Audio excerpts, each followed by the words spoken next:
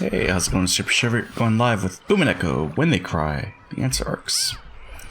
Episode 8. It's beginning. The final episode. Unless there's like a hidden episode. I doubt it though. I think it should be episode 8 and then we're good. But man, it's been a fun month playing this. Should be finishing by Monday, I would imagine. Maybe earlier? I don't know how long this episode's gonna be, but take our time. We'll enjoy it. Won't rush things. But yeah. BTV, FFC. The impossible counters at 440. I don't think we're gonna get to 500, which is fine, but there's 60 impossibles to get to. Where would they be? We'll see. Plus, minus. Okay, cool. But yeah, episode 8. Last episode, there was a massacre. I mean, there's always a massacre, right? But I guess this one was supposed to be more emotional. Because it's character... Because right, Rudolph and Kide hadn't been criminals, or culprits then, right? Because the first one, it's Yasu. Natsuhi remained, but she didn't really... Right, she didn't kill, I don't think. 2 was Rosa. Well, Rosa wasn't the culprit, but it was Yasu, right? And then 3 was Yasu again with Ava committing murders? Or no? Maybe Ava didn't commit. I forget. I'm assuming it's just Yasu. 4 was Yasu as well. But everyone died in that one.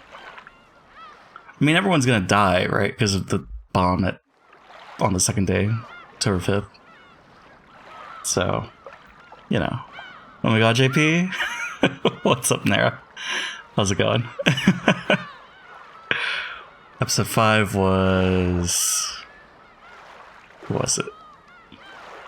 I literally just turned off my computer. Are you heading to bed? Is that what's going on? It's all good, Air. It's just the beginning.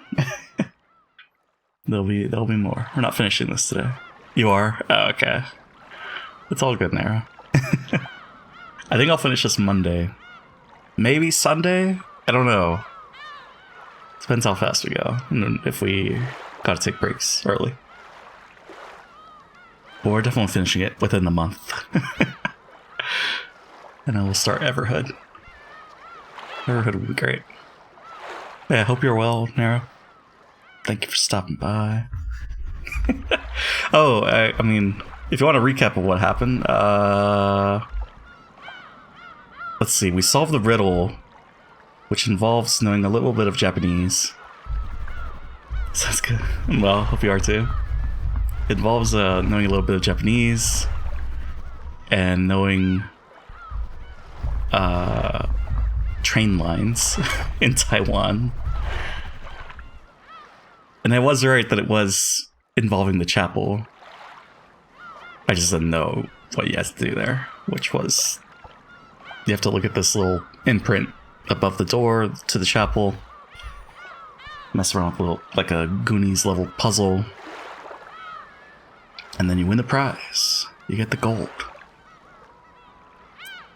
What the fuck? How did actual people figure it out?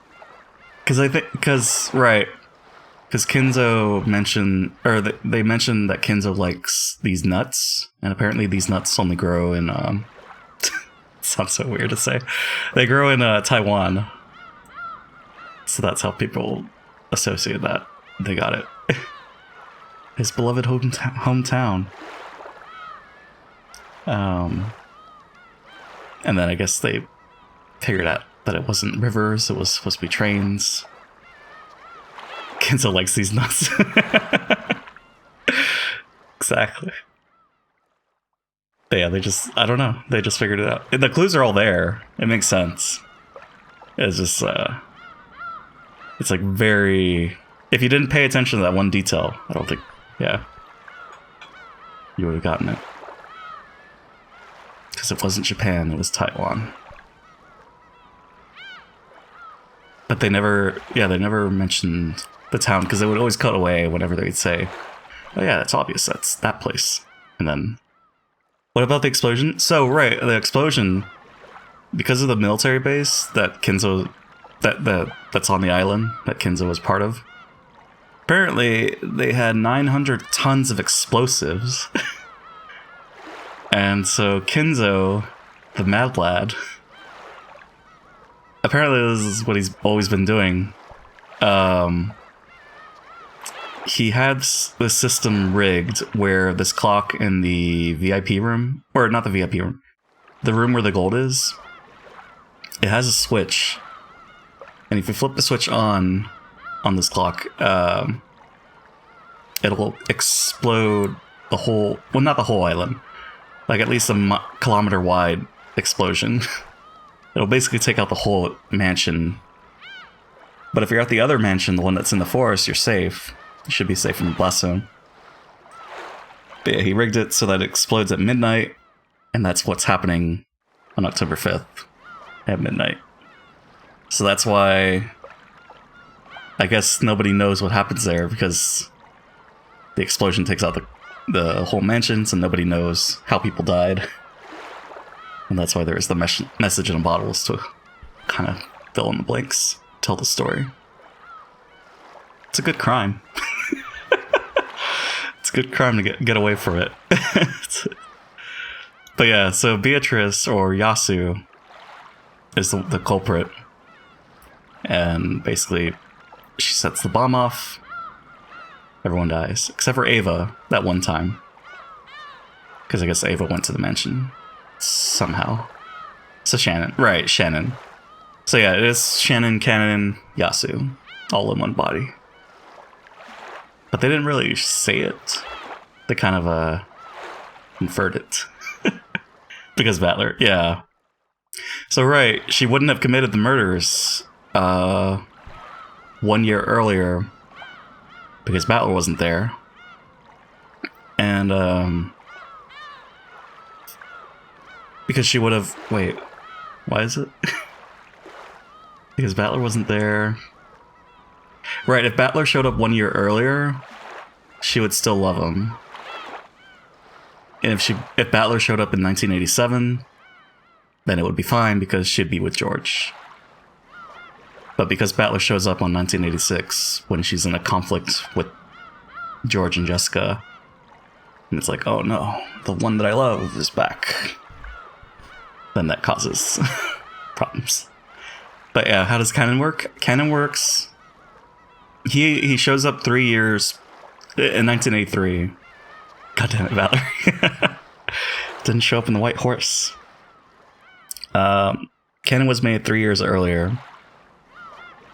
And he's basically like the sibling, but he's also... It's just another personality. The guy personality.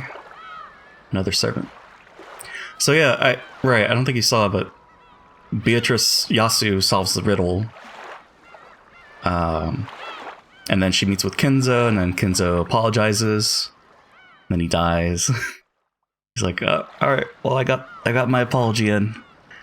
Sorry for doing your mom. Who was my daughter.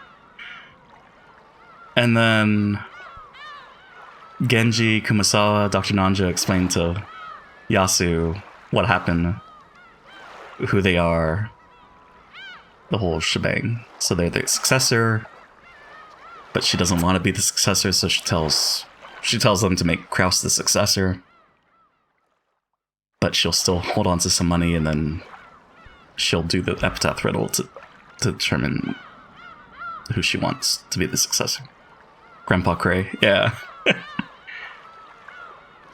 But so after they did Yasu's backstory, they did another game where basically it showed how it all happened. Basically, for like it was a new game, but it wasn't like you get the idea. Freaking Battler though, yeah. But yeah, in this new game, the siblings all work together. They figured out the solution. Except the greed from the gold makes them get very agitated. I guess he was 12. Yeah. He forgot. Which is why in episode 5, at the end, when he figures it all out, he cries a lot. So, stupid Battler. But he didn't know. But, yeah. So yeah, when they figure it out, they meet with Beatrice. She congratulates them, and she explains her master plan, how it all works. She explained the explosion, and then she gave him $1 billion. She gave him a credit card that has like 1 billion yen on it. Not a credit card, maybe like a debit card. I don't know. But they have this whole conflict of how they're going to liquidate the gold. And there's the guns there, so some people die accidentally. And then Kirie and Rudolph are the culprits of that. They plan to take the money for themselves. It's a whole massacre. Accidentally, right? It was Ava and Hideyoshi that accidentally started it. Because they killed Kraus and Natsuhi. It was a very intense scene. It was fun. But the reason why they have this game is because they wanted to show Angie, or Bernkastel wanted to show Angie, I guess, to torment her, that her parents can be evil as well. Guns bad, yeah. It was fun.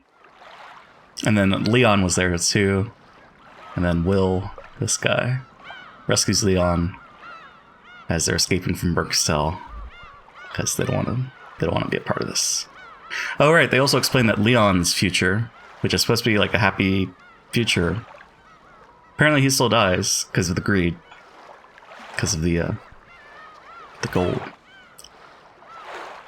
So there's no future where everyone gets a happy ending. Until this one, probably, maybe.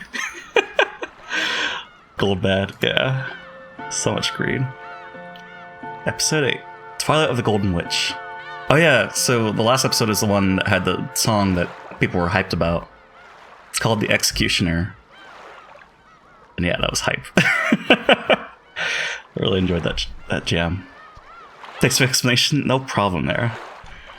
Hope you have a good rest. Sour please, right? Cat jams. All the cat jams. Episode 8, Twilight of the Golden Witch. Good morning. To think that this is goodbye brings me great sadness as well. I've prepared a farewell party for this night. There will be a game tournament as well, so I ask that you participate with vigor. Like pepper, the difficulty comes in tiny yet spicy grains. Why not participate yourself, now at the very end? But I have been participating. A game tournament, though?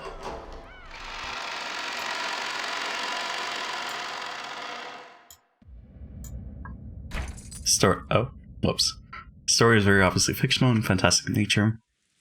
Any resemblance to existing individuals, organizations, locations, or incidents is entirely coincidental.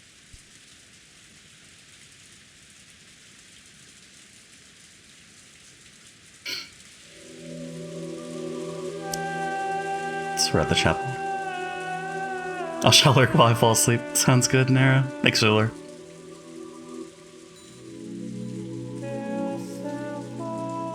Oh, is this one Battler?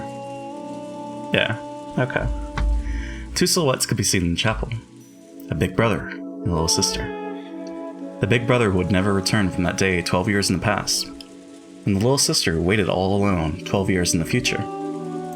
However, the big brother knew everything, understood everything, and the little sister knew nothing, understood nothing. So no matter how much time passed, the little sister remained as the girl she had been 12 years before.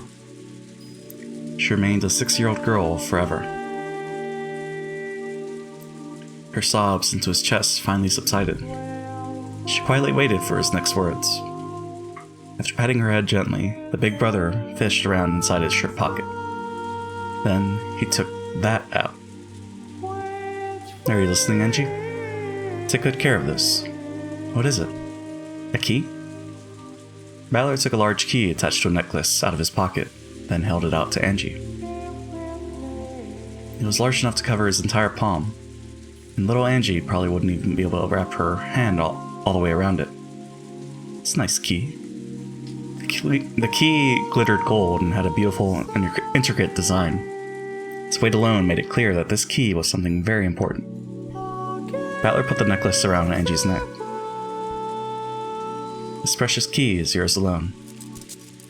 Oh, little Angie. What's it for? Time to use it comes soon. When it does, you'll have to decide for yourself. Understand? Of course, she didn't have a clue what Battler was saying, but she did realize that he was telling her to take good care of this key. So Angie nodded, at least in response to that part. In her hand, the key had felt heavy. However, now that it was around her neck, it felt as light as an ordinary necklace. How strange. Okay, let's go. Where to? She had been sure that her brother was about to sit down. After all, just a second ago, he said he'd tell her what happened on Rakajima on that day. She expected him to tell her here. On that day, on that island. Just what is it that happened? I thought you were going to tell me about that, Oni-chan. Absolutely. And you'll be given the chance to listen. However, to you, it may not feel as though you're merely listening to a story. Little Angie, right? What does that mean? What you really want isn't to know what happened on that island on that day. So, he does understand after all. What happened on that island that day? Trying to answer that question was all I was capable of, so I wish for nothing more. But if I could, I'd want to go there. Oh? To that island, on that day. To Rakajima, on that day I couldn't go. To the Ushirimiya family mansion. To Mom and Dad. To all the cousins, all the relatives. And everyone else. I want to go back to that island on that day. So I remained the way I was on that day. My heart and soul stopped, stuck as a 6-year-old's forever. I want to go home. I know. Mom, Dad, Oni-chan, everyone. I want to go home, to where everyone is. That's why I've decided to invite you there. Huh? Your Oni-chan is the game master now. Only those who know everything about the game board can open it up and invite pieces in. So, I'll invite you to come to the game board. You'll take me to Rakajima on that day? That's right. I'll invite you to the Rakajima of 1986. Will I be able to see everyone? Of course.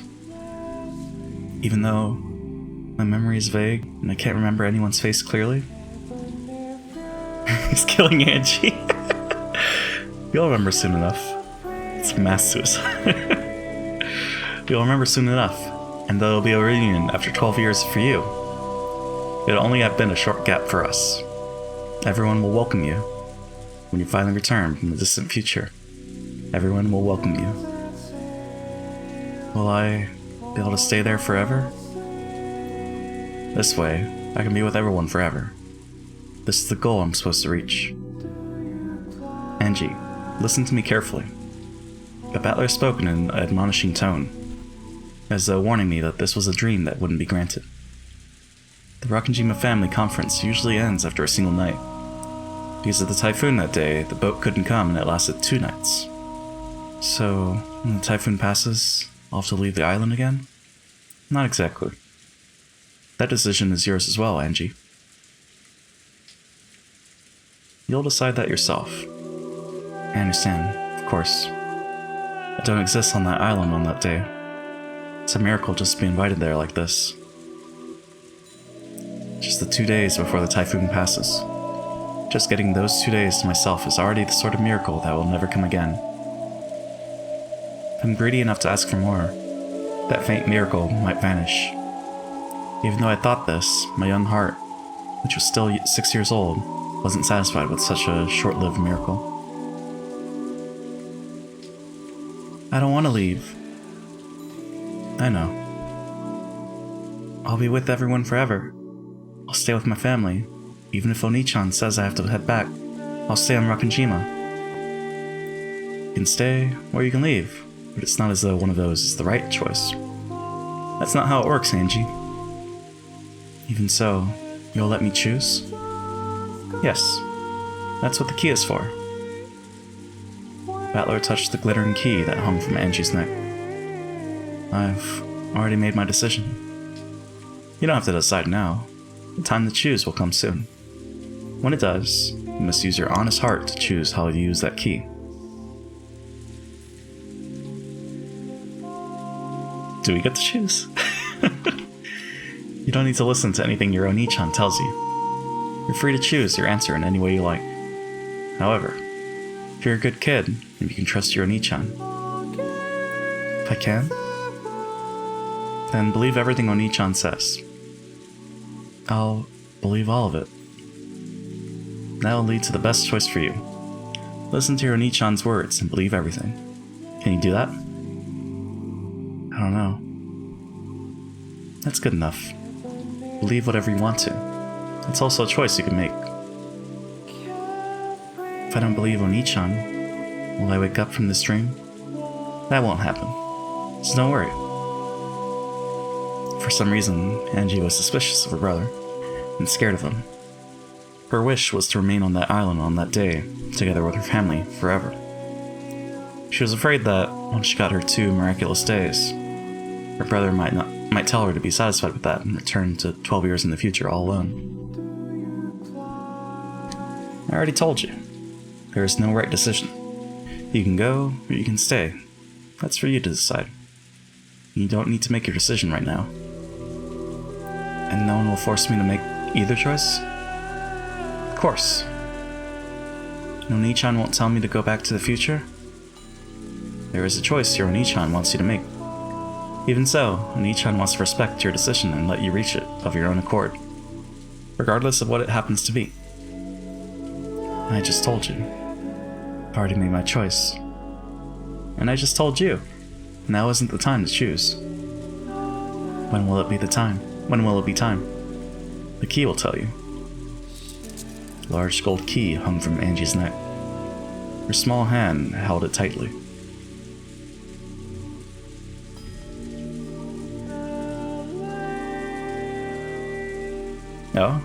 Oh, the book. Okay. At that moment, she noticed a book lying on the chapel's altar. The book had a lock on it and was sealed, so that it could not be read without a key. Angie looked between the key hanging at her chest and the book on the altar. Will this key unlock that book? Don't touch that book. What? A sudden, forceful response made Angie flinch. Battler, realizing it had scared Angie, softened his expression. Come on, let's go. I'm inviting you to come back to October 4th, 1986. Okay. Battler held out his hand, and Angie gripped it tightly. Then they started walking. Oh? A brilliant light lay beyond the chapel's door. That blinding light peeked in through the cracks around the door. The brother and sister began to walk through to the other side. Aw, right? But isn't that the book that Battler made?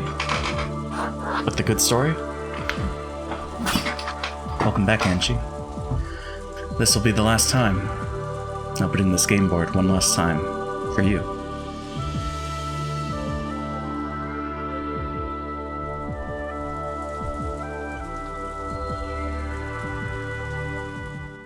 So how does this work with Burgestel's game? Oh.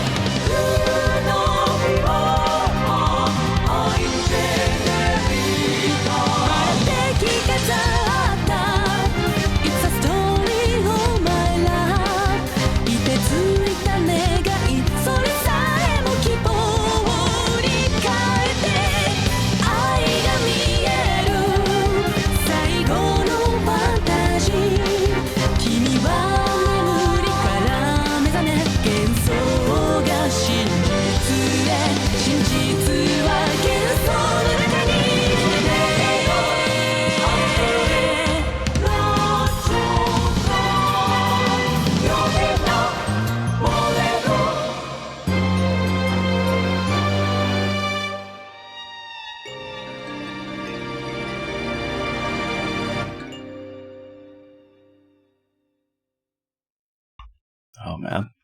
It's last OP.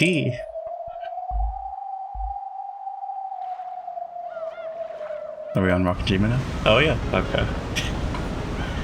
Yeah! Fall, fall, fall! Once again, Captain Kawabata's ferry boat to Rockajima cut across the sea in perfect form. We still don't know what's in the photo on the captain's boat, or the captain's house. Shop. Yes, the tale of October 4th, 1986 always begins with Battler's screams. But this time, one thing was different. There was another yell alongside Battler's. Battler was screaming. The other was laughing. Fall, fall, fall! Oh? No! How long it's been? There's Angie. Fun, fun, fun! Giggle, giggle, giggle, giggle. Battler's face looks funny. Giggle, giggle, giggle. Alongside the big brother, who was grasping at the handrail and screaming in a way no one that in that age should scream, was the little sister, also grasping the handrail and jumping about like it was a ride in an amusement park. George and the others just couldn't hold in their laughter at the difference.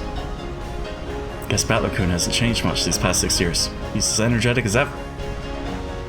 Plus, Angie and Maria look more cheery than usual this year. Could this be the first time we've had all 5 cousins together? Oh, is it? I get it. That explains why it's noisier this year than any year before. Giorgio Nikki! This is way too fast, right? I'm begging you. Ask the driver to slow down before it's too late! Kihahaha! This is too fast? Battler's so pathetic. I want to go faster. Faster, faster. Giggle, giggle. Any faster than this, I'll fall right off the boat. Will that make you happy? I'm gonna fall! Going by popular vote, I have to say that Battler-kun's proposal is rejected. Look out, Oni-chan. Look, you're gonna fall. Scaredy cat Battler needs to be punished. Tickle time. Kee. Wait, stop, Maria. You too, Angie. No. Thank goodness. I was worried about Angie's health, but it'd be too sad to leave her behind at home. I'm glad we decided to bring her anyway. Wasn't she very sick shortly before you left? She was all better this morning. Kids can be so incredible sometimes. She's the kind of person whose health takes a hit when she's stressed. It's not that strange for people like that to get all better when the big day finally comes. She must really have been looking forward to playing with all 5 of the cousins together. Ho ho ho. Just watching them play together makes you feel charged with energy, doesn't it? The adults smiled as they watched children play around. The children. Angie, who had gotten very sick, and who everyone had thought would be absent, made a miraculous recovery. Thanks in part to her strong desire to join in, she had come along to the family conference with the others. And so, for the first time ever, all 5 cousins were gathered together. October 4th, 1986 became a day like no other. So will there be a massacre or no? How's that gonna work?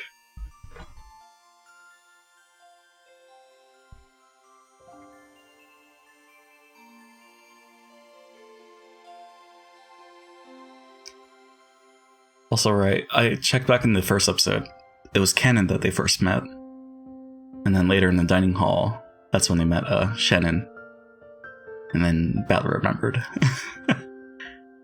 But he didn't. I mean, yeah, it's already too late. Don't kill Angie, Pepe adds, right? She's only 6. Kids dashed up the path leading from the harbor to the rose garden. They were probably so charged up that even walking was too boring for them. Wahahaha. See that? First place. Battler was the first one to reach the rose garden, which was the goal. Apparently he was trying to make up for the dishonor he had suffered on the boat by proving his superiority on land. A short while later, Angie and Maria reached him in a dead heat. I'm second. I'm faster than Angie. Ooh, ooh, ooh. No, you aren't. Maria and Achan cheated. I'm second. The 3-year gap between Angie and Maria was large, especially since both of them were growing kids. It was only natural that Maria was faster, but Angie seemed to be complaining about a shoulder bump at the start line. Maria and Achan cheated, so she gets last place. Teacher always says you get last place if you cheat, protested Angie. Come on, no need to fight. Still, both of you really are fast. It's been a long time since I've run that much. The breeze feels so nice.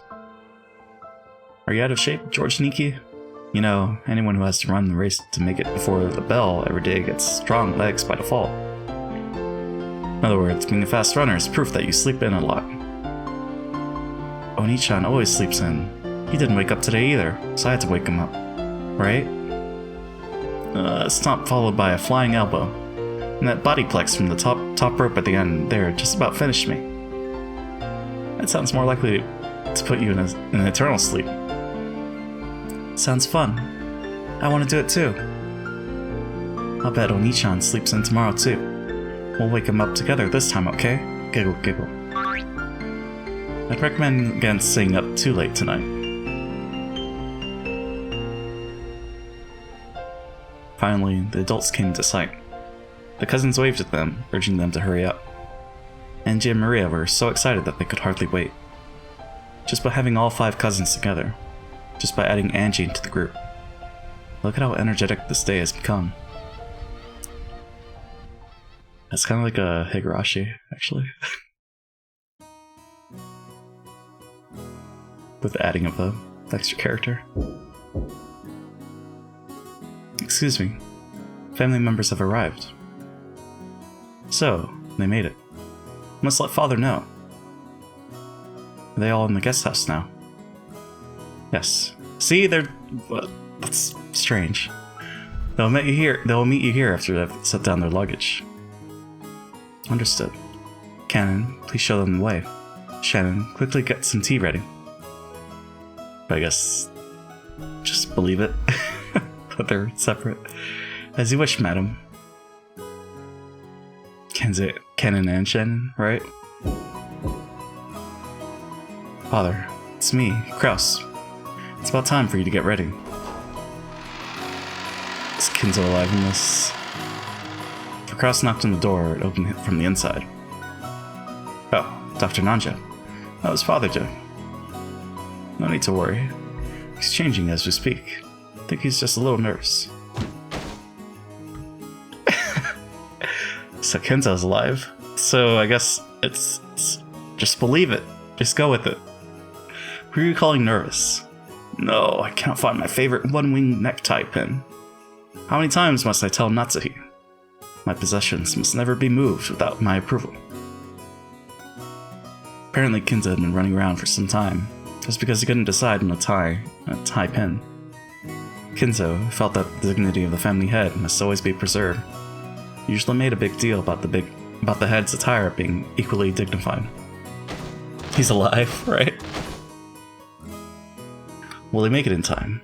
Do you think you could give us a little longer? We'll come down as soon as he's ready.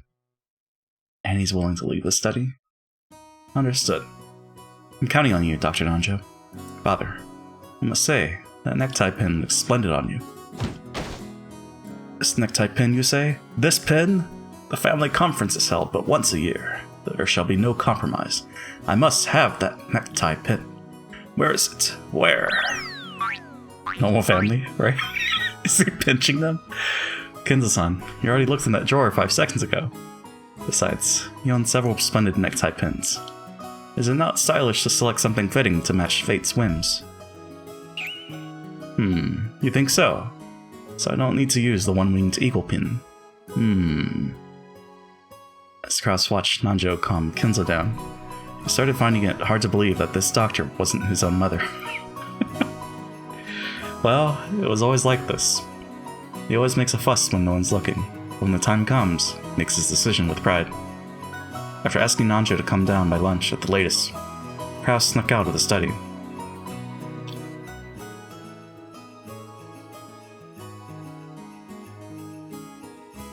It's the best future, I guess.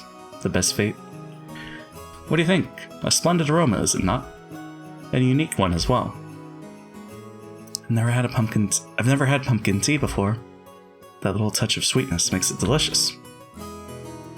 As one step in preparing the tea for the guests, go to let Shannon try a bit first.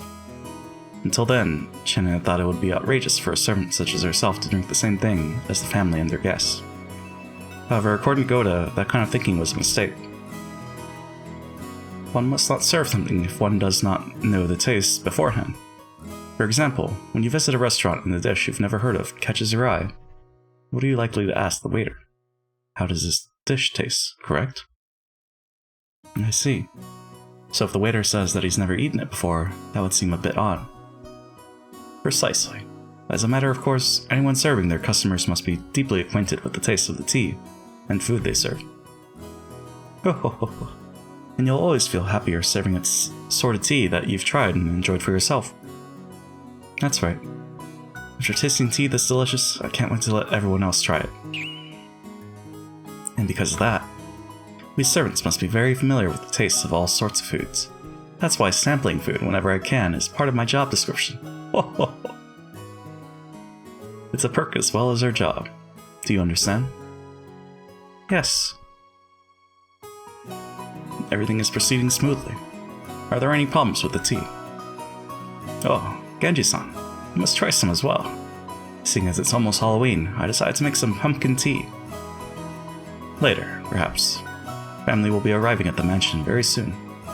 Looks as though the children will be joining in. Yes, sir. The cups are ready to go as well. So does Battler apologize to Shannon? I wonder. At that moment, the kitchen's extension line started to ring. Genji, who was standing right beside it, swiftly picked up the receiver before the second ring. Shannon and the others always thought Genji looked like a samurai when he did this. Understood. Take care when guiding them. After giving that short response, Genji set the receiver down. That was canon. The relatives will be here shortly. The children are with them. Shannon and Kumasawa go to serve them. Goda, hurry up with that tea. Yes, sir. Family conference. It was the largest event of the year for the servants. They were all excited and determined to make it through together once again this year.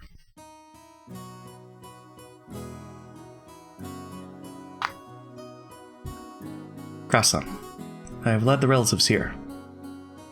Oh, there you are. Were there any troubles on your trip here? Nissan, you've been doing pretty well for yourself lately, haven't you? Isn't it about time you bought a private jet? After all, no one was in the plane but the family as usual. I'm glad. Angie-chan made it. I was so worried when I heard she was too sick to come. Thanks for your concern. She suddenly got all better this morning. My tummy ache went away. I rubbed my tummy clockwise. Ooh, ooh. That's a magical ritual to heal tummy aches. Now, Maria, quiet down. Oh, is that Battler-kun? You've grown so big. It's been 6 years, hasn't it? You've grown splendidly. Well, hehehe. But do keep getting bigger, at least. Can't really say that about his gut, though. I'm just happy to learn that he's still the same old Battler-kun. Wahahahaha. Battler may be bigger, but he's still Battler. This brat's always been terrified of falling off planes and boats and stuff. That must be a Sumu-san's blood, right? When he was a kid and we went to theme parks, we always went on some of the wilder rides. That's probably what did it. Don't they have height restrictions for those? No, I don't mean that kind. You know those paddle boats and teacup rides, right? Looks like we took those a bit too rough back in the day. You've always gone a bit overboard on rides like that, Rudolph Nissan. I see. Poor Battler-kun. Haha, poor Battler-kun indeed. Still, it's comforting, in a way. Even after all this time, nothing says Battler-kun like a fear of riding things. Oni-chan isn't scared of riding things. He's just scared of falling off them. Fall. Fall! Ooh, ooh, ooh. Hey, stop running around. Maria, you're one of the big cousins now, right? Set a good example. Pardon me. I brought some tea for everyone. A pleasant aroma followed Shannon as she came into the room, pushing a servant cart. Even Angie and Maria, who had been running around in circles, sat down obediently when they heard that drinks were here. By the way, what's Dad doing? He should be down here soon. He's been rushing about all morning trying to choose a tie. You mean all that about choosing an attire suitable for the family head? Father's always been picky about ties, hasn't he? It's just something he has a passion for. Staying stylish is a good thing. And yet, he always shows up wearing the same tie in the end. She keeps a picture of the body she lands. Got nasty blisters from the money she spends. What is this song? Also, hey Zyko, how's it going? The family members burst out laughing. The sweet scent of Goda's specially made pumpkin tea spread throughout the parlor, and the calm atmosphere grew more cheery and excited. She's got a life of her own, it shows by the bends. The bends? Look, Mama. Look, Mama. It's a pumpkin cookie for Halloween. Oh, that's right. The sweet scent is kabocha, isn't it? That's right. Today we have some special pumpkin-flavored tea for you to try. Really is delicious, so I suggest you try some without sugar first. Nei-san, watch your sleeve. Wow, so kabocha tea actually does exist.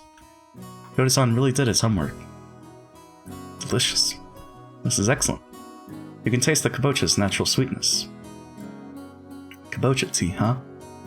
Still, kabocha always tastes best in tempura. It's a My Chemical Romance song from back in the day. I can't recall. But then again, I mean, it's mostly the beat that I would recognize. What's the My Chemical Romance song that I like? Helena? Teenagers? Right. I'm not okay. Famous last words. Those are the ones I remember.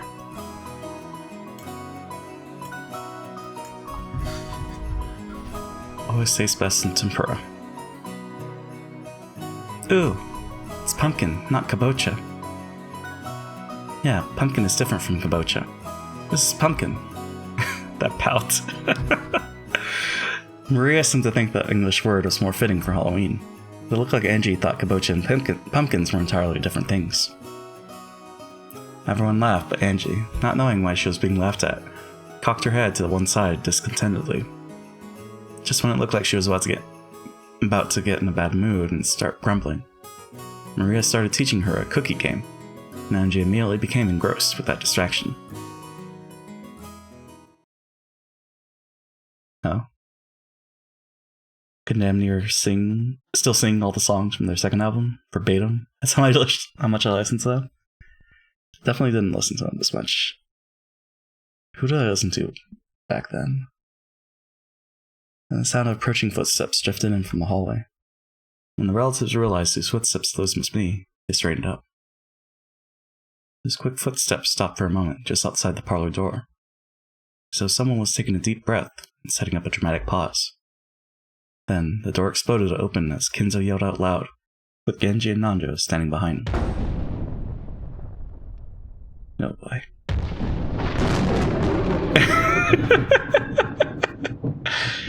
Oh boy. This is long that you were singing though? Let's see. To the end. It's like I want to listen to it, but I can't. Because reasons. Or, DMCA. Now I want to know, how does Kinzo say this? Happy Halloween! And trick or treat!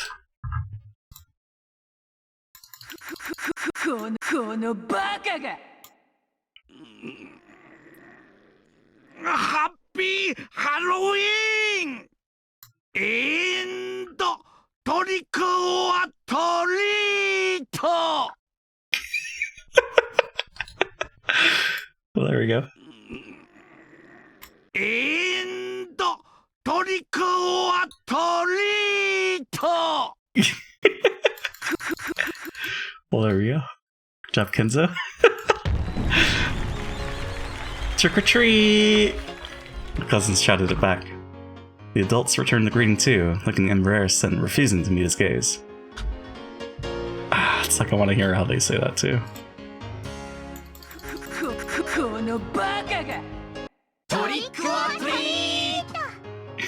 Okay. Alright, I'll stop. I am glad that I listened to Erica when she did the very good.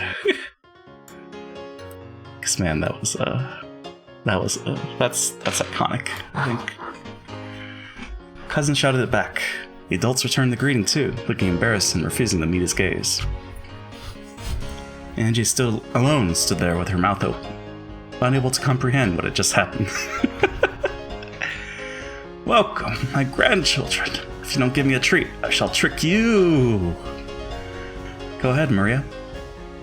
Happy Halloween, grandfather. I got you a really incredible one this year. You'll be surprised. Maria picked up a present that had been hidden behind a sofa. Come to think of it, all the relatives were now holding similar packages. Homework for later. Come on, Angie, you too. Give this to grandfather. Kiria handed Angie a neatly wrapped present. Oh, Maria, you're always so thoughtful. Grandpa's so happy. As Kenzo took Maria's present, a smile broke out across his face, and he rubbed his cheek up against it. Master, your dignity.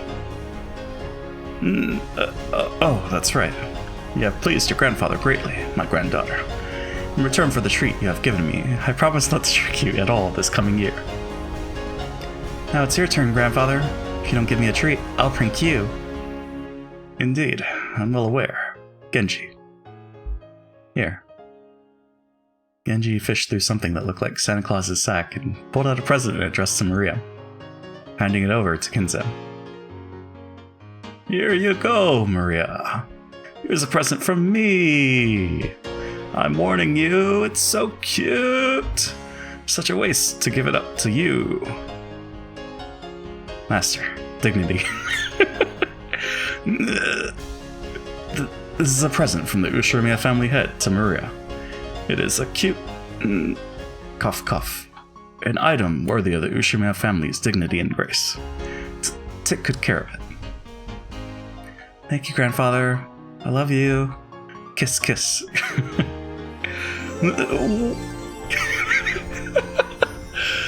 Whoa! Oh, Maria, my adorable granddaughter. Alright, calm down, Kinzo. Kiss, kiss. At this point, even Genji had to give up on Kinzo's dignity. Still, the dignity of a family head had lasted a full 10 seconds longer than usual this year. Kappa. Happy Halloween, grandfather. This is from me. Happy Halloween. This one's mine. Hope you like it. We need a JP weird chant. Oh, George, Jessica. Must thank you once again this year. I'm so happy. With tears streaming down his face, Kenzo hugged George and Jessica. Oh, and Battler too. I'm so glad you've returned to the family. It's been lonely without you these 6 years. Well, anyway, happy Halloween. Not sure if you'll like it though. Don't worry, Battler. I know you have things you want to say, things you want to ask, but now is not the time. Grandfather, I am glad that you have returned to the Ushirimiya family. It makes me feel happy. Slowly, Kenzo moved forward and hugged Battler. Aww. Battler drew back at first, but then he understood Kenzo's feelings and hugged him back. Angie watched the scene play out, shocked. Was Ushirimiya Kenzo always this kind of person? Angie, you're up. Go on, give it to grandfather. Okay. Angie didn't have a clue what was going on.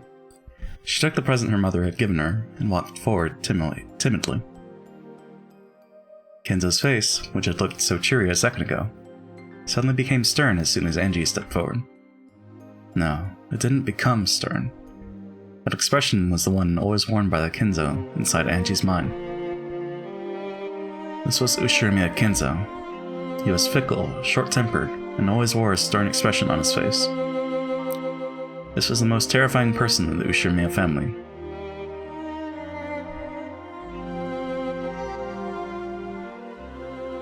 It felt as though the world went suddenly quiet, and only did it when I stepped forward. Why? Why only for me?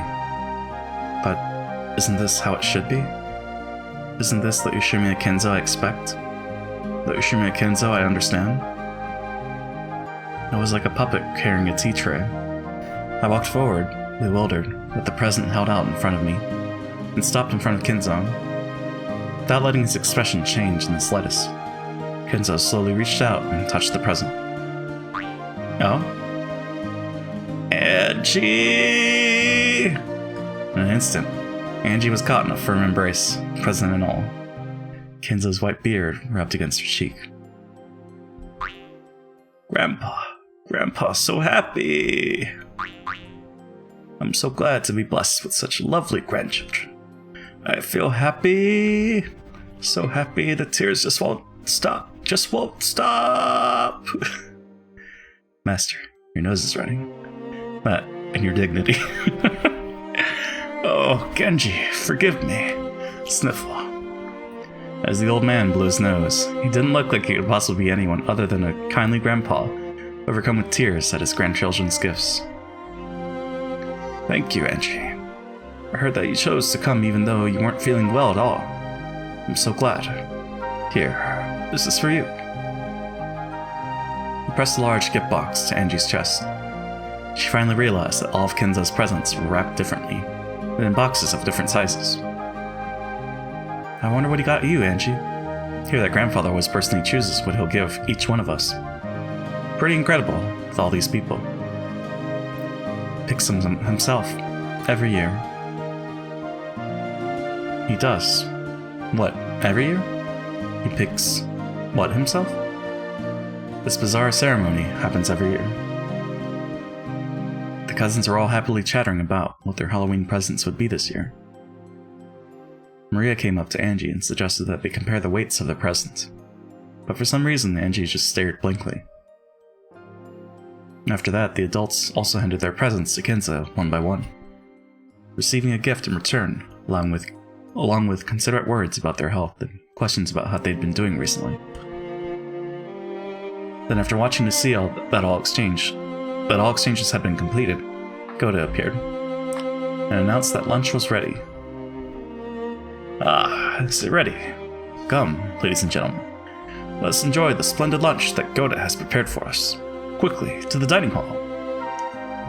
This way, everyone. Follow me. We will carry your presents to your rooms in the guest house. Please, feel free to leave them here as you leave for lunch. The relatives stood up, leaving their presents where they lay on tables and sofas, and followed Kenzo out of the parlor.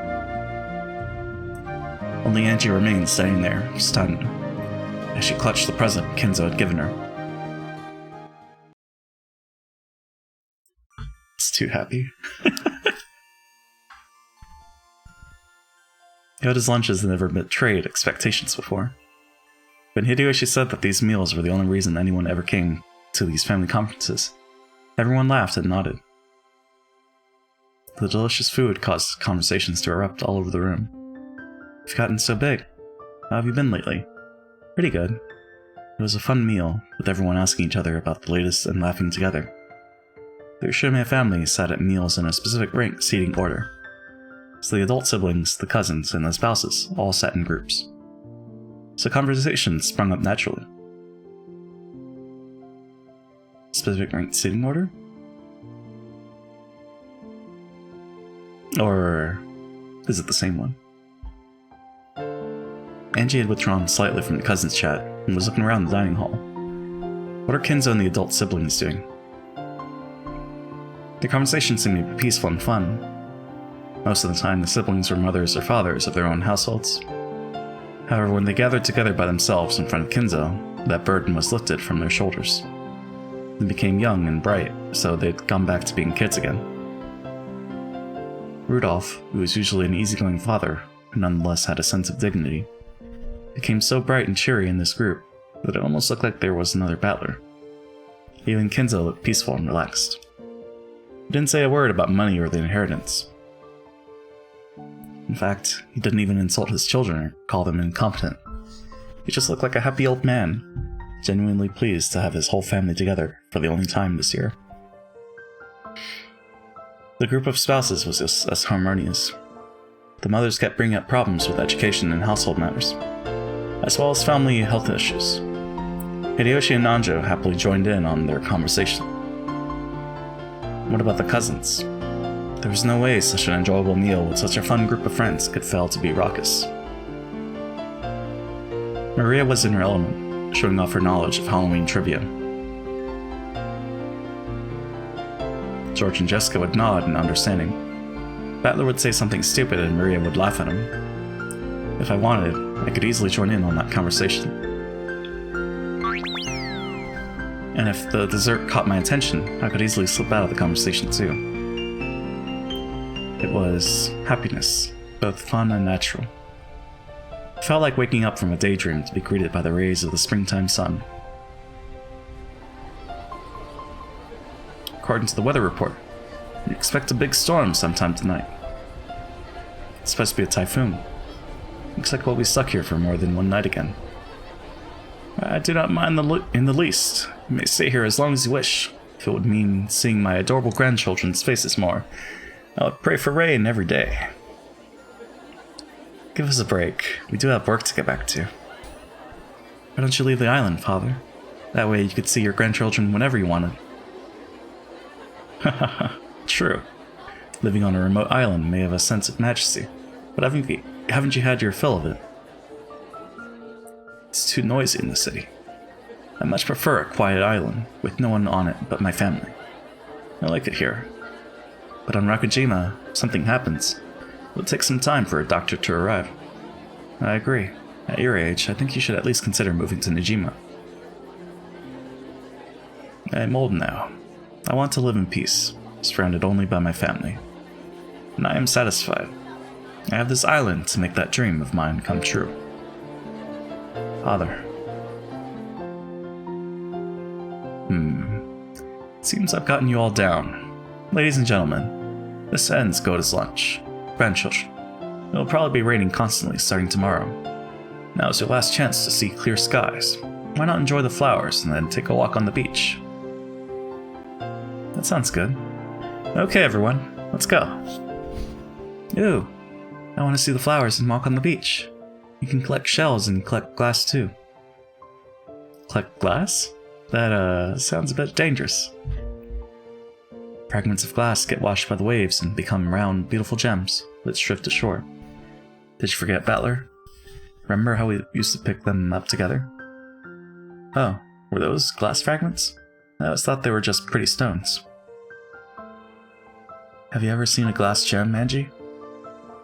No. Then let's go. I'll show you. Let's go, let's go. But the first to see them gets to keep them. I'm gonna get them all. In that case, I'm not gonna lose either. Let's see who can find the prettiest, biggest glass gem.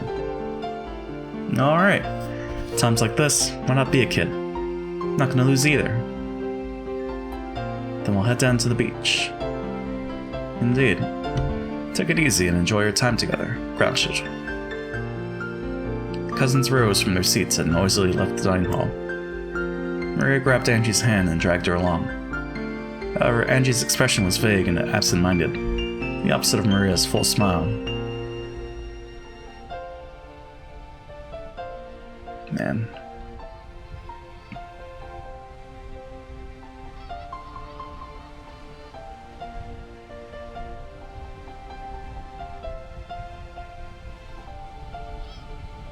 Am I gonna cry? Am I gonna have tears? I don't know.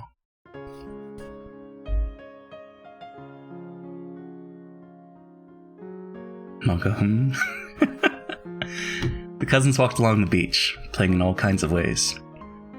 They searched for bits of glass, polished by the waves to become small and gem-like. They caught up on news of each other's lives and joked around. Wrote words in the sand. They chased the receding waves and ran away from the coming ones. The cousins enjoyed the time they had to themselves. Get back here, Maria. You won't get off easy this time. Wahahaha. Kyahaha. No way, no way. Kyahaha. You'll get hurt if you fall. Be careful, you two. Feels like the wind's gotten stronger. Maybe we should head back soon. You're right. I think the sky's getting cloudier too. Valor-kun, Maria-chan, I think we should call it a day soon and head back to the guest house for the time being. Ooh, no way. I want to play more. Hey, don't ignore your cousin. Okay, that's all for now. Here, I'll give you my glass gem. Ooh, really? Thank you, Battler. Now I have the most, so I win. Ooh, ooh, ooh. Oh? Angie, are you okay? Yeah. What's wrong, Angie? You look a little down. She's just tired out. Come on, let's all head back together. Angie's expression probably did look tired. However, Battler alone thought he saw something else in it. What's wrong? Can you tell me? It's nothing. She said that, but something in her expression showed that she was unsatisfied for some reason. Since Angie didn't say what it was, and Battler couldn't think of anything, he was unable to guess anymore. So he squeezed her small hand, silently letting her know that she could tell him whenever she was ready.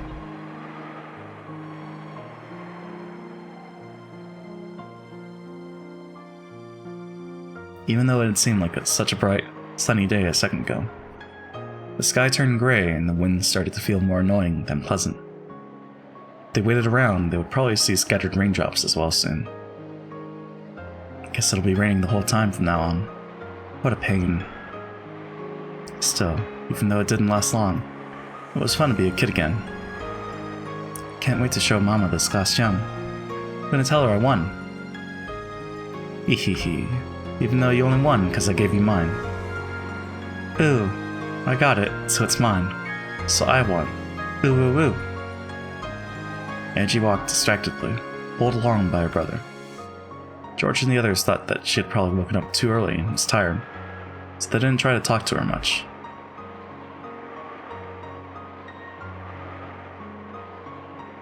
As they reached the end of the forested path, the rose garden lay before them. They could see strong winds making the rose bushes wave. Mama, look! I won! Maria ran forward, waving her hands about and yelling. It looked as though Rosa was waving that to them from the front of the guest house. So, I guess the rose thing is not gonna be a thing. I'm gonna head back to my room for a sec. I'll meet you in the cousin room right after. Okay, got it. See you later then. Jessica ran off in the direction of the mansion. George turned around as though suggesting that they had better get going too. However, when he saw Angie standing still with a crabby look on her face, he realized that something might have put her into a bad mood. Is everything okay? Yeah, she's fine. Sorry, but would you mind going on ahead of us? Sure, got it. See you later. George headed for the guest house. The only ones left in the rose garden were Battler, who was waving at George, and Angie, who was still staring at the ground and holding Battler's hand. For the past few minutes, he had repeatedly asked Angie what was wrong. He realized that this wasn't anything like a stomachache or something obvious that had made her grumpy. However, young girls sometimes get upset for reasons that only they can understand. Battler knew this, so he didn't rush her in any way, and continued to gaze around the beautiful rose garden, holding her hand.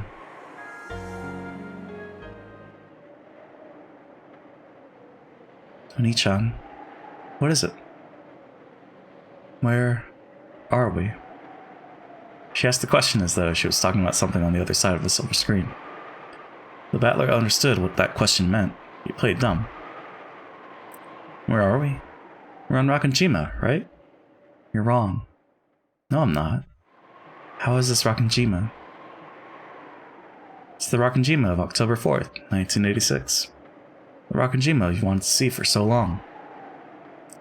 That's a lie. Why do you say that? This is totally fake. Gasp. Angie wrenched her hand from her brother's grip. That hand hit a rose and sent flower petals flying. I don't lie. How is this supposed to be the truth? Angie spat those words out. However, Battler's expression remained calm and composed. What don't you like about it? Ushimiya Kenzo, for example. He wasn't anything like that, right? What grandfather wouldn't smile when he's been reunited with his grandchildren after a long time? Ushimiya Kenzo wasn't that kind of person. Ushimiya Kenzo was strict, discontented, short-tempered, and quick to anger. So you do understand. What was all that back there? How was that supposed to be Ushimiya Kenzo? Halloween? Exchanging presents? What the hell was that? That's nothing like Ushimiya Kenzo. This is nothing like Rakanjima. Don't you remember, Angie? Remember what? We did that every year, didn't we? Every year? That? Well, I guess it's no surprise.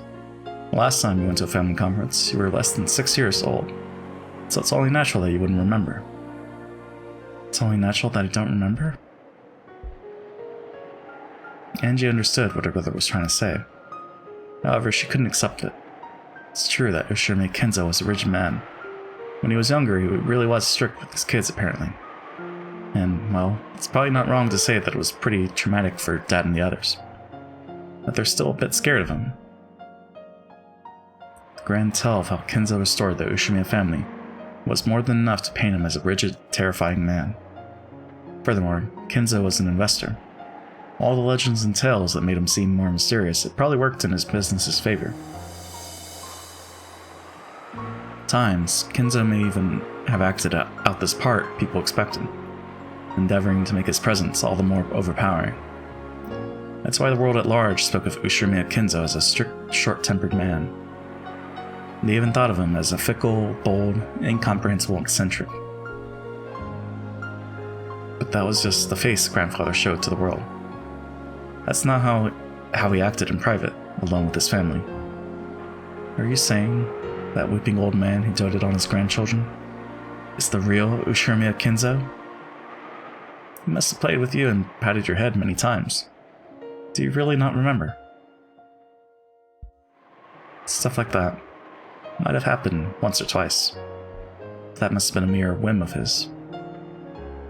My parents told me all the time, grandfather is a terrifying person, so make sure you act properly. They always said that he's very scary, so take care. And that means he was a scary person. When you were little, you would always accept whatever your parents said and take it too seriously. To put it nicely, you were obedient. But to put it bluntly, you were a kid with an overactive imagination. Dad and the others were just trying to make you realize how important it was to be polite. I saw it through. I saw it though. I knew about it. I knew that Ushimiya Kenzo was a scary person. I've even seen him yelling in anger. I'll never forget it. Well, like you just saw just now, grandfather could be a bit abrupt at times. Might just have been trying to surprise you. Or might have slipped out when he was having a serious discussion with his kids. You think I just got scared for no reason? And got the wrong idea? That can't be.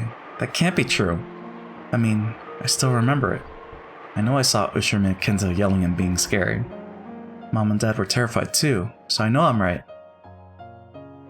The impression you had of grandfather when you were young remained with you, and that impression grew inside you as you grew up. How many times did Angie see Kenzo in her life? How old was she the last time she saw him? 4 years old. Angie, who got sick easily when under pressure, couldn't have gone to Rakanjima often. And since she was absent for the family conference when she was 6, her last memories of him must have come from when she was just 5 years old. Did he die after the 5th one? I thought it was after the 4th one. No, it was the 4th one, because of Yasu solving it. But even you haven't seen Ushimiya Kenzo for 6 years. That's right. But when I finally came back after 6 years, I saw that grandfather hadn't changed in the slightest. Kenzo was fickle, so you could never understand what he was thinking. And he was an eccentric with a creepy love for the occult, and it's true that he had a love for the occult. Yeah, it was a bit of a strange hobby for him to get into in his final years. I'll admit that his hobby of collecting strange objects to scare his grandchildren and laugh at them wasn't exactly praiseworthy. Even Battler had been pranked by Kinzo in the past. He did things like showing off an attache case with 7 strange stakes in it. Is it attache? Shit.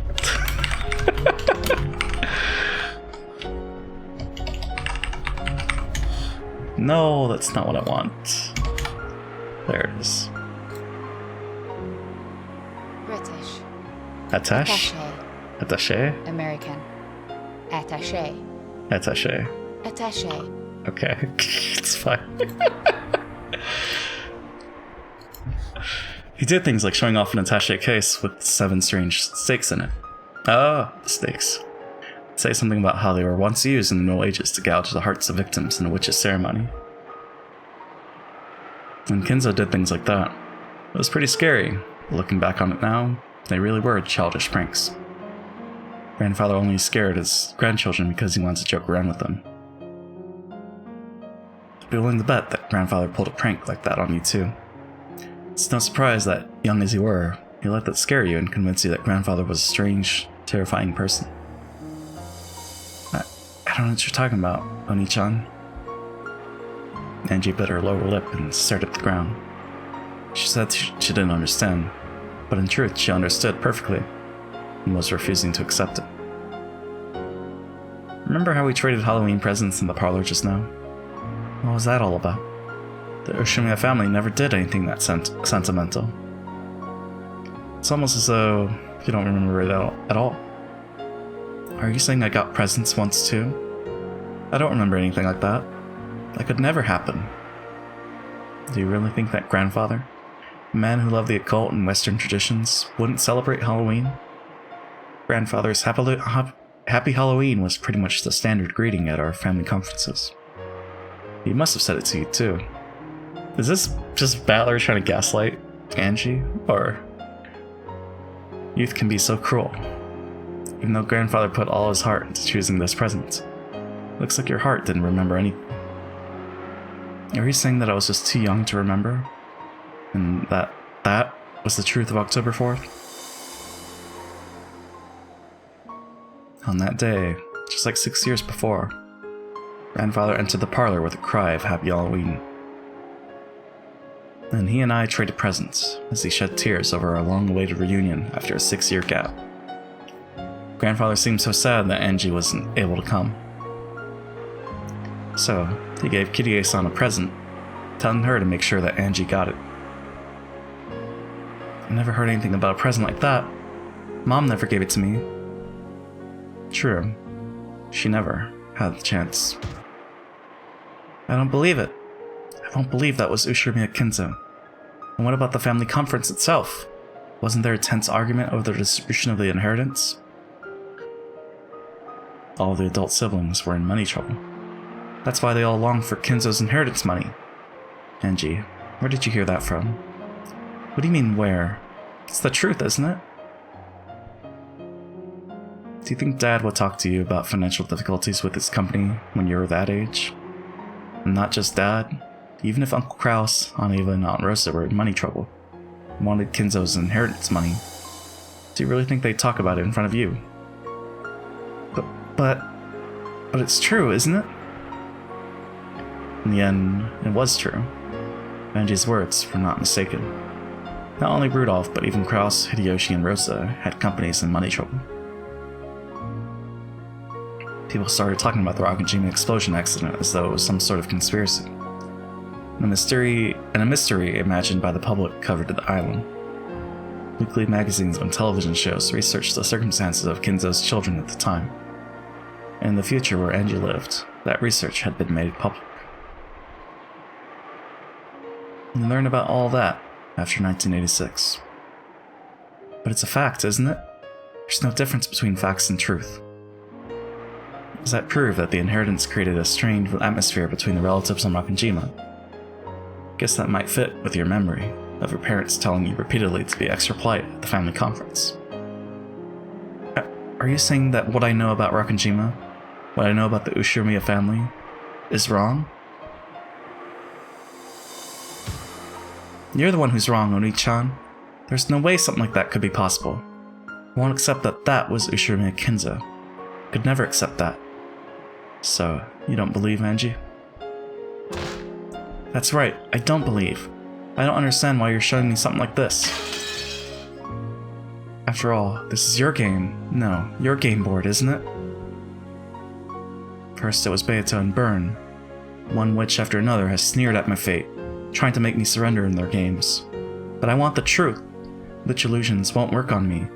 Now I get it, you damn witches. So, you sent Oni-chan as the final assassin to finish me off. You're right. This is my game. So of course, this is my tale, and I'm the one making it. That's why I'm able to add in what-if situations, like what would happen if you came to the island too. See? You made this tale. It's all a pack of lies, a fiction you created. You're right. This is all a fiction I created. See? You've admitted it. You have, haven't you? Just like I thought, this is all a lie you made. Why are you lying to me? Why won't you tell me the truth? Because there's something I need you to understand. Something more important than the truth. Something more important than the truth? What the hell are you talking about? The purpose of my game is to make you understand that. Just as Beato's games are made to make Battler believe in witches, Battler's game was made to show Angie something that was more important than the truth. Games never bring about their intended ends by force. After all, Beato's game could never be won for all eternity, unless Battler acknowledged witches on his own. Battler's game was the same. Battler couldn't win in this game, unless Angie acknowledged herself. So Battler had advanced this game just as Beato had done in the past. To believe it or not, to accept it or not, the decision lay solely in the hands of the opponent. And so, Battler was trying to enshroud Angie with his own illusion. I finally get it. This is a game between me and you, Oni-chan. Angie, I'm not trying to challenge you to a game. No, this is a game. I made a wish, hoping to learn the truth of October 4th, 1986. And so, you invited me to this game, saying that you'd showed me the truth. And now you're showing me this strange illusion, trying to make me believe that it's the truth. Well, too bad. I'm already used to dealing with witches. I can totally tell that you're trying to use that kind face of yours to trick me. The big brother realized that no words of his would have any effect on his enraged little sister. So, he just quietly listened to Angie's words. But even so, Angie was dissatisfied. I've had more than enough of this stupid farce. If you don't plan on telling me the truth, then end it all now. I'll find my own truth for myself. I won't rely on you. That's right. There never was anyone I could rely on anyway. I've always been all alone.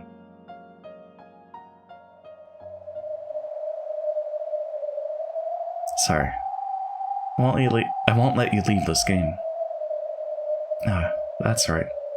Unless the game master admits defeat, the game never ends, right? That isn't what I meant. I'm just telling you to stay quiet and listen. Oh, sure. I'll just stay quiet then.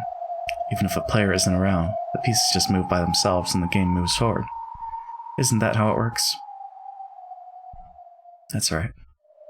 A player can step back and become an observer for a while if they want. They can return and join in whenever they want to. Then I'll do that.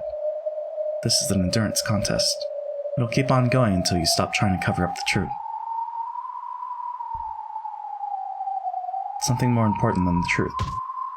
I don't get it. How could anything like that exist?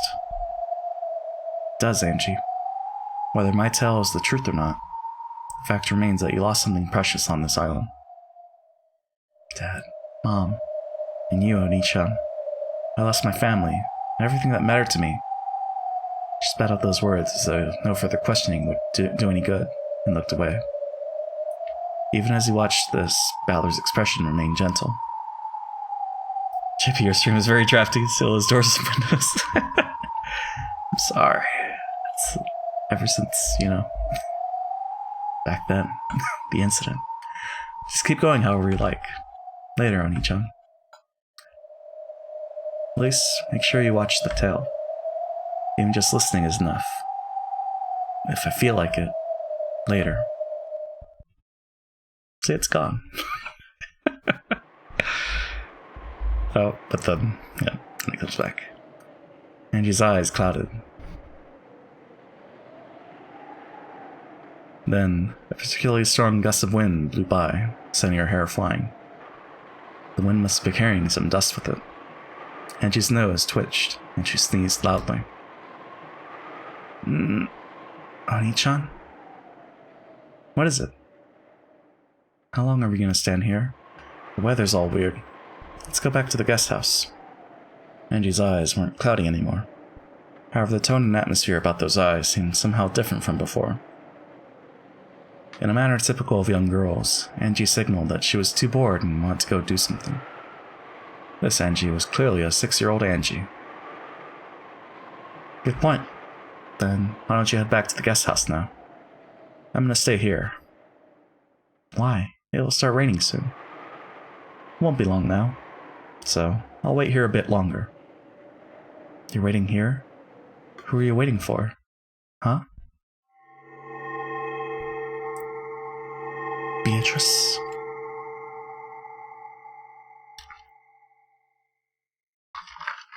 Then, to Angie's eyes, it looked as though the strong winds were carrying flakes of gold along with them. No, she had definitely seen something, but she wasn't able to describe what she had seen. So to her it seemed like flakes of gold dancing on the wind. So, here you are. I've been waiting a while now. It was as though he was talking to the wind. Valor spoke to the empty rose garden. That can't be right. After all, it was clear from his words that he was talking to someone right in front of him. So, Angie thought it must be someone that she alone couldn't see, and she rubbed her eyes. Then, when she opened her eyes wide, another large gust of wind blew past her. She shut her eyes immediately, and when she timidly opened them, from the other end of the rose garden, yes, from the path that led up from the harbor, a person appeared. To Angie, it looked as though she had appeared along with a cloud of gold flakes carried by the wind. Oh, no. You're late, Beato. Am I? Call it early. You should ride in the boat with us every now and then. You mean grasp the handrail and scream alongside you? Yeah, sure. Let's scream. Fall, fall. Cat, cat. I see. How interesting. Yes, I suppose I did arrive too late. The pair casually walked up to each other and hugged. Looked like a pair of friends being reunited after several years. Angie, surprised by this unfamiliar woman, looked for somewhere to hide. However, her eyes met Beato's and she was unable to escape. Oh, you must be Angie. She was shocked to hear this unfamiliar woman suddenly use her name. Look, even she can be so cute when she's 6 years old. Oni-chan, who is this person? A friend of mine. A friend? How can you say that? Oni-chan's friend? This is Beatrice. You've heard from grandfather, haven't you? About the golden witch who gave the Ushimiya family its gold? Haven't I heard that before? The golden witch. I remember. That was the scary witch who would snatch you up and carry you off into the forest if you didn't listen to your parents or stayed up too late on Nakajima. Mom said that on rainy nights, if you look out the window at the dark forest, you might see the witch looking back at you and get snatched away. Which must mean that I'm supposed to be wandering about in the cold rain, looking into each window to find kids staying up too late. How pathetic that would be. Good point. Angie, your parents just made that story up to get you to go to bed on time. Beatrice doesn't do stuff like that. Very well. Allow me to introduce myself. I am Beatrice, the Golden Witch. Oh? Angie's there? Okay. We got a full board. I wonder if we should look at all the profiles. Maybe not. Maybe at the end, yeah. Beatrice, the Golden Witch who has lived for 1,000 years. She has surpassed the limits of humans, and like demons, will sometimes appear in response to the summons made by humans, to offer her power in exchange for a price. She has been called here for a ceremony involving the return of a vast amount of gold, which the Urshima family received from her grandmother. Wakajima no longer has any need for the old arguments and tragedies. I guess we don't really have to look at the old ones, right? Or are they different? It seems like they're different. Well, looks similar. Angie, Rudolph and Kirie's daughter, Battler's younger sister from a different mother. She got sick easily, but she managed to get better just in time to attend this year's family conference. She's so happy this year, surrounded by her beloved family and relatives. No tips. Very well, let me introduce myself. I'm Beatrice, the Golden Witch. Or her grandchild, at least. Grandchild? That grandchild part's a bit of a killjoy. Well, it's true, isn't it? The person that grandfather got the gold from and called the Golden Witch was your grandmother, right? I guess. The grandchild of the Golden Witch, am I? Can't I get a better title than that? Is this person a witch? Yep, she is. She's the guest who's been invited to the family conference today. She isn't a scary witch? She's not going to take me away into the forest? Damn Rudolph and Kirie. Just what do you think they're telling this kid about me? I don't do things like that. I'll lodge a firm protest later. Pout. She looked like a fiercely emotional person. But she wasn't at all what Angie had expected the creepy Golden Witch to be like. She was very loud, overreacting to everything. Nothing at all like the witch Maria Onechan had talked about, who had lived for 1,000 years and had various servants from the demon world. She looked, well, like an energetic young woman, the kind Angie's mom might have gotten along great with. The brother and the witch talked together happily like a pair of close friends. Dogs tend not to trust people they meet for the first time. However, people say that they calm down once they see that their owner is on good terms with the stranger.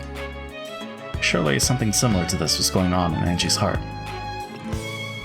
Angie kept staring at this pushy, temperamental woman who called herself a witch. And she chatted happily with her brother.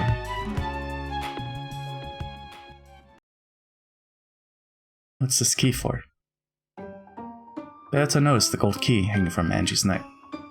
Angie automatically and defensively grasped it. It's Angie's precious key. After hearing these vague words, the witch stared blankly for a second. But almost immediately she seemed to understand what he meant. I see. Is that how it is? I thought it'd be easier to understand if I made it clear what she's supposed to do. Fear not, Angie. No one's going to steal your precious key. Are you sure?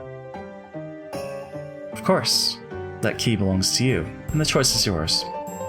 Battler and the rest of us are merely signposts to guide you on your path. When her brother gave her the key, he had said that it was very important, so she had to take good care of it. Angie didn't have a clue what the key is for, but it looked like Beato did. However, just like her brother had done earlier, Beato only spoke in riddles. This irritated Angie, but for the time being, the Golden Witch said that she didn't intend to steal the key, so Angie calmed down a little. Do you know what this key is used for? But of course. However, I cannot tell you. Why not? Because you must decide how to use that key for yourself. The witches said the same thing as my brother. The pair nodded to each other, but it was all Greek to me. It felt like someone had laid out a riddle that everyone knew but me. And everyone was making fun of me. You'll know soon enough. Don't waste time thinking about it. Angie held the key tightly. Even if she didn't understand what it meant, it was her own key, and her big brother had told her to take good care of it. With her youthful suspicion, she was scared that the witch might ask her to hand it over, saying that she'd teach her how to use it. Of course, her thoughts showed up clearly on her face. The witch couldn't help but laugh at that honest expression. Fear not. It is impossible for anyone to steal that key from you. No one can steal it? You might say that it has been imbued with magic to make it so. At any rate, fear not. Neither I, nor Battler, nor anyone else on this island can steal that key from you. Say it in red. Really? Yeah, really. The magic won't let them. The key was hanging around her neck, like an ordinary necklace. Angie could take it off right now, if she wanted. And if an adult tried to use force, it seemed like it would be easy for them to take it away. However, both her brother and the witch said that it was protected by a magic that would stop anyone from stealing it. Does magic really exist? Even the 6-year-old Angie knew about the word magic. However, she also realized that real magic didn't exist. That certain kinds of magic tricks were sometimes called magic. However, her brother and the witch were talking about magic itself. Yeah, magic exists. Really? Maria spoke of me often, did she not? She says that witches exist, and she often tells you that magic exists, correct? True, Maria had talked about that many times. When they were just playing, Angie had believed her, more or less. However, Angie was, in some ways, sharp for her age. When she heard Maria talking happily about magic, she sometimes thought that such a thing couldn't really exist. Then, show me. Show me magic, or I won't believe you. Hold up a sec. Beata just arrived on the island, and she hasn't even gone to say hi to everyone at the mansion yet. Battler spoke as though he was trying to smooth something over. When she heard that, Angie became sure that magic didn't exist after all. Magic is just a bunch of lies. I know. Hey, stop that. It'll hurt Beata's feelings. No, it's no problem. Anyone would say that upon meeting a witch. Normally I would ignore provocation from such a small child, but she is her little sister after all. Why don't we give her a special showing? Are you sure? Of course I am. Watch carefully, Angie. Okay. Though Angie had challenged the witch, now that she was about to be shown magic, she looked a bit hesitant. She gulped, then stared up at the witch's face. The witch held out her left hand, bringing it close to Angie's face. Then she slowly spread her fingers. Angie, thinking that she was about to turn into a frog, shrank back. However, after waiting a while and grinding her teeth, she realized that nothing was happening. So, part of her that had been scared began to get angry. Nothing's happening. Don't jump to conclusions. I haven't used magic yet. See? Look carefully at my palm. Not hiding anything, correct? Oh, so that's what she's doing. Now that she finally understood, Angie checked both sides of the witch's hand. Yeah, there's nothing there. Watch closely. I'll make a fist. Then stretch out my index finger. She stretched out her index finger and held it right in front of Angie's eyes. Angie, thinking that she'd lose the game if she took a step back, stood her ground and concentrated on the fingertip. Watch the tip of my finger closely. Ready? It'll be fast. The witch rapidly lifted her index finger high into the air, pointing at the heavens. Just as Angie looked up to see the finger raised high, it swung down as though trying to dodge her gaze. In that manner. Up, down, left, right, then left again. Angie, feeling as though she'd lose if she couldn't keep up with the fingertip, swung her face this way and that, looking serious. Ever since she was very young, Angie had hated to lose. She would take even the most trivial game seriously, determined not to lose to the adults. The witch's hand moved faster and faster. Angie didn't lose track of it. Then, the high-pointing finger was swung down all of a sudden. The index finger curled up again, and the hand was held in a simple fist. Could it be that something was going to come out of that hand? Angie, who had suspected this might happen, followed the finger very closely. There was no way that once empty hand could have grabbed anything. Ready? Going to open my hand. The witch slowly opened her right fist. And there. What? How? How, Oni-chan? The witch gave the cutely wrapped candy to Angie as a present. Angie took it and desperately searched for some kind of trick on it. It was just an everyday, ordinary candy. How? That was a trick, wasn't it, Oni-chan? Oni-chan? Nope, that was magic.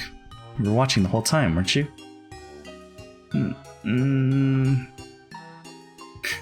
So I was watching the whole time. How did it happen? Angie didn't like it, but she was unable to see how that could have been anything other than magic. As the little sister furrowed her brow and bit her lower lip, her brother gently told her again that it was magic. It's about time for me to head to the mansion to pay my respects. You should come along, Battler. I'll suffocate if I have to go alone. You sure? I'll join you. What about you, Angie? Will you go back to the guest house? I want to stay with you, Oni-chan. She still couldn't accept it. However, could it really be? She still looked grumpy. But it looked like she was getting interested in this witch. Then let us go. The Golden Witch returns. The Golden Witch's grandchild returns, you mean? We really need to do something about that name. Big Brother and the witch really did seem close. With kindred spirits like a pair of comedians, they started walking. Angie held on to the corner of her brother's sleeve, trying to make sure he didn't forget about her.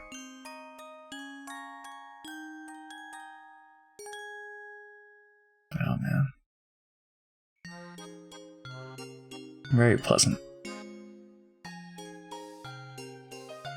But I feel like it's gonna go for like a big fish ending. Maybe.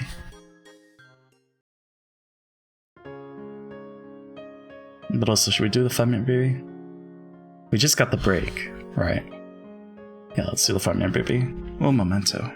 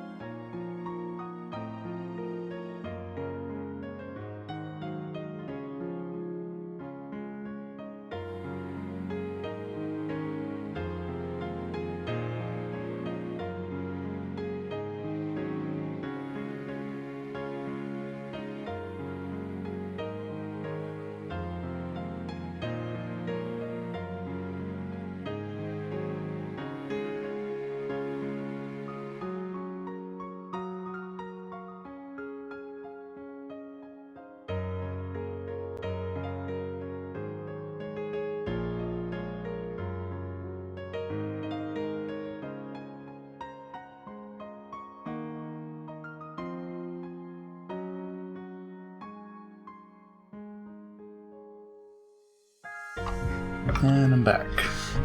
That was like, what, 4 minutes? Trying to make sure he didn't forget about her. The VIP room is filled with the sweet smell of pumpkin tea, and packed with smiles and laughter. Ah ha ha ha ha ha. Simply splendid. I'm glad to see you in such high spirits. I could say the same for you. What idiot said you're reaching your last years? I just borrow a bit of cheer from you. Once I return to my study, I'll be little more than a withering, senile old man. Enough with your lies. Give it up and swear that you'll be living at large until you're 100. Same here.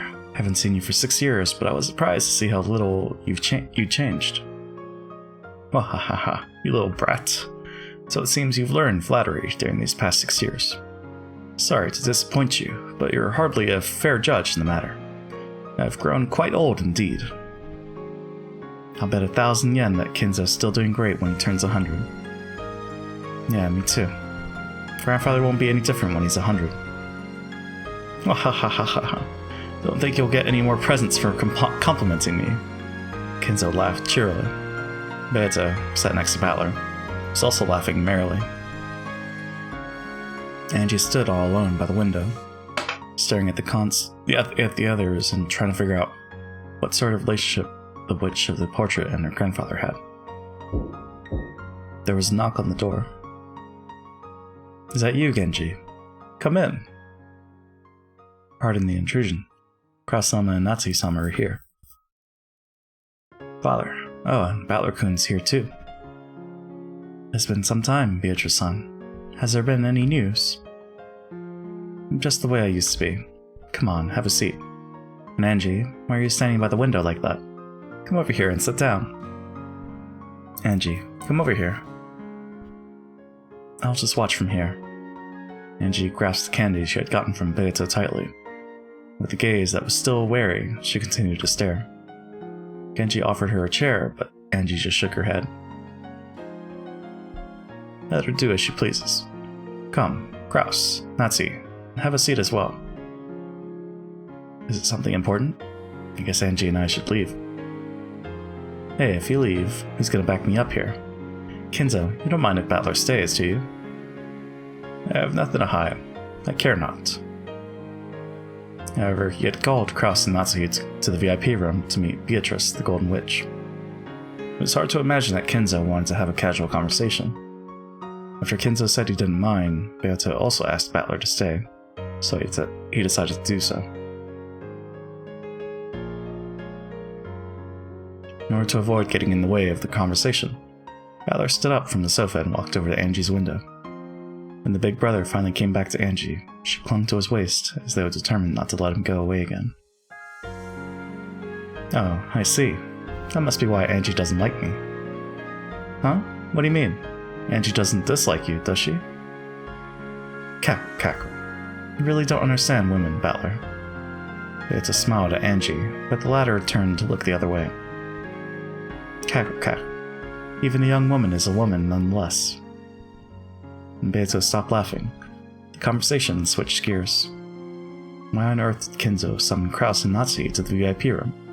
What was he going to talk about? Everyone fell automatically silent.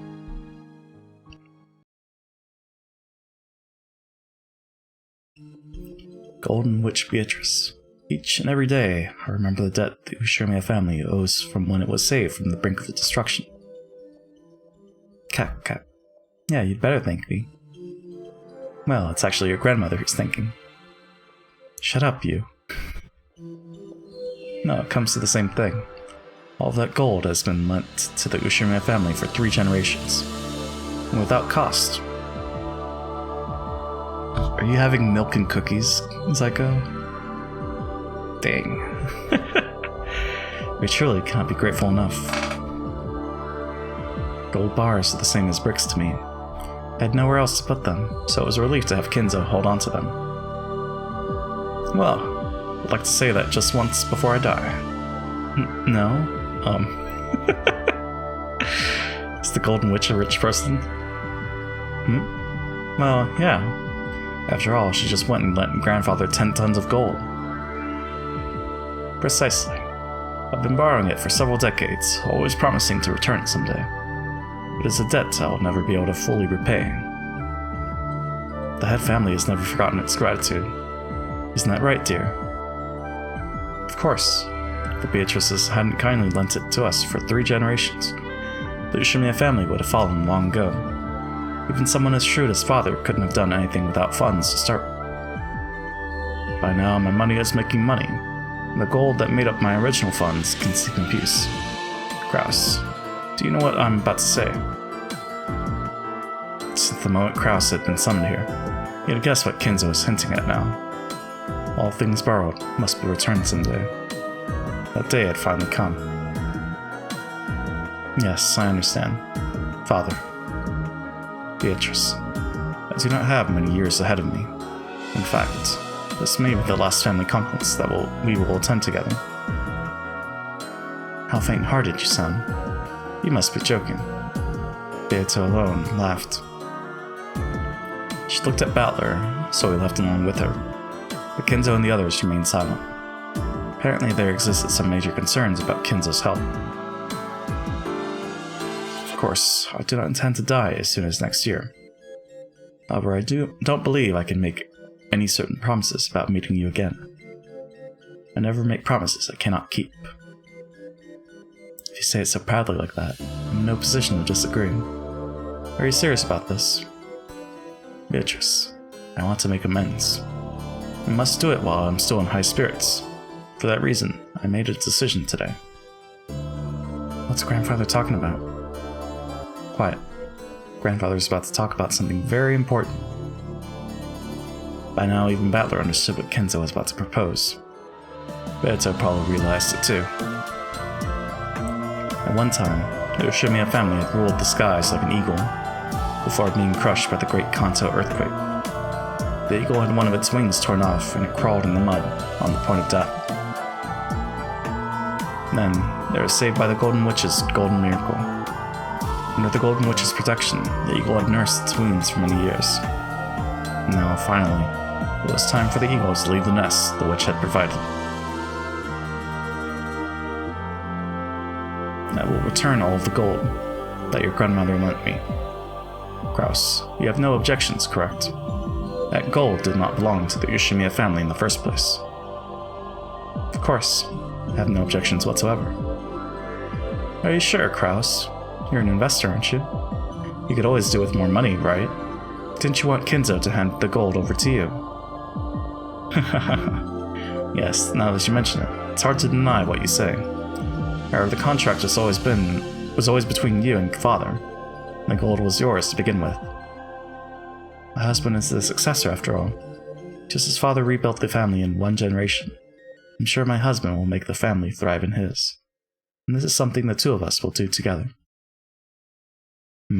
Well said. Yes, that's the spirit. So, letting go of 10 tons of gold leaves you with no regrets. I must say, that is quite impressive. What can a witch do against an opponent who cannot be swayed by the golden magic? I will return the gold to you, but the Ushimiya family will always be supremely indebted to Beatrice, the Golden Witch.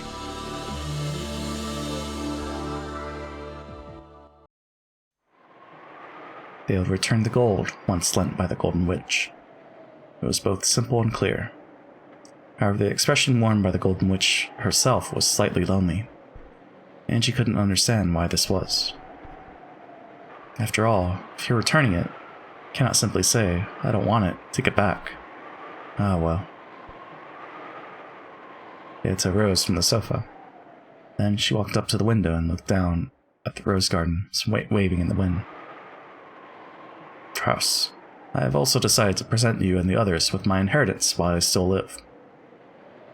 Father, when I die, you will not only be busy with the funeral, but I imagine that you will have Ava and the others at your throats over the inheritance issue. If all is divided now, the funeral will be less trying for you. Kraus, write this down. And Genji, please be our secretary. I will now lay out the distribution of my assets. Kinzo immediately began explaining how the inheritance would be split up. Battler, realizing that he shouldn't be listening in on this conversation, walked over to where Beato was loitering by the window, Hey, rich person. If you've got too much gold in your hands, I'd be happy to lighten the load. Gold? It would be more useful if you turned it into firewood and used it to cook a stew. What's the matter? You're looking a bit bored. So, this day has finally come. I do feel a bit lonely. You do? My magic revived the Ushimiya family and created Rakanjima. Now it seems that Ushimiya family no longer has any need for the power of my gold. It has taken flight, leaving the nest of my magic behind. True. That's how it's turned out. I've called Rakanjima the Witch's Island. My island. Yeah. And now Rakanjima is returning the gold to me. The day has come for Rakanjima to awaken from my magic. That's true. I knew that this would be the last game. However, now that we've reached this point, even in a manner such as this, it's surprisingly painful. You're the type of person who looks totally carefree, but he's actually full of lingering attachments and regrets. The cruel and obstinate ones are usually the quickest to grow attached, and then to feel lonely. That's right. That's the kind of person you are. It was a game for you and me. It was fun. Great game you polished to perfection during those 6 years.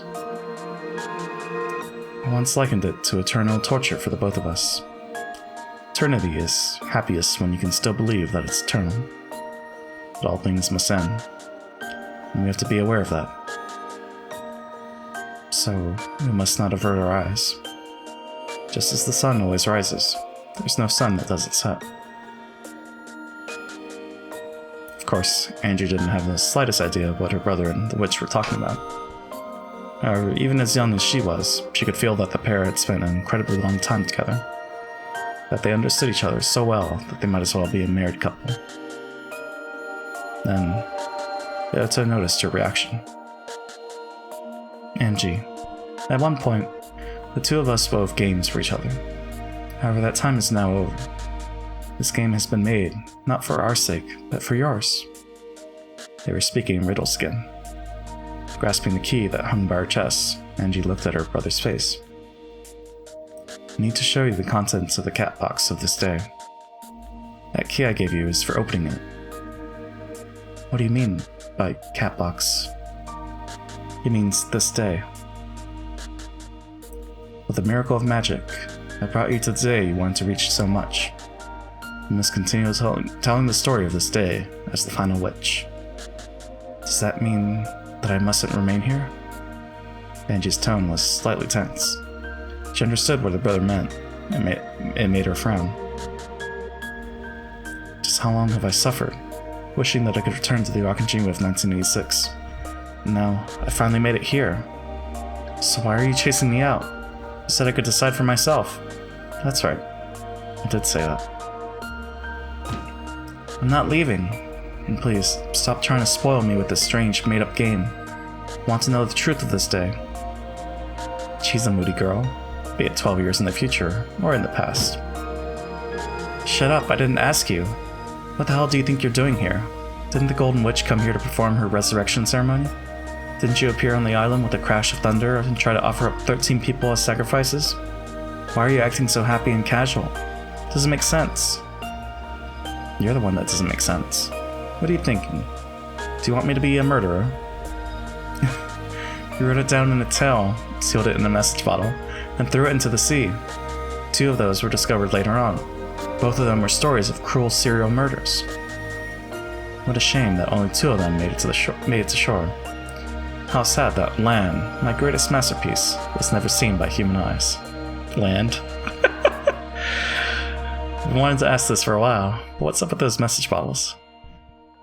As I was working out the details for my game against you, I began creating those tales along the way.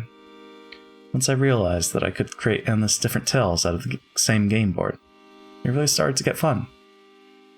So you wrote them down, hoping that I'd read them someday.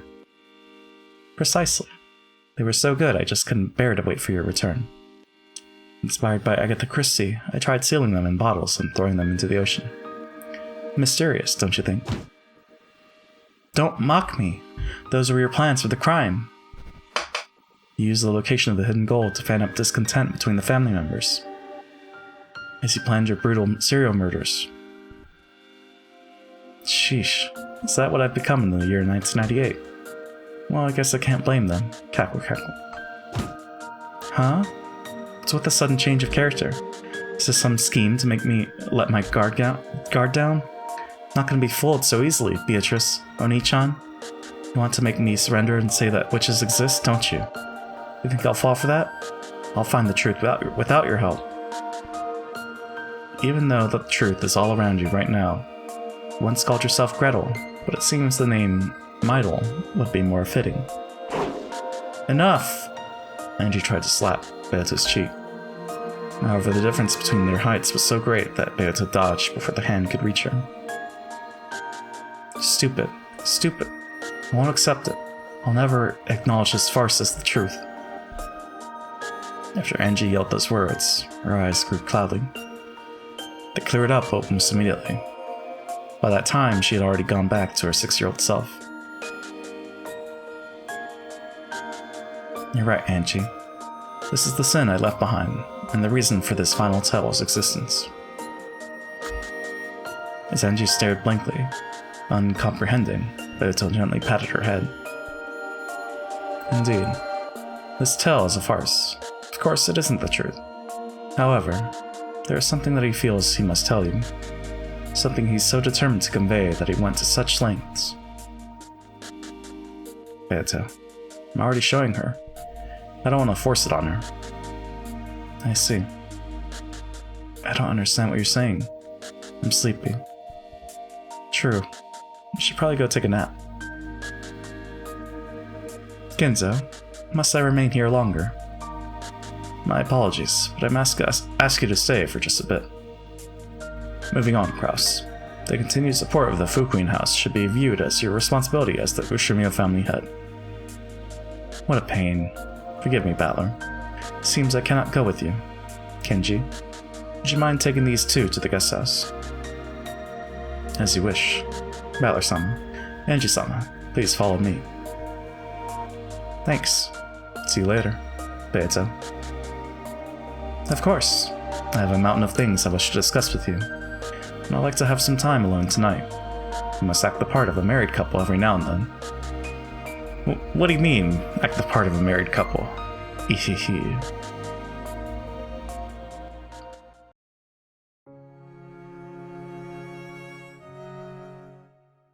Because Angie had gotten so bored, she had grown very sleepy. It would probably be best for her to take a quick nap. Battler walked through the windy rose garden, holding her by the hand. When he questioned their guide, Genji, he learned that the old servant had known beforehand of Kinzo's desire to return the gold to Beato, and settle the inheritance problem early, thinking of the leftovers. As well. It's those two. The master decided to start preparations early for his final task in this world, the ending of his life. Most people don't think much about what happens after they die. Guess grandfather just lives on a whole different scale. Today marks the start of a new flight, and the Ushimiya family will depart from the Golden Witch's patronage. That's true.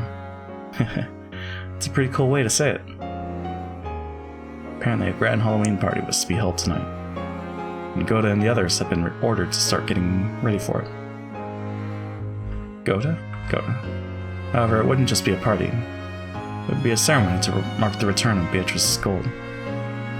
At the start of dinner, grandfather would make the announcement. And the three generations of Beatrices would be thanked for their gift to the family, with a round of applause. Apparently this was what they had planned. Are we still keeping the secret from Dad and the others? Technically it is a secret. However, the master did not suddenly begin thinking in this way today. He has considered this day many times over many years, and has even discussed certain matters with his children. Doubt that any will be surprised to hear this night's announcement. Apparently my old bastard's been running all over the place trying to get money for his company. Guess he'll be dancing around when he hears that grandfather's giving him his part of the inheritance early. Nice present for him. I rather think the great responsibility is what will spur him on. Ever since Rudolf-sama left the island, he has succeeded splendidly. However, his success so far has been unsupported by the master's wealth. Now that he's suddenly getting his inheritance money, he'll have to keep going by his own strength alone in the future. That's some nice pressure for him. The siblings must have suffered for decades because of their father's excess of success and ability. Simply having a parent who is too successful can be a great burden to a child. And tonight, they'll be leaving the nest, truly becoming adults for the first time. It seems the master plans to call this night a gold returning ceremony. However, he originally intended to call it a living funeral. Sounds pretty depressing, having a funeral while you're still alive. I'll admit that calling it a day to start a new journey and leave the nest fits the Ushimiya family much better. Oni-chan, I'm sleepy. Look, we're almost to the guest house. Do you want to go to Mom's room? Or to the cousin room? I don't care. I'll sleep until dinner. Angie, still holding her brother's hand, crouched down and looked as though she was about to fall asleep. Battler lifted her up and carried her. As she felt the warmth and safety of her brother's back, Angie drifted off into sleep.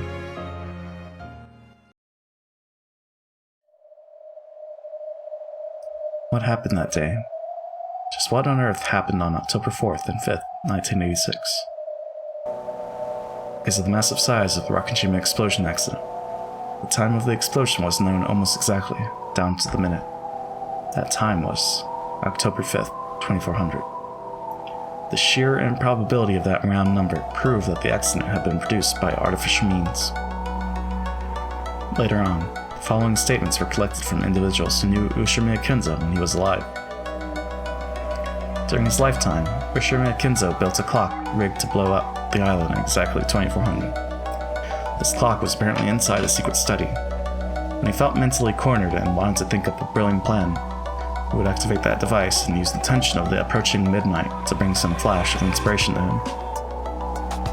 That's so ballsy. While Ushimiya Kenzo still lived, this was only thought of as a tall tale about this eccentric man. But the fact that the Rakujima explosion accident occurred at exactly 2400 supported the story.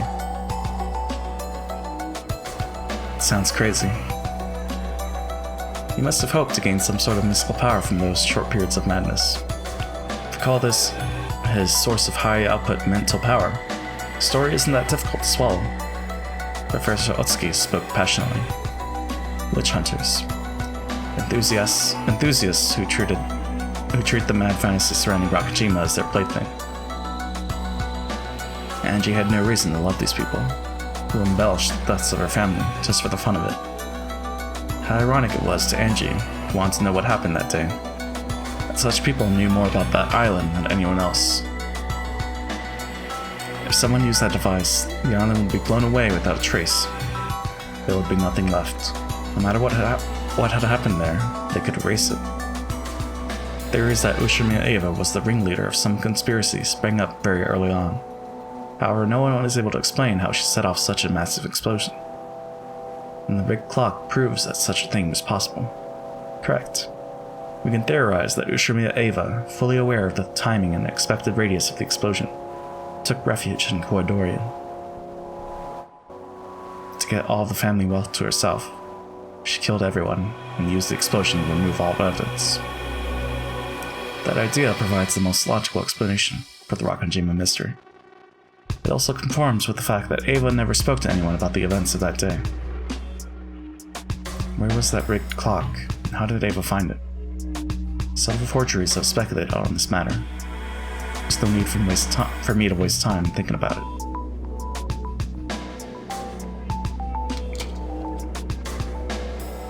Eva activated the clock device, hidden in Koidorian to escape the blast, and was therefore the only one to survive. That was everything the answer, which eloquently told the whole story. When Eva first adopted me, our relationship wasn't that bad at all. I asked her several times what happened that day, Every single time she answered, it was to say that she didn't remember. But, well, she must have been flustered at the time. The very first time I asked, she answered like this. I can't tell you about it. It was a slip of the tongue. She knew what had happened that day, and she left this world without telling me even a bit of the truth. She sealed the truth in a cat box, and left this world, taking the key with her. There can be only one answer. She was behind everything. She got to keep all the family wealth to herself and became super rich. And afterward, she lamented the fact that her beloved son would never inherit any of what she had created, and she cursed me. Just remembering that old bitch makes me want to vomit. Right, if she blew it up, then she didn't get the gold. So... yeah, what happened that day? That's what I want to know. It's my only goal. The one reason I'm still alive. However, later on, I had to come to grips with the fact that my goal was an abject one. After all, though I don't know what happened that day, it's a question of who did the crime. That's already clear. Ushirmiya Eva. She's the culprit. That has never changed since the beginning. That's right. Not trying to find out what happened that day. Trying to find out what Ushirmiya Eva did that day. If I can reveal that, then I can expose Ava's evil, even though she's already dead. That is my true goal. The police also suspected that the accident might be a crime, and they did investigate. However, no matter how much they inspected the crater that had once been Rakajima, they didn't find anything at all. The public and the witch hunters cornered Ava with several bits of circumstantial evidence, but not a single bit of physical evidence was found. Though Ava was only the merest fraction of a shade away from guilty, they were unable to expose her crime. My goal isn't anything as vague as learning what happened that day. It's to expose the crime Ushirmiya Eva committed that day, and to have my revenge. I haven't been able to expose Ushirmiya Eva's crime, so people are acting as though the events on the island were all done by some bizarre golden witch. Defeating the golden witch means exposing Ushirmiya Eva's sin. I won't forgive Ushirmiya Eva.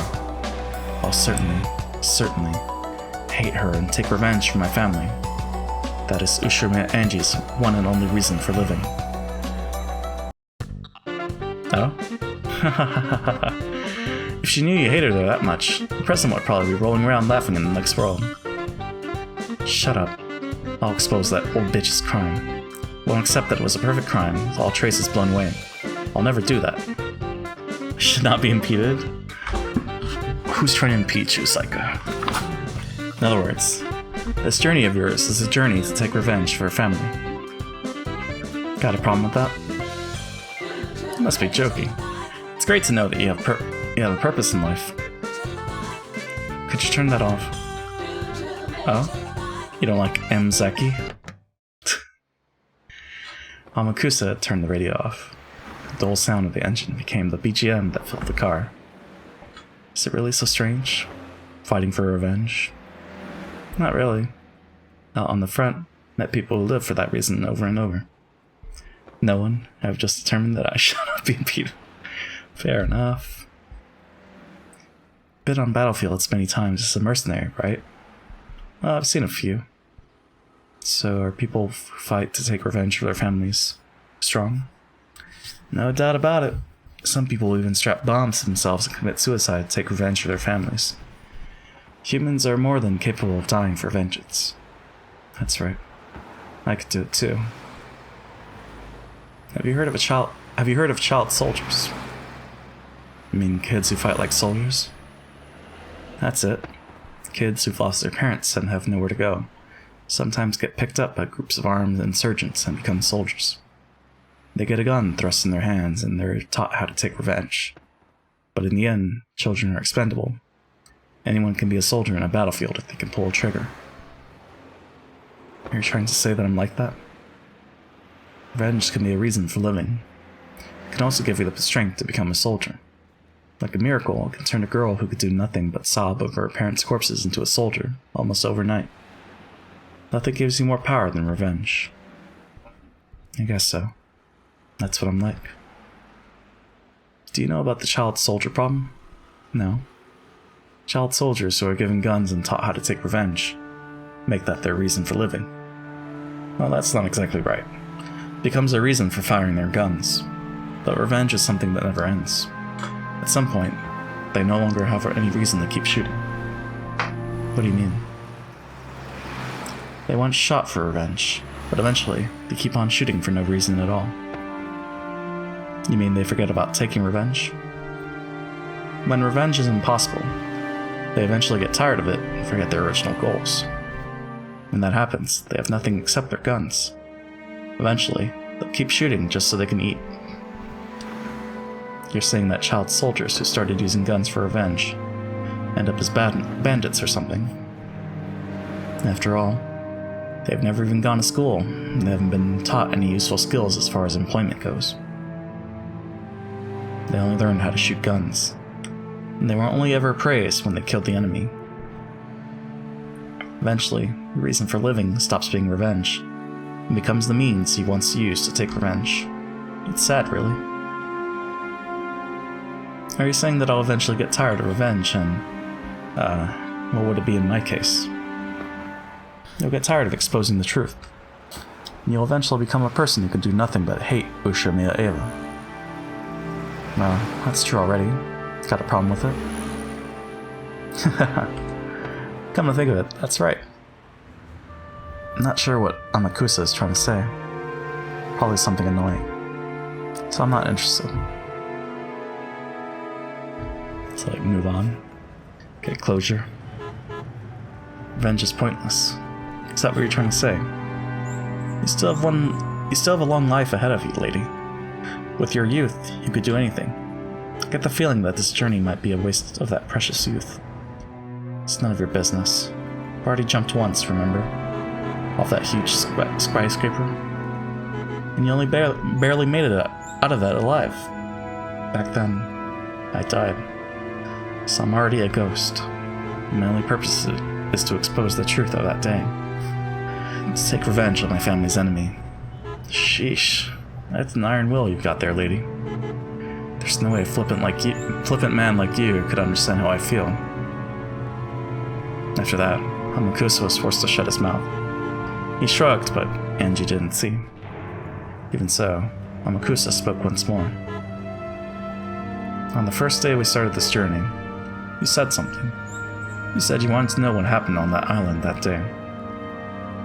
It's the same now. What's changed? Now you're saying that you want to know what happened on that island that day, so you can expose Ushamiya Eva's crime. And isn't that exactly the same? Well, that's true, but I'm tired, so I'll sleep now. Would you mind staying quiet for a bit? Tell me when we get there. Roger that. I wasn't particularly tired, really. I just said that because I didn't like talking about this. Don't become one. A child soldier. Angie, who decided to feign sleep, ignored him. But Amakusa kept talking. He wanted to make sure she heard at least this much. You started on a journey to learn the truth.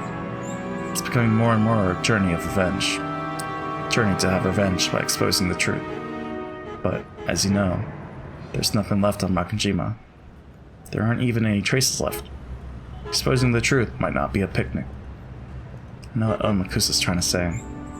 The police searched the scene so thoroughly just after the crime, eventually, and even they weren't able to find any physical evidence proving that Ushamiya Eva was the culprit. A full 12 years have passed since then. The truth could be discovered by a girl like me, waving lots of cash around to pick up a bit of info from those who were somehow related to the incident. And someone would have exposed the truth long ago. Might not be able to reach the truth. If so, then my first desire, my desire to expose the truth, will probably fade away. After that, only my hatred for Eva will remain. Just like those child soldiers who forget their original purpose and live just to shoot. I'll forget my original purpose and live just to hate. I'll do nothing but despise Ushamiya Eva, but my goal, exposing the truth for revenge, will be gone. So hating Ushamiya Eva will become my whole life. Is there any difference between shooting for revenge and shooting to live? When you pull the trigger, someone dies either way. And what about my case? Is there any difference between hating Ava as I expose the truth and hating Ava after I've given up? There's no difference. In the end, whether I find the truth or not, I'll just keep on cursing Ava over and over until I die. What a crappy life. But now, that's all I have left. Ushimiya Ava stole my family, so I'll take revenge by exposing her crimes and showing the world. My consciousness was slowly drifting away into sleep. Why is Oni-chan showing me such a bizarre Rakanjima? Is this supposed to be the truth? Enough with this farce. Why is even Oni-chan trying to hide the truth from me? Trying to find it so that I can avenge him and the others. Or would Oni-chan say the same thing as Amakusa? That revenge is meaningless, so I should stop. Is that why he's speaking in riddles, trying to make everything more confusing? It's none of his business. I'm not just trying to take revenge for their sakes. I'm doing it for my sake too. After all, that's the only reason I'm still alive. Taking revenge is my reason to live. I don't have a clue what Oni-chan is thinking. Oh man.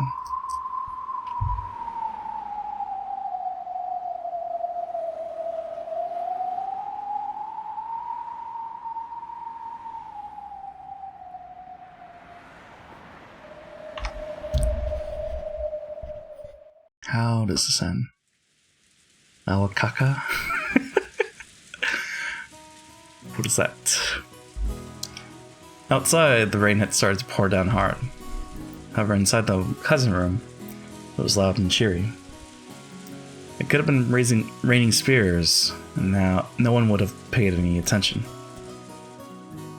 Chippy, have a confession. I have no idea what the fuck is happening here. It's okay, Psycho. It's just the end. It's the finale. All the answers get revealed. Maybe not. Full house. Take that. Whoa. Weren't bluffing. The cousins were all bursting with energy, sitting in a circle on the bed. And I thought Battler always had crap in his hands every time he acted tough. Of course, I've been losing all this time just to make you think that. Ushimiya Battler, a man who loses strategically to win in the end. Ooh, Battler's incredible. All my coins have disappeared again. I'll give you some of mine. Let's crush Battler together, okay? With just a deck of cards, the cousins could enjoy themselves for hours and hours.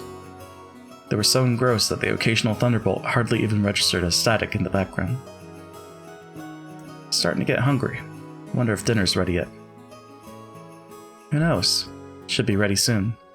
Goto-san and the others really went all out for tonight. Which means we've got a lot to look forward to. This is to celebrate my long-awaited return. I heard from Shannon just now that it's going to be a Halloween party. They'll set up a buffet in the hall. Sounds incredible. A Halloween party? Incredible. Ooh. Yeah, who is it? There was a knock. The door opened, and Angie was there. She had been sleeping in her parents' room. Hey, Angie. So you woke up. They said it's time for dinner, so we have to go to the mansion. They said to get ready. Ooh, food. I'm hungry. Perhaps because she was the hungriest, Maria celebrated more vigorously than anyone else. She jumped up happily and hopped off the bed. As the others all clambered off the bed and started putting their shoes on, Kiria and Rudolph came into view. Hey, brats. Time for food, so get ready. Looks like today will be extra special. Can't wait to see it. Ooh, I know. It's a Halloween party. A Halloween party? Kihihihi. I know, and Angie doesn't. Kihihihi. Mom, what's a Halloween party? Who knows? We'll have to go and see for ourselves. Everyone ready? It's about time to go. Is everyone here? Please, follow me. Maria, over here. Your collar's crooked. I'm starving. The food is the best part of these family conferences. Are you starving too, Angie-chan? Ava smiled at Angie. Yeah, I'm starving. Angie, that's I'm hungry, right? Giggle. Don't worry about it. Yeah, I'll bet you're starving. My stomach's rumbling too. Okay, let's get out of here. Looks like the wind's blowing hard outside. Make sure you don't lose your umbrellas. Everyone, please take an umbrella. Here's your umbrella, Angie-chan. Thanks, Aunt Ava. Giggle. Girls really are so cute. Come over to play at your aunt's house one of these days. It's a promise, okay? Looks like Aunt Ava's taken a liking to Angie. Yep. Apparently Mother really wanted a daughter. I've heard that too. I think she adored me too when I was little. My mama said she really wanted a son, too.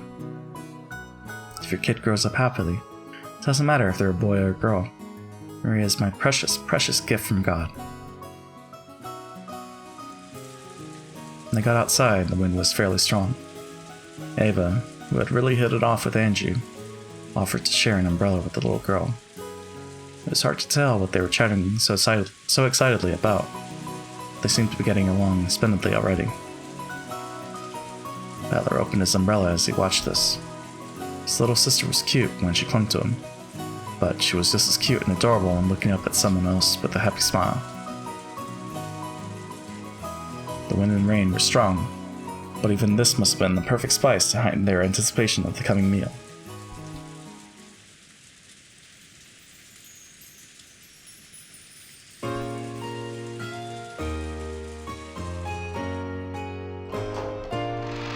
Oh, there she. Nice. Thanks to some festive decorations, the main hall had been remade into the scene of a Halloween party. The Ushimiya family always took meals in the dining hall. This is the first time I'd ever seen a buffet-style party set up in the main hall. Yo, Battler! Hey Maria, long time no see. Beto, happy Halloween! Trick or treat! Capra. I have some candy for you, but now is not the time. After all, it's just before a meal. Giggle. Thank you, Beatrice-san. I see you're looking as beautiful as ever. You too, Rosa. You certainly don't look old enough to be a mother. Wahaha. Have you been drinking? Your ears are looking pretty red there. Well, after you left, Kinza said he bought this rare drink, so I couldn't help but sample a bit. Wahahaha. And this coming from a person who tells little kids not to eat candy before a meal. Pardon me. Beatrice-sama, the master is calling for you. I saw Kenzo beckoning from over by the portrait. Good grief. When it comes to ceremonies, that man is always so obsessed with form. It's probably about that ceremony for the gold's return. This is a huge turning point for the Ushimiya family. You better go and play along. It does make one feel a bit lonely, though. This won't change the fact that you're the Ushimiya family alchemist. Perhaps. Then I'll be back shortly. See you later, okay? According to Genji, today's party has a bit of a theme to it. You better look forward to it. You make it sound like you did any of the work. Wahahaha. You're another one who obsesses too much over details. Later. Oni-chan, something going to happen today? Is it a special day? Looked as though even Angie had picked up on that much. She seemed to be getting tense for no reason. This is a special day for the Ushimiya family, but it doesn't have anything to do with you personally, so you should just relax. Okay. That's right. Hey, did you know? I just heard a huge secret from Aunt Ava. Even Maria One-chan doesn't know, but I'll tell you. Oh? So what's the secret? Okay. I heard that if you get an almond in yours, you win. Win? Is this like a lottery or something? Anyway, if you get an almond, you win. Angie puffed out her cheeks. Apparently, she wanted to be praised for sharing this exciting secret. But just knowing that almonds win doesn't really explain much. Okay, got it.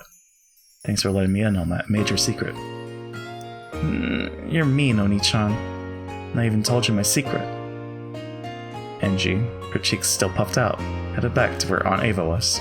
They really are getting along well. Well, I guess I have no problem if it's her aunt. If it was some guy from her class, I don't care if they're in elementary school. It's not happening. No playing with the opposite sex without Oni-chan's approval. At that moment, Genji-san's voice rang out. The chatter gradually subsided, and the rain outside once again became apparent. Ladies and gentlemen, I ask for a silence. Silence filled the room. All the relatives seemed vaguely aware that tonight's festivities consisted of more than a Halloween party. Battler already knew.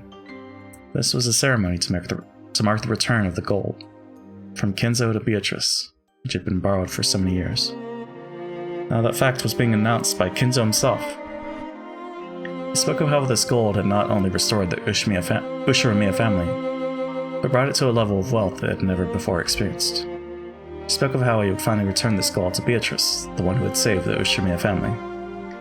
Kenzo personally handed an ingot decorated with a bright red ribbon to Beatrice. This is the debt we owe to the 3 generations of Beatrice, the Golden Witch. The Ushiramiya family will never forget it. Sheesh, if you've nowhere to put it, I'll be happy to take it off your hands. Beatrice-sama. Cough, cough. It's hard to imagine Beata, of all people, getting admonished by Genji. Couldn't help but laugh. I am Beatrice, the Ushiramiya family alchemist. Tonight, I acknowledge the end of the loan contract for the 10 tons gold. Now, several decades following my grandmother's generation, the time has come for the eagle that lost one wing to fly once more. I'll watch over that eagle, and I pray for its prosperity in all generations to come. Pause filled the hall. Though she'd managed to make such a dignified speech for once, as soon as it was over, she stuck her tongue out and leered at us. Guess that's about the limit to how long Beato can stay serious. By passing her name on through the generations, Beatrice, the Golden Witch, may live for thousands of years. Therefore, even her descendants shall be Beatrice, and all shall be alchemists to this family. The descendants of the Ushiramiya family will praise Beatrice for her gratitude forevermore, and this will be passed on through the generations. This family will always be indebted to Beatrice, and she will always be our family, tied by a noble bond. Let those who acknowledge this show their recognition with their paws.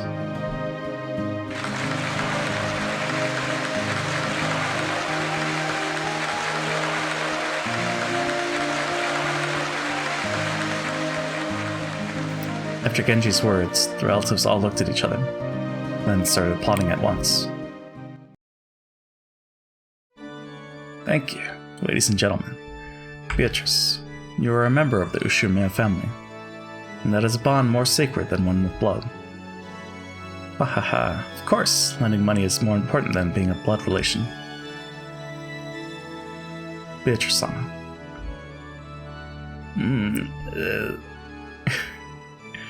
After that, Kenzo's long-winded speech continued.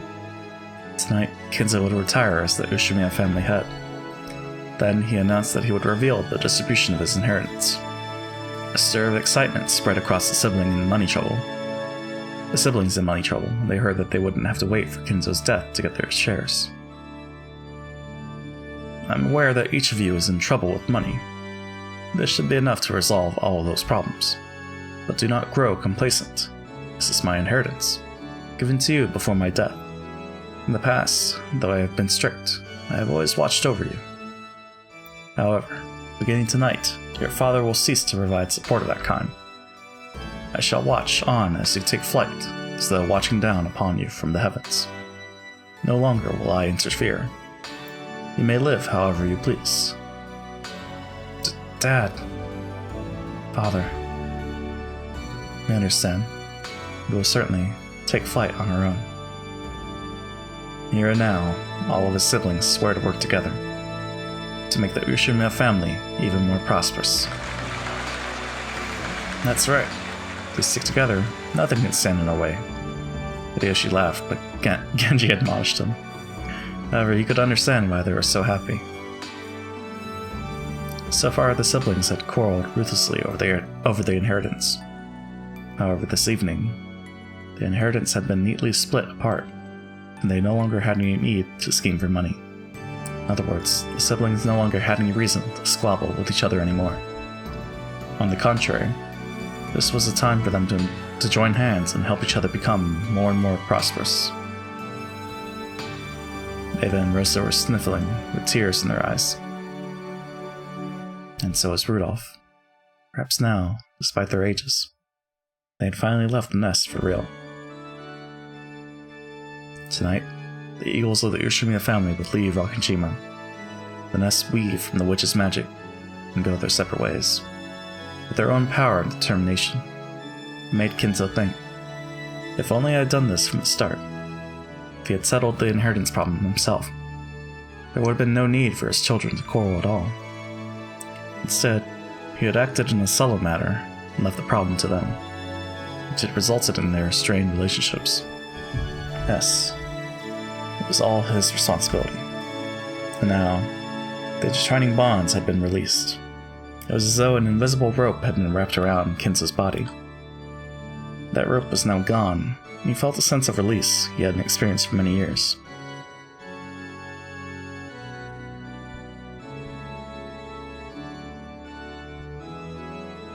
The four siblings stepped forward, and before Kinzo, they swore to all support Kraus, the new head, and lead the family to greater prosperity.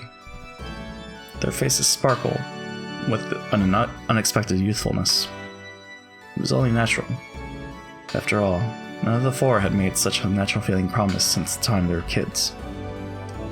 As the vibrancy of their youth returned to them, the siblings made a promise once again. When Kraus finished his announcement, friendly applause filled the hall. The cousins. And the servants, too, joined in on the applause that continued on and on. Angie watched this, dumbfounded. The four siblings were supposed to have quarreled with each other constantly since they were kids, and they were supposed to have pointlessly locked swords with Kinzo's inheritance as their goal.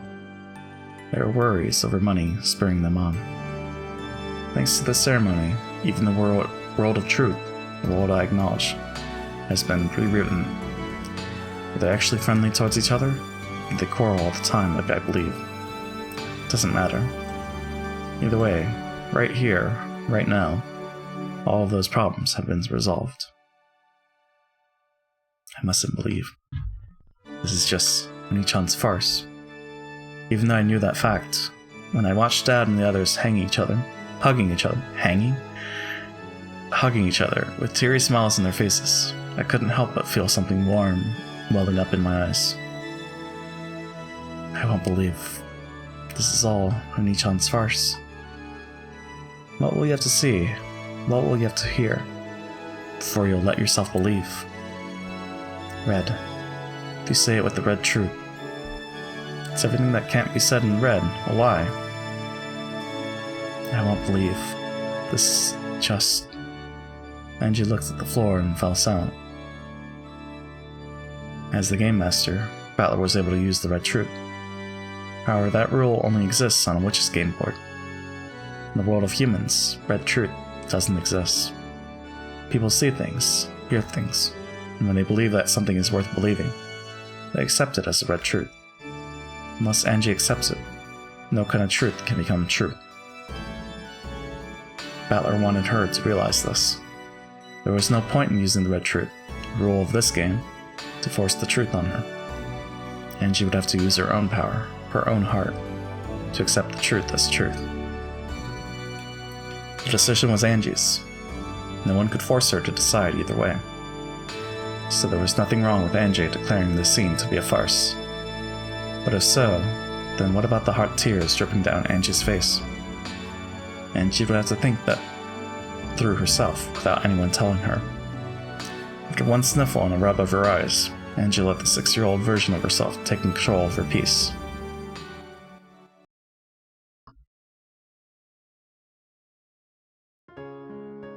What followed was a harmonious, fun stretch of time.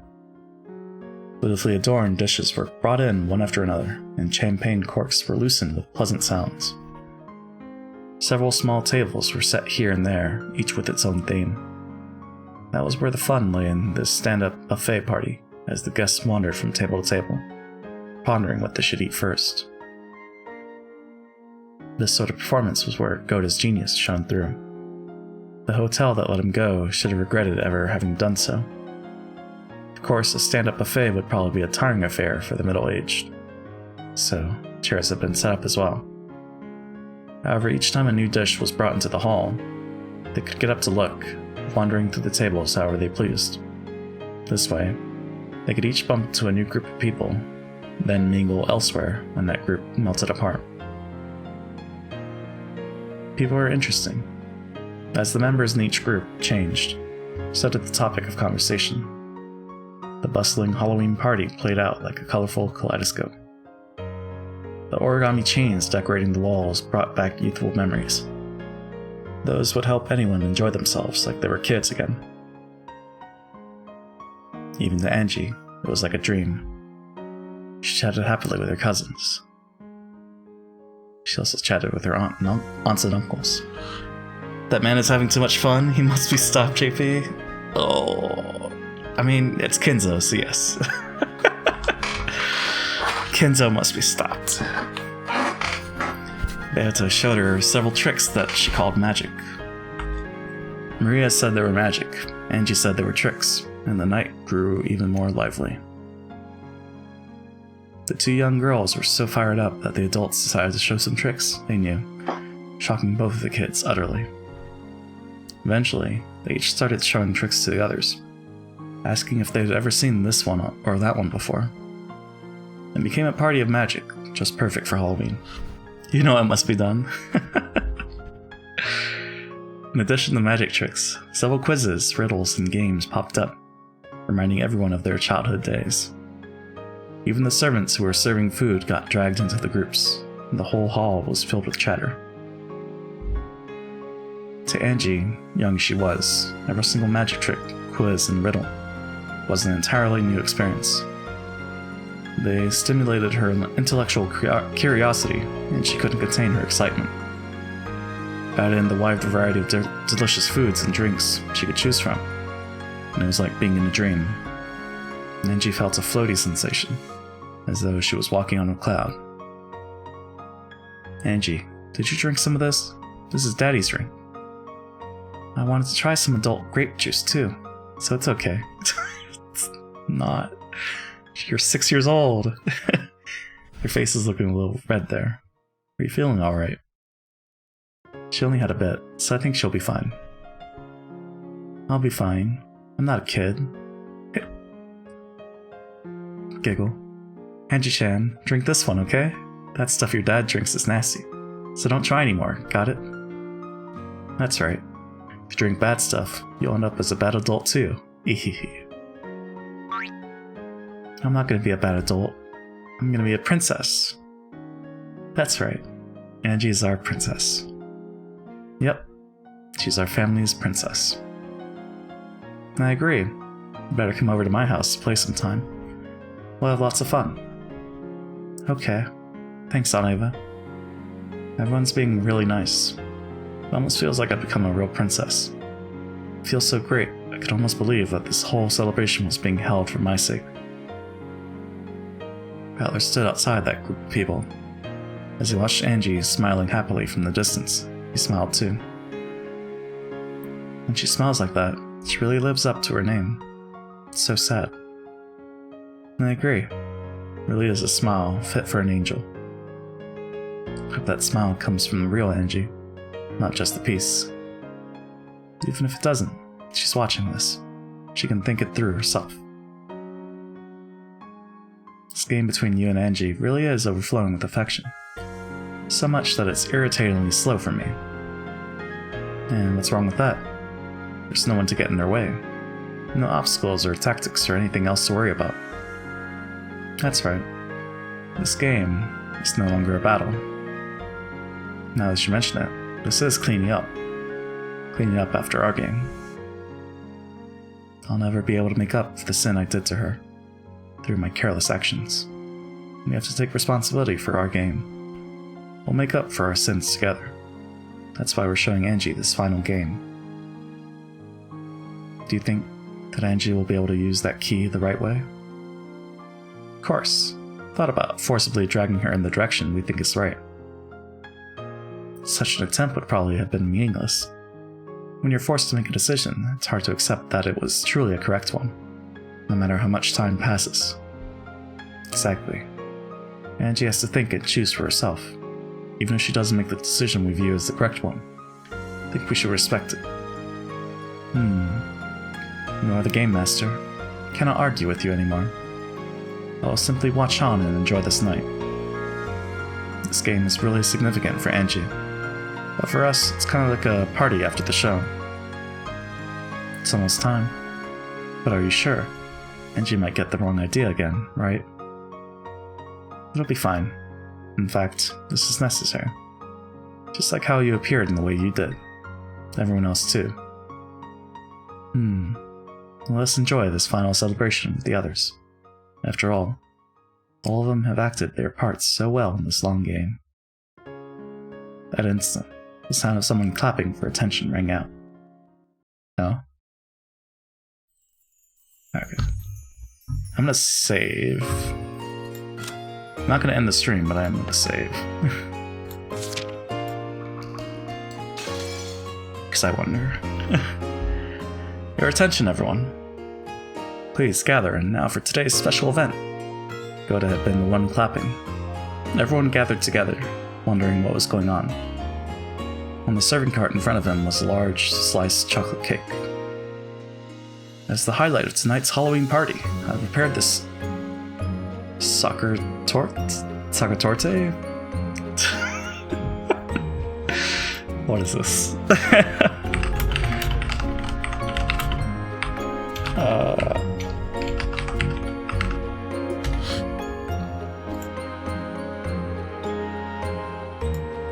Come on. Just say it already. Sasher Torte. Sasher Torte. But what the heck is a Sasher Torte? Oh! Okay. Let's see. Looks pretty good. Huh? What is happening? I hear typing. Just trying to pronounce Sasher Torte. Phonetically checking yourself again? Yeah. It's fine. Damn, that looks good though. It's chocolate cake or torte of Austrian origin. I want it. Notice I haven't done it this entire playthrough. The game is doing my job for me.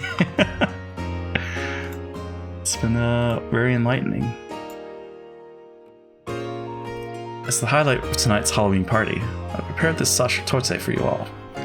As you can see, it was made specially for the Ushimiya family and bears the crest of the one-winged eagle in chocolate. This stupendous cake drew a gasp of admiration from all present. What a splendid cake. A perfect highlight for the party. Oh, no. It's not just the cake. Tonight's cake has a little secret. Master, I ask that you explain that secret to everyone. Very well. This is a bit of a game. One slice of this cake will be used to select the winner. It's got an almond in it. Angie shouted happily. Kenzo looked at her and nodded. In just one slice of this cake, there is a single almond. The one who chooses that piece shall become tonight's king. Woo! It's been a long time since I played the king game.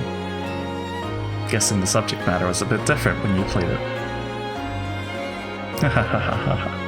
So what happens to the person who becomes the king? The king gets named one wish. Then we shall all try to grant it together. Oh, sounds interesting. Ooh, kings are boys. Girls can't be kings. If a girl wins, they get to become the princess. The almond. The one with the almond wins. Right? Right? That's right. You're incredible, Angie. At times like this, luck can tell you something about a man. Can't let myself lose now. Hold up there. Let's let the smallest kids choose first. Good idea. Angie-chan, you can go first. Hey, you're the big cousin now, Maria. Let Angie-chan go first. Ooh, ooh, ooh. What if Angie wins? Ooh. I'm gonna win. The almond wins. The almond wins! It seems we old fogies must hope that leftovers are lucky today. Must hope that leftovers are lucky today. If we're going by age, I guess that means Kenzo's last. Weren't you 1,000 years old? No! Everyone burst out laughing. Her real age was unknown, but she claimed to be 19 years old.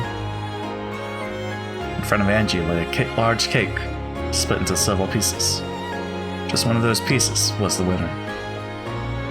Well then, Angie-sama, which piece would you like? Whichever you choose, it will be ever so delicious. No way. I only want the winning one.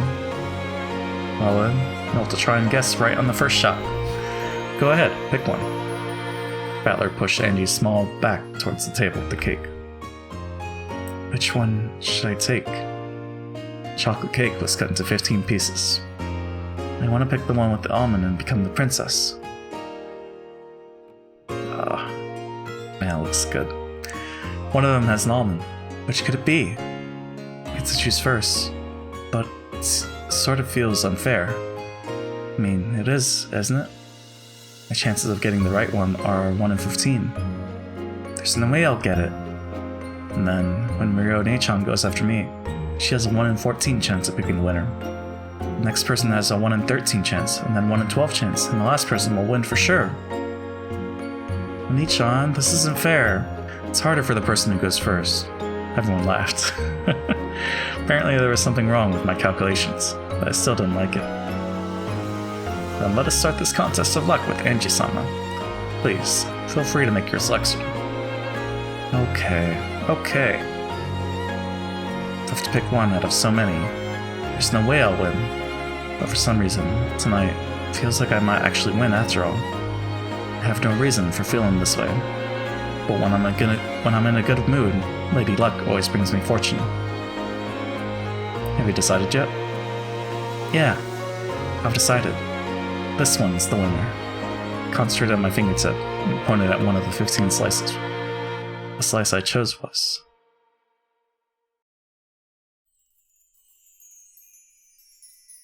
Choose a slice. Oh, I have to choose? Okay. I want this one. This one. This one? Are you sure? I made up my mind. I want this one. When he asked me whether I was sure, I felt a little uneasy. Still, at times like this, it's better to stick with your instincts. It was one of the few bits of philosophy that this young girl had learned from her few life experiences. Goda took the chosen slice, put it on a plate with a fork, and handed it to Angie. I go next. Ooh, what should I take? It was Maria's turn next. She was excited, determined to be the winner. I walked away from that group, all by myself. I was struck by a temptation to quickly cut the cake open and check for an almond inside. However, I stopped myself. If I check my piece first, my chance of winning is 1 in 15. However, if I wait for some other people to check their slices, then when I see that they've lost, my chance will go up. Chances will go up, if only slightly. In other words, instead of searching for the almond right away, the chances will go up if I wait for some other people to lose. But if someone picks a winner while I'm sitting around here, the chances of my slice being a winner will go to 0. It'll be tough to calculate the right moment. I need to wait just long enough for as many losers to show up as possible. My chances of winning are highest if I can check my piece immediately, before someone else wins. Yeah, that's the trick to winning this game.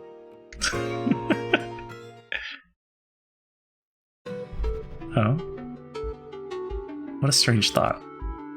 Feels like I'm missing something. Even though no one else can touch the cake that's sitting in front of me. The almond inside it will appear or disappear depending on whether or not the other people win or lose. I was in such a good mood that I felt dizzy, and I couldn't figure out what was wrong with my theory. But I did realize that something was strange. Schrodinger's cake box, right? I was like, hey Sawaka, how's it going? There's always this one truth inside a cat box. No matter what happens outside the box, it shouldn't be able to shake the truth inside.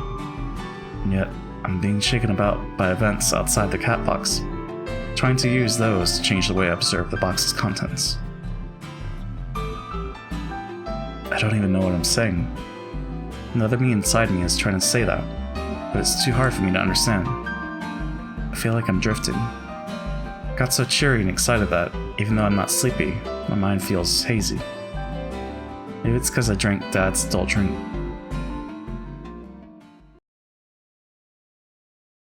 In the end, even though I chose the first piece, I decided to check it last. After I've seen that everyone else is lost, my chances of winning will be 100%. I tried to find the contradiction in my thinking, but I didn't really get it, so I stopped. It's much better to have a 100% chance than a 1 in 15 one, so I decided to bet on that. Couldn't wait to open this precious treasure chest, but I waited for everyone else to choose their pieces and check them. How's it going? Has anyone found a winner? Ooh, mine didn't have one. I lost too. Guess I'll have to give up on being the princess. Even if you lose, this sacerdote really is beautiful and delicious. It's such a good decoration. It's almost a shame to eat it. How about you? Got the almond? No, not me either. What about you, Hideyoshi Nisan? Mine's a loser too. Looks like we used up all my luck with my company and my wife. What exactly do you mean by that? What about you, Dr. Nanjo? I'm checking it now. Games like this can truly be fun, every now and then. Indeed. Sometimes a simple test of luck, without any strategy or tactics, can be quite entertaining. What about you, Beato? Where's the liar who said leftovers would be lucky? Grrr. What about you, Angie? Is there an almond in yours? I'm checking now. Oh, you still haven't touched yours. I had been following my own personal probability theory, but I didn't think I could explain it well to Onichan, so I didn't mention it to him. I wonder if there's an almond in here. If I win, I'll be tonight's princess. I'll be happy if I win, but even if I don't, it'll still be a really fun night, so that's okay. It got put on hold when this cake game started, but before then, everyone was having a lot of fun trading tricks, quizzes, and riddles. This game is fun too. I want to play like that again soon. Huh? What's up, Angie? Oh? Lifted up that tiny thing with my fork and stared at it, then showed it to my brother. This is an almond, right? Whoa! Angie got it! That's awesome. At the same time, a stir rose up in the other corner of the room. I got one. I won! Oh! So Ava won. My. Congratulations, Ava-sama. That's wrong. I won. Mine has the almond. Held the almond high and shouted across the room. The crowd around Ava split. Everyone stared at me surprised. I was surprised too. The thing in her hand was, without a doubt, an almond. What the heck? What's going on here? Goda, there seem to be 2 almonds. So are they both winners? But that shouldn't have... Does this mean that one of the 2 winners made a mistake? Angie-sama's is clearly an almond. How about your end, Kennen-kun? Eva-sama's is clearly an almond. Ho ho ho ho. Then it seems that they both win. Master. What an odd occurrence. What's all this, Goda? Well, it seems we've had a little mistake. Perhaps they should do rock, paper... Come now, don't be stingy. It just means that 2 almonds have appeared to signify the queen and the princess. Precisely. Let's have them both be winners. Well, but... Geto was hesitant. Actually, he'd prepared a single special dessert for the king. It had been decorated in a way that made it hard to split for 2 people. So it wasn't convenient for there to be 2 kings. When Ava heard Geto mumbling something to this effect, she shrugged and laughed. In that case, let's have Angie-chan be the princess. The princess? I'm the princess? I'll be your attendant. That works, right? Of course it worked. Angie had been worried that Ava would be declared the winner, since she had spoken up first. So she hadn't even dreamed that Ava would give it up to her. But are you sure? You won too. It's okay. I got to be your attendant. Come, princess. What wish do you want granted? Let's hear it. I've already chosen my wish. Oh? And what is it? Won't you tell your aunt? I want to know why you committed the crimes. I want this fun time to keep on going. Forever. The young niece spoke for the desire in my heart. What were we doing before this was fun?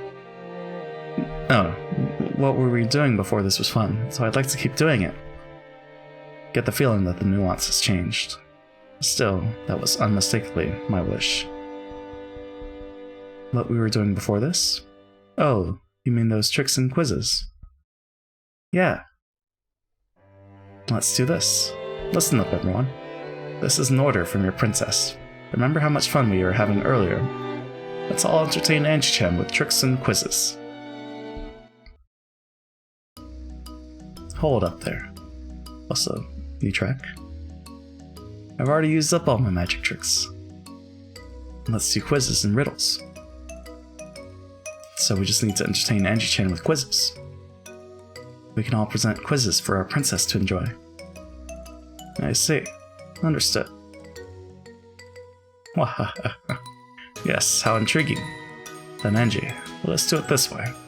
Everyone will give you a quiz or a riddle, and you can try to solve them. Each time you succeed, I'll give you a medal. A medal? You probably mean some sort of commemorative medallion. If you get a lot of puzzles right, you'll get a lot of medals. Oh, just gathering medals is a tad boring, don't you think? Yes. Depending on the number of medals you collect, I shall give you a fantastic present. Well, do you suddenly feel fired up?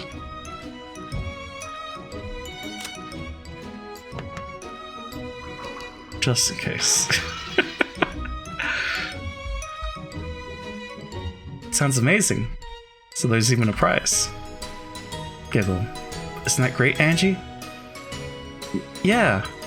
Everyone gathered around me, smiling, as they thought about what sort of puzzle they'd give. They're all thinking about me, so that they can play with me. Just the feel of having that all to myself almost made me explode with joy, becoming the princess. Oh, okay. Yeah, I wonder, are we gonna participate?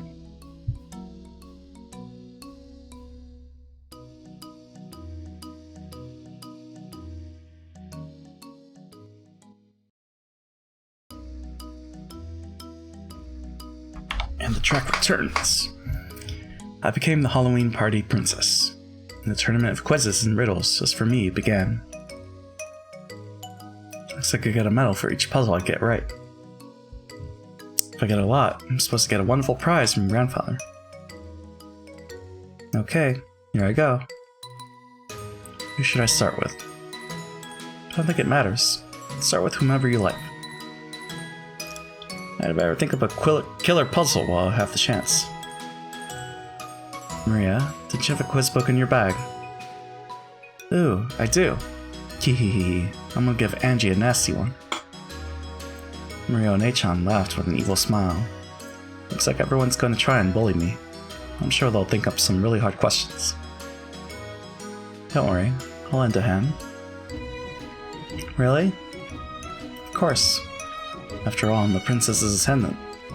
So let's give it our all together and get a huge pile of medals. Okay. Come now, Anji-sama. Start wherever you want. I, Goda, am ready to challenge you whenever you please. Whoa, not so fast. The honor of the first audience with the princess belongs to me. Anji, begin with my challenge. Okay. I suddenly got tense, and my stomach began to feel tight. Then Aunt Ava gently held my hand. It'll be okay. Let's do this together. Okay. Then, let us begin, Anji. This is a story about December 25th, Christmas Day. Christmas? Even though it was October, he suddenly started talking about Christmas. Is he going to ask what day Christmas is? I know that. It's December 25th. On Christmas Day, a woman looked up at the night sky and spoke. Eventually, the night will end and morning will come. Wouldn't it be wonderful if after the sun sinks and becomes night once more, it could be Christmas again? And then the man spoke. Okay, I'll make your dream come true for you. Is such a thing possible? The day after Christmas is the 26th, a normal day. That's impossible. Still, Christmas, even after the sun rises. Oh, I've got it. Huh? How? How can the day after Christmas be Christmas again? Wahahaha. Think about it for yourself, Anji. Oh, wait, what? Okay. Christmas Day, one look at the sky.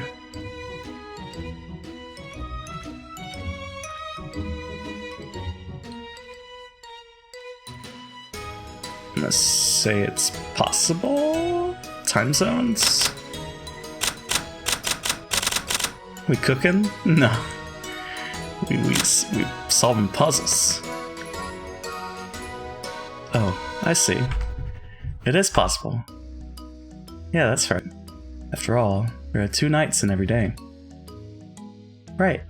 December 25th starts at 12 midnight. Midnight is during the night, so that's the first night. Then morning comes, and when night falls again, it's still the same day until midnight. What's happening, JP? I'm confused. We solving quizzes and riddles. We cooking? I don't care. Exactly. Both of those nights are nights on Christmas Day. Am I awesome? Am I awesome? With a delighted smile, Aunt Ava patted my head vigorously. Wahahaha. Well done, Anji. You tried to make it a hard question, but you solved it like it was nothing. Congratulations, Anji-sama. Here is a medal for getting the first question right. Kenji-san held out a gold-colored medal. Grandfather smiled at me, urging me to take it. Thank you. Keep up the pace. Well now, but it's all for my puzzle. Head over there and ask whomever you choose for a quiz. It was a heavy, gold-colored medal. If I get a lot of these right, my pocket might burst. I'm gonna get so many that I can brag about it to everyone. After bowing to Grandfather, I hurried off with Aunt Ava to where everyone else was gathered. I got a medal! Oh my god. Kenzo watched Anji go with a warm gaze. No? Did I make it a bit too easy? No. I think it was just right. Genji, have I managed to act the part of a good grandpa? Of course. Anji is young, and she frequently grows sick and is unable to come to Rakanjima. She probably won't remember me well. Young children have their own kind of cruelty. They think of kindness as something they'll naturally receive. Because they think of kindness as something natural, they forget about it quickly. It is no different from gratitude to one's parents. It will probably take Anji-sama many years before she understands. Do you think she will eventually remember that I was a fun grandpa? Yes, I'm certain of it. Kenzo's expression grew slightly darker. Eventually, Even Angie will get older, and she'll probably hear how the public at large regards Ushirime Kinzo. The Ushirime Kinzo known by the public is completely different from the Kinzo who plays with his grandchildren. When she learns, will Angie remember the face of Kinzo, the tyrant, known of by the world, or that gently smiling face? I would hope for her to remember my smile, if possible, but such a thing is probably too much to ask for. There's no way around it. That's what children are. Oh, it's you. Children just eat up kindness, and it never remains in their memories. By the time 12 years have passed, she will surely learn what a bizarre, eccentric Ushirime Kinzo was. Your smile is fated to be painted over by that and forgotten. Most probably. No matter how much I spoil her, my love will not be rewarded. However, just as it takes a long time to remember what you owe your parents, Angie will surely remember someday. She will remember the smiles you showed her. Oh, let her forget. One smile from her is the greatest parting gift I could ever take with me. When my time comes, this is the essence of unrewarded love. Guess grandfathers are always unrewarded. Oh, but I have been rewarded. Then she smiled just now to look back upon. I could happily pass on in my sleep tonight. Wahahaha. The lonely laugh, Kinzo spun around, setting his cape fluttering. This was all the love he could offer Angie as a grandfather. Part of him wanted to be remembered, but he knew he mustn't wish for that. That was how unrewarded love worked. After looking at Kinzo's back, Beato stared at Angie's back again. Angie, even so, please remember it someday. Remember the smile that Kinzo once showed you.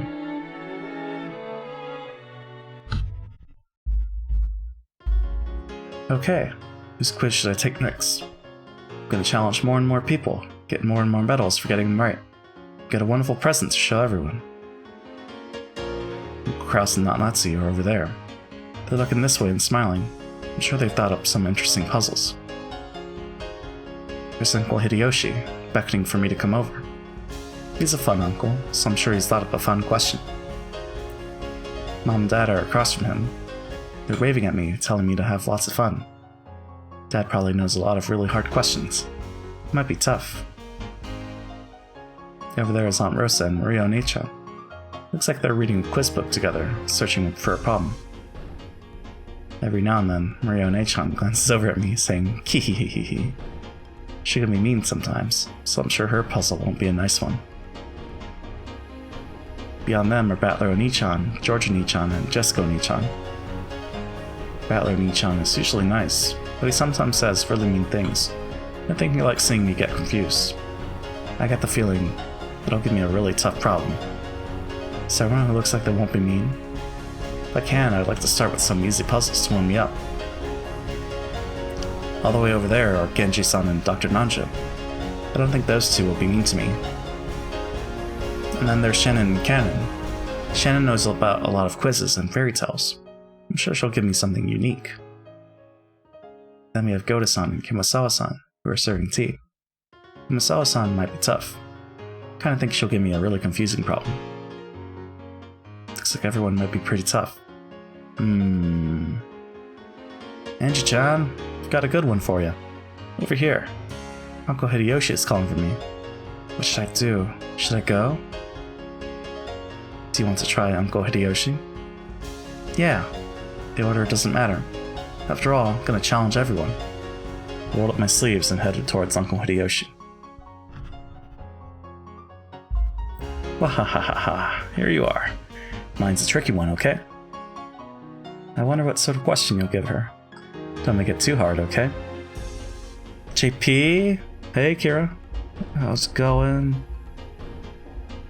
How are things? How is Bravely Default 2? It's okay if it's hard. I'll solve it. Ooh, looking pretty confident there. Okay, here it comes. I'm good, just waiting on a lecture to start. Oh, you're in school right now? It's so awesome. I know my nephew's playing it right now. I know he's been enjoying it. He told me how there's a mechanic where... Well, I guess I shouldn't say, because maybe you haven't got to that point. Well, I'm sure you have, maybe. But you have to leave your Switch on to get something. A reward. But, yeah, glad to hear you. Oh, yeah? You don't do it? Okay. I think he keeps it on while he's asleep. It's when you don't play as much, you get XP items. Oh, okay. I see. Yeah, I guess he's like... I guess he must do it when he goes to sleep. Just leaves it on. Ooh, looking pretty confident there. Okay, here it comes. After clearing his throat, Uncle Hideyoshi started telling his question. Did you enjoy Final Fantasy VIII? I forgot to check back. Did you change your mind on Renoa? Mine's a riddle. Listen closely now. You know the story of Momotaro, right? Momotaro? Yeah, it was great. Renoa became bearable? That's good. The boy who floated down a river in a peach? That's right. But you know, one day, an apple floated down that river. An apple? Yep. And the next day, a butternut squash floated down it. I hate butternut squash. Squash. The fucking final boss fight on my end was super clutch. That was close. Who did it? Who was the final hit? And then the next day, some cabbage floated down it. And the next day, a dill pickle did. And the next day, an eggplant floated by. And the day after that, a fig did. Giggle. What a strange tale. Did a greengrocer live upstream or something? Okay, here's the question. What floated down the river the next day? Huh? I've got it. Do you get it, Angie-chan? I don't get it. Then I'll give you a hint. There's a pattern to the things that float down the river. Can you guess what the pattern is? Wahahaha. What a huge hint! Haven't sweated that hard in so long. Got it highlighted. Had no more heals like halfway through. Oh man, I'll have to watch. I forgot. I think I had to like head out. But man, that's good. Glad you enjoyed it. She blew it all away? Wait, who did? Oh, Renoa? Or Pandemonium? Oh shit. One day, an apple floated down a river, next day a butternut squash. Some cabbage did, dill pickle, an eggplant, a fig. Oh, okay, I got it. Grapefruit. I had to use Aura, your Mega Phoenix sound. Ultimecia shit, whatever. Oh yeah, Ultimecia. Alright. Her mechanics. I know. It's a grapefruit. That's right. Wasn't one of the choices, but green beans would have worked too. Names all followed the alphabet. Apple was A, butternut squash was B, cabbage was C. Kept going with D, E, and F. So after F comes G. That's why the answer had to be something that started with G. I'm so smart. Second phase, she took Quiz's health and Kiraga because that was the junction. Oh no. Then final phase, she got rid of all in Renoa. Oh boy. I'll have to watch. Thanks, Alneva. I got it right thanks to your hint. Giggle. You solved it by yourself, Hanji-chan. Incredible. Yep, nice work. Now here's your medal for getting it right. Hideyoshi took out a gold-colored medal and placed it on my palm. It felt heavy in my hand. Yeah, this is what victory feels like. You better keep it up. I got another medal! Oh. Got another medal for Ava's puzzle, but I can't think of any more. Medal get. Then maybe I should give Andrew-chan a puzzle. Huh? You will? Sure. How about a quiz for the princess from her attendant? Thought of a fun one, so please, have a go at it. Aunt Ava smiled brightly. I want to get as many medals as possible, so of course I want as many chances as I can get. Okay, I'll have a go at it. Giggle, that's the spirit. Okay, here it comes. We talked about how I love to travel, haven't we? Yeah? You said you like traveling overseas a lot. That's right. So this will be a puzzle about traveling. There was a traveler in a certain place. Traveler? Lecture is starting. I'll be lurking. Cheers for lurk, Kira. Hope it's a easy lecture. Traveler? First, the traveler walked 5 kilometers north. Should I write this down on a piece of paper? Don't worry. The puzzle isn't that hard, so listening to it will be enough. Traveler first walked 5 kilometers north. Then he walked 5 kilometers to the east. Then he walked 5 kilometers to the south. 5 kilometers north, 5 kilometers east, 5 kilometers south. You mean like a blocky N? That's right. So he'd end up at a spot 5 kilometers to the east of where he started. That's what you'd think, right? But incredibly, this traveler ended up in the exact same spot he started. Something so mysterious possible? Wahaha, there's no way. His compass must have gone crazy. Of course it didn't. Hehe. Do you know Angie-chan? It wasn't because of his compass. Is this a play on words? No, this is a real quiz.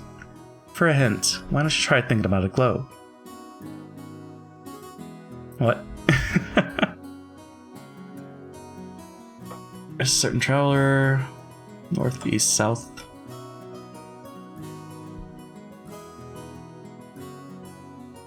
Such a place couldn't exist. A very hot place, a very cold place.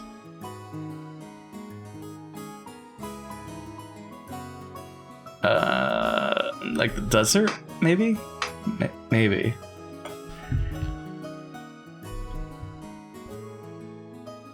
North, east, south.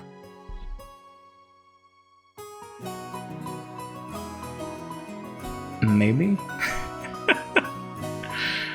I'm gonna go with it. Locking it in. I don't get it.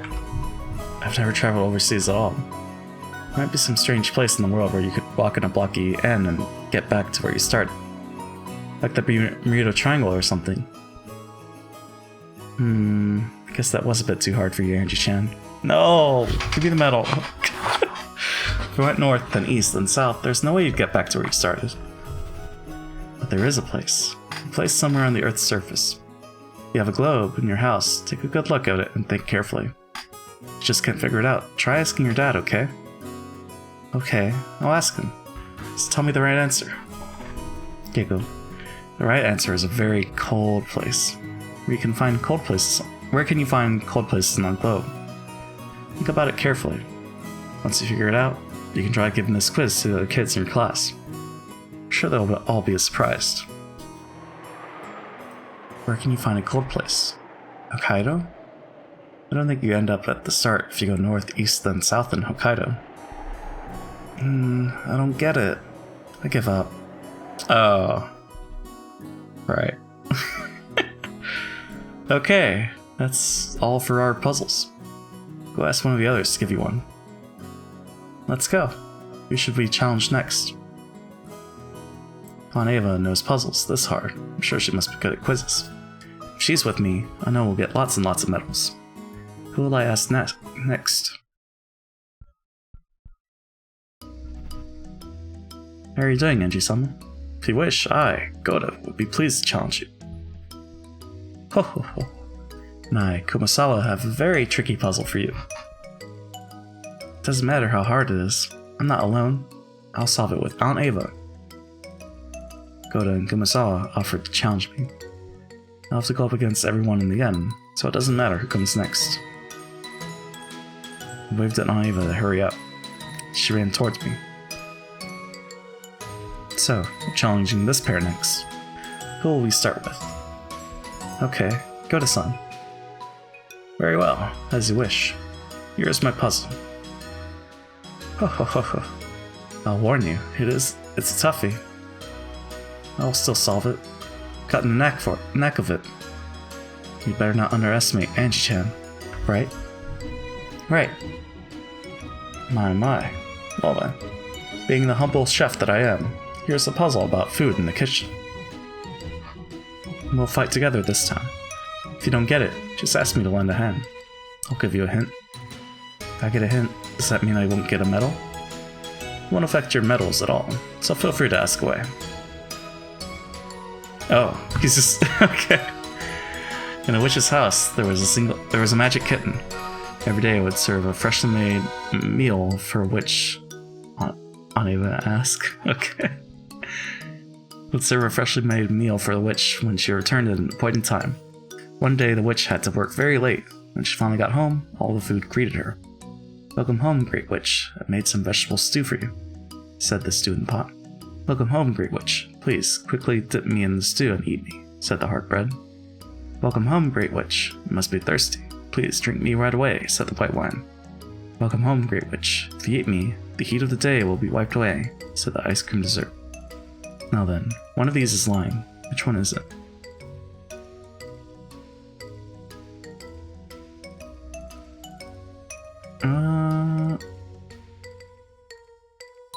One of these is lying?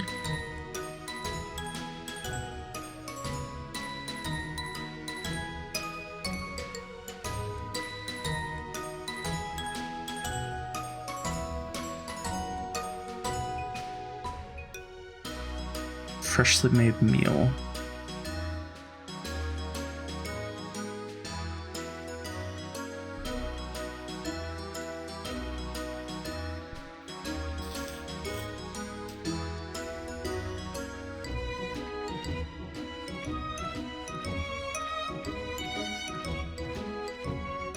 No, I think it's the ice cream, because it probably melted.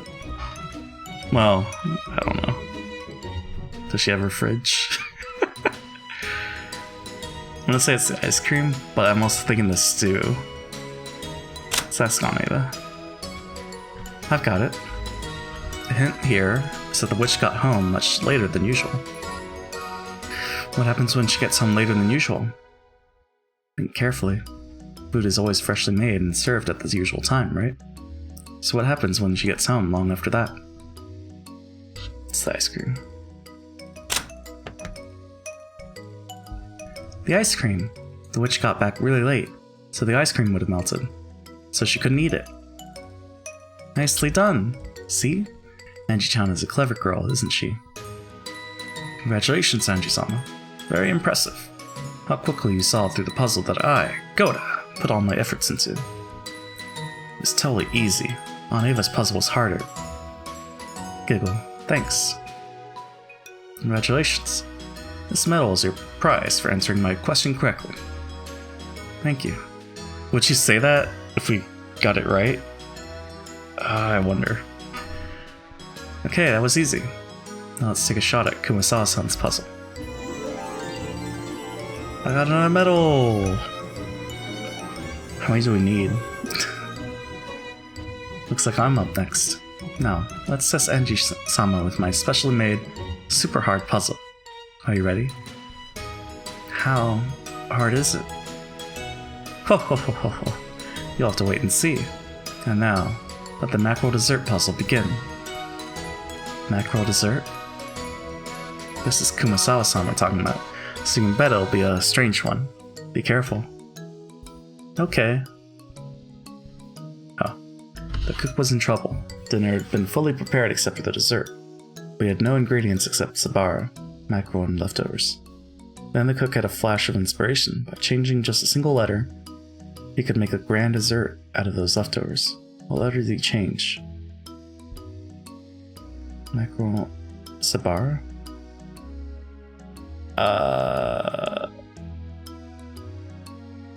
Mackerel and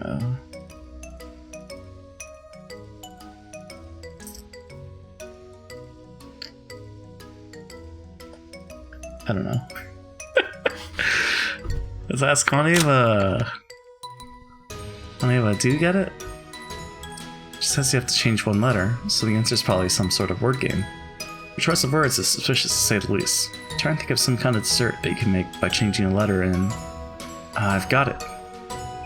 Huh? What is it? What is it? Forget changing the whole letter. You only need to change one line. In fact, that pretty much gives you the answer. Change a line.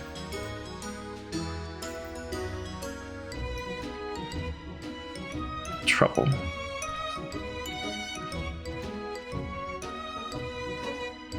Mackerel and leftovers.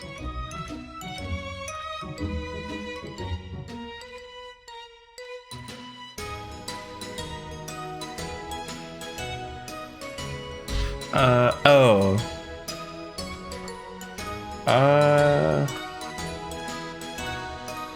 Wait, but...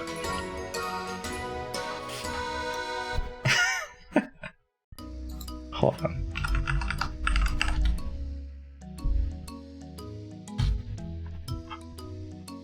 It is with 2. Okay. Had to make sure. So change the B, I guess. Grand Desert. Oh, let's see. I got it. The letter is B. If you change the B in Sahara to an H, you get Sahara. Oh, that's correct. The last line you said could make a grand desert out of Sparrow, not dessert. I figured out a trick in Japanese and English. Am I awesome? Am I awesome? You're so smart, Angie-chan. You deserve a pat on the head. Haha, I like it when you do that. Just changing a single letter and even mackerel can make a fine dessert. Desert. Are you starting to see mackerel's true power? Dang, I'm forced to serve a joke like that for dessert. I imagine heads will roll. Wouldn't like it either. Like ice cream for dessert. Ha ha ha ha ha, of course. By the way, we shouldn't be worried, should we? What about tonight's dessert? Oh ho ho ho. I can hardly wait to surprise everyone with the mackerel fruit parfait waiting there in the kitchen. No. Everyone burst out laughing. For some time after that, I was tormented by the terrifying image of a parfait neatly topped with mackerel chunks. What a shame. I tried so hard to stop Angie-sama from getting that prize, but she solved my best riddle like it was nothing. Though she had said that, Kuwasama smiled. A gold-colored medal glittered in her wrinkly hand. Angie took it. Well then, that's all for all our puzzles. That's all for our puzzles. Please, keep up the pace, get more and more medals, and win that splendid prize from the master. Okay, thank you. I'll keep it up. We did it, Aneva. Hehehe. Let's keep it up. We rushed away. Okay, who should we take on next? I got another medal! How much is that for? Seems that all of a sudden, the tiny girl who used to hide and tremble in Kirie-san's shadow has grown to be so bright and cheery. With each passing family conference, one can feel the growth of those youngsters. After just a few years more, Angie-sama will surely learn love of makeup, and will eventually grow to become a true lady. Very true. She grows normally with the passing time, that is. Cruel fate will force the chick called Angie into a lonely future. If an egg isn't warmed, it won't hatch. The egg she is now will not be warmed by anyone, and it will not hatch. Inside that frozen egg, will Angie-sama have no choice but to face an isolated future. An eggshell can always be broken from the inside. A cold shell may be very, very hard, but that doesn't mean it cannot be broken. Does Angie-sama have the strength to do that? Is she capable of achieving that? Ugh, yawns. Is she capable of achieving that or not? I hear that question is what this final game is all about. Perhaps we should have sent her a clearer message. If the egg cannot be warmed, would not at least strike it from the outside to make it easier to crack. A chick without the power to break its own shell is forced outside of the egg. Won't be able to withstand the cold winds. Angie-sama will have to find that power and resilience herself. But can we not somehow explain that power and resilience to her? Words mean nothing if they are merely given. They must also be accepted. No matter what we try to give Angie-sama, it will be meaningless unless she accepts it. You're right. No matter what we try to tell her, it won't matter unless she listens. We can do nothing but watch over her. You can lead a horse to water, but you can't make it drink. We can do nothing but pray that Angie-sama chooses a better future for herself. If Angie-sama does not abandon herself to anger for the sole purpose of distracting herself from her resignation and sadness, if she can just be honest about that one, a single wish that she truly desires more than anything else, then you can be certain that she will make her greatest wish come true. But it is ironic. Since the very beginning, she has been denying that greatest wish of hers herself. Laughter brings happiness. Tears bring misfortune. Those who believe will be saved. People have the power to create their own futures by the strength of their emotions. Wish we could just let her hear those words. Rattler-sama is very strict. He's hoping that Angie will realize it by her own power alone, and is not permitting even words of this nature to be told to her. It seems we could do nothing but watch over her. And so, let us at least pray. Pray that she grasps the world she desires most with her own hands.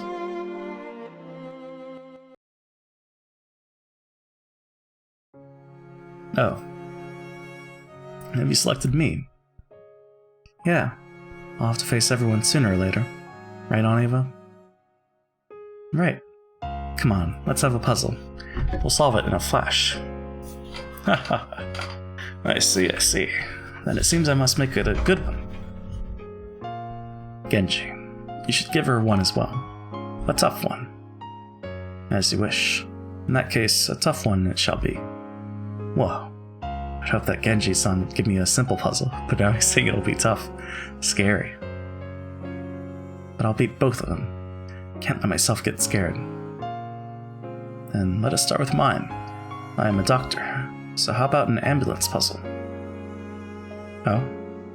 When you're in Japan, the word emergency happens to sound the same as the number 9 twice. Emergency? If you had an emergency to ... you get an ambulance. If ... is subtracted from 130, you'll get a police car. What number goes in the difference between the two cars is half an emergency. Twice?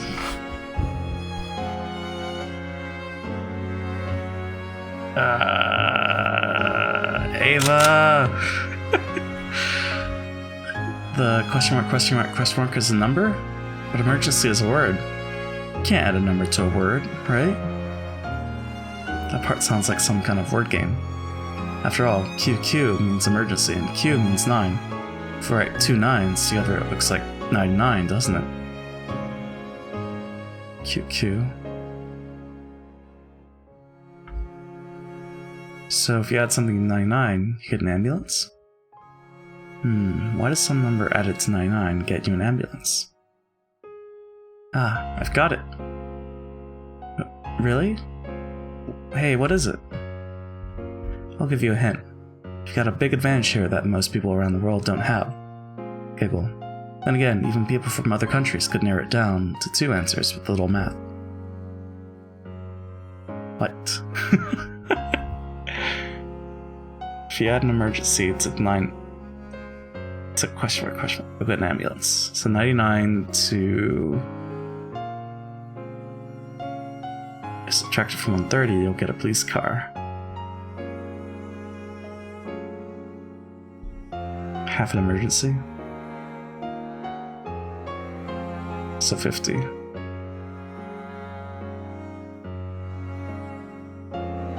What number goes in the thing?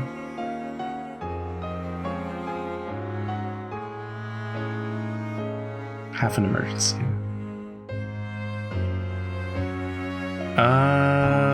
Math?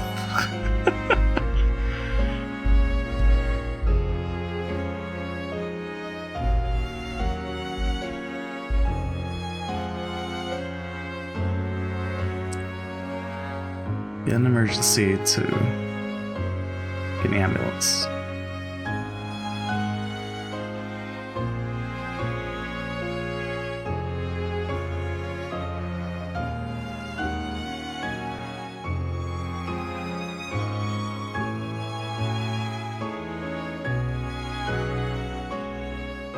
Difference between the two cars is half an emergency.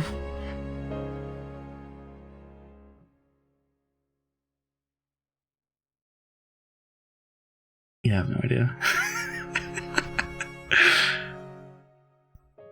Oh, man. We could just, we could just add all of them, right?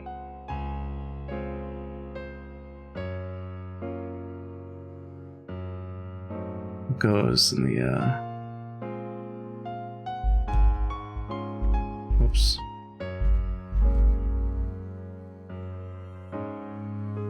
But it can't be that, because then...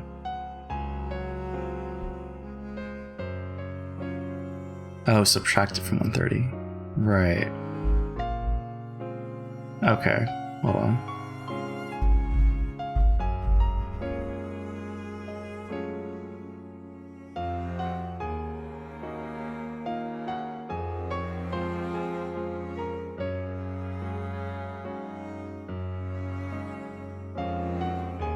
Minus Gilby's car. It's half an emergency, so 50.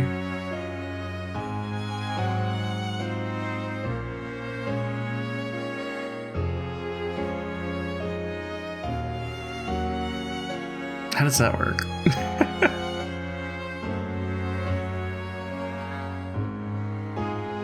$10.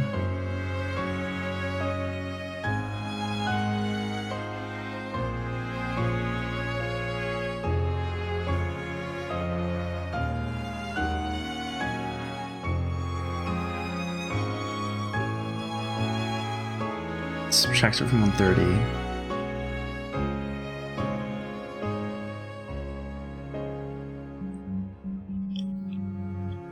I don't know.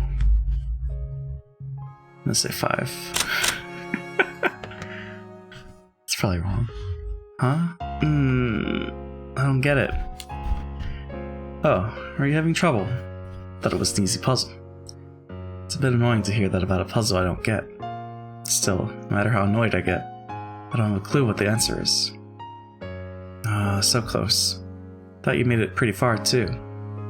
Apparently Aunt Eva knows the answer. She looks disappointed that I didn't figure it out, too. Moo. Yes, I have it. If you subtract 2 from an ambulance, then add on 60, you can even learn the weather. Well done, Kento-san. Seems I must hand this medal over to you. Wahahaha. Sorry, Angie. This medal's all mine. Fine, I don't care. The gold medal passed from Nanja to Kinzo. That medal was supposed to be mine. It's no use regretting it now. If you subtract 2 from and add 60 to an ambulance, how would that tell you the weather? What was the number for the weather forecasting service, I wonder? Yeah, I don't have a clue. I'll just pick myself up and have a go at Genji's puzzle. Your turn, Genji-san. My friend here doesn't speak much, but his knowledge is quite extensive. Even I cannot wait to see what sort of puzzle he whips up. Now then, Angie-sama, prepare yourself. The puzzle starts now. Never heard anyone say prepare yourself like that when giving a quiz. I started to get so tense that my stomach began to hurt. It'll be okay. Hang in there. When Eva gripped my hand firmly, my stomachache got a little better. Angie-sama, have you learned division? Yeah, I learned it in cram school. Incredible. 6-year-old who knows division. And there should be no problems. Here it comes. This is bad. I did learn division, but I'm not very good at it. We have lit a candle 5 centimeters in length. Every hour, half of that candle's remaining length is burned away. Then when its length is 1 centimeter or less, the flame will disappear. 5. So 2.5. So 3 hours? 3 hours later, the flame had disappeared. But what was the length of the candle at that time? Oh shit. Well, you see. 5 centimeters?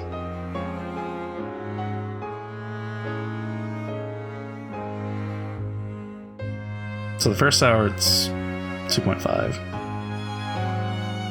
Second hour it's 1.25. About 6.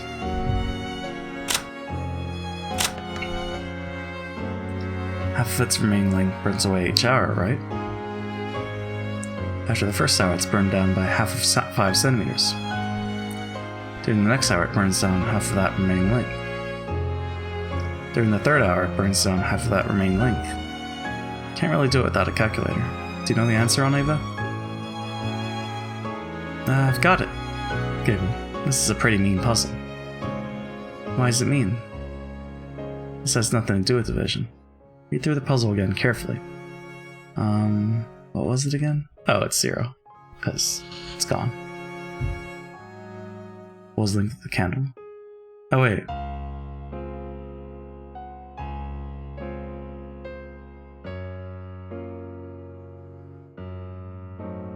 Then its length is 1 centimeter or less. Oh, the flame will disappear. What was the length of the candle at the time?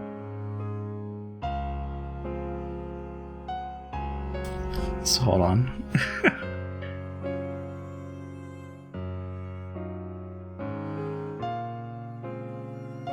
But it should be 6 millimeters, right?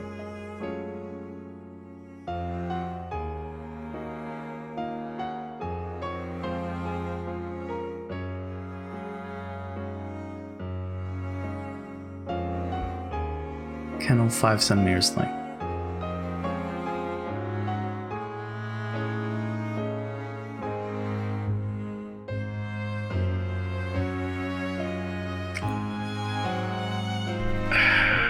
Is it 6?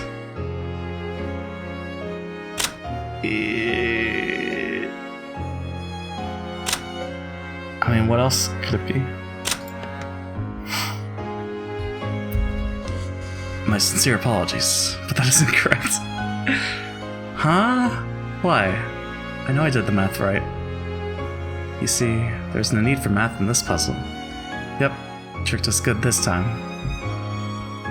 Wahahaha. Too bad, Angie. Did you get it, Najo? Yes, of course. Division is unnecessary. This was an easy puzzle, one that even Angie-san could have solved. Stop, no bully. Not only Ava, but everyone else said the math wasn't needed. They worked so hard in that division. That's all for my puzzle. I believe several others are waiting for you to challenge them, Angie-san. Perhaps you ought to search for the next challenge. Good luck, Angie-san. I'm rooting for you. That's right. This is no time to get down. Now's a chance to turn things around. Yeah, I'll try even harder and get lots of medals. He dashed away.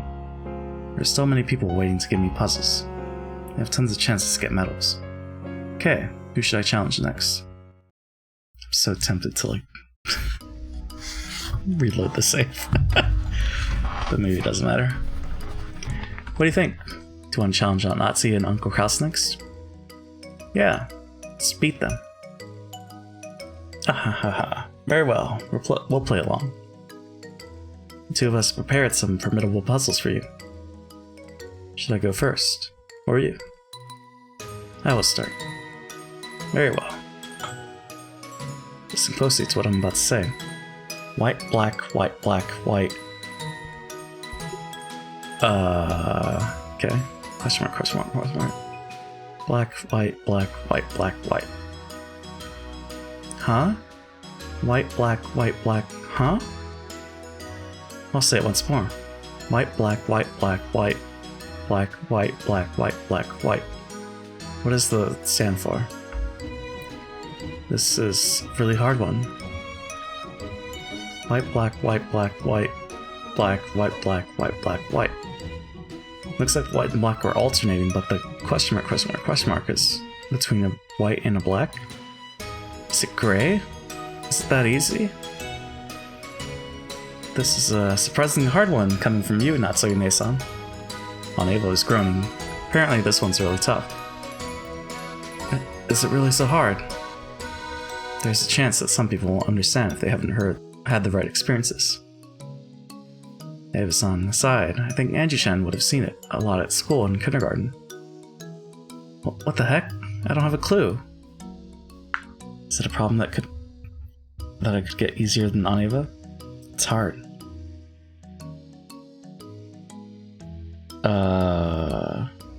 Empty space. White, black, white, black, white. Question mark, question mark, question mark. Black, white, black, white, black, white. What does a question mark, question mark, question mark, question mark stand for? Well, is it absolutely with race? The hint for this one is probably what Natsuki-san said, but something you might see in the school or kindergarten. Do you know what it is, Angie-chan? No, I'm stuck. See, even Angie-chan says she's stuck. Give her at least a little hint. I see. Then a hint. Maybe different colors, but you get a beautiful sound no matter what you push. Beautiful sound? These black and white things something that makes sounds. Black and white things that make a sound when you push them. Piano, but...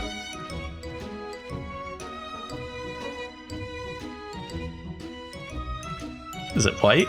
I guess it's gotta be white. Or no. Is it?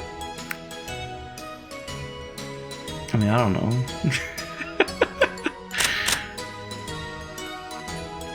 I'm gonna say white.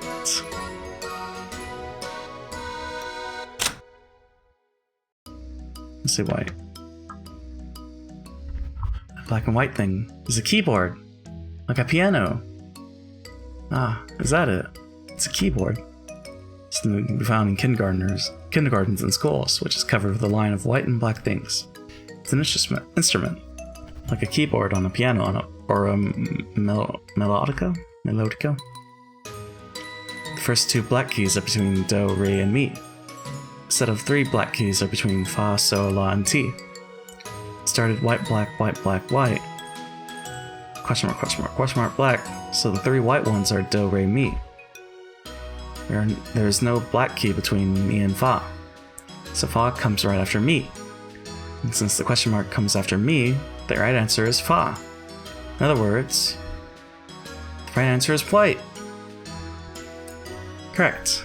I thought it might have been a bit too hard, but you did well. Splendidly done, you two. Go ahead, Natsuhi. Congratulations, Sanji-chan. Here's my medal for you. Alright. On Eva, I got another one. Things are moving along nicely. Next up is Nissan's puzzle. Let's solve it in a flash and teach him a lesson, okay? I got another medal!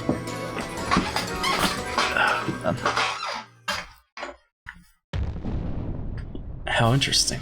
Oh, looks like it's time you were taught a lesson. Stop it, Eva. Don't make him mad. Go make the puzzle harder. If there's anyone you have to blame, it's Eva. Now, take this brain twister. Here's a puzzle about the tenants of a skyscraper I've invested in. Oh.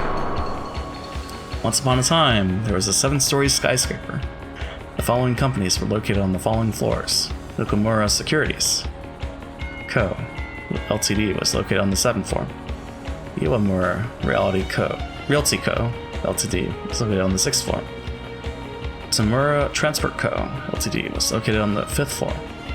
Now then, Murakoshi Publishing Co. Ltd. was located on the 9th floor. What goes in the blank? OIT?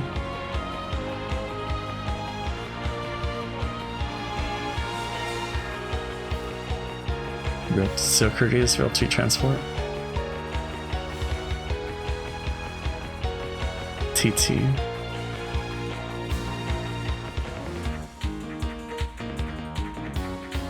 OS, IR, TT, MP.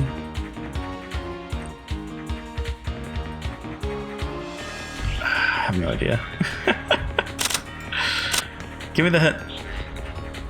I don't know anything about the skyscraper, so there's no way I could know. No, it's in floors 5 and above, so the answer must be somewhere between floor 1 and floor 4. There's no doubt about that. Do give up. I won't give up, Key.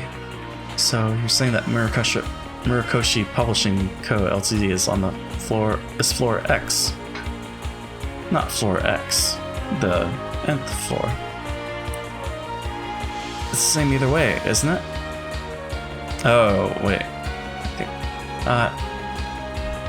Aunt Ava suddenly stumbled on something.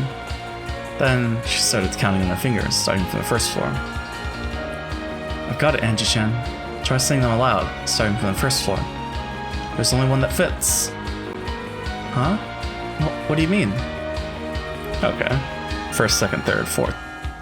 4th floor, D. Final answer. The 4th floor. Well done, you got it. From floor 1 to floor 4, there's only one floor that ends in TH. The 4th floor.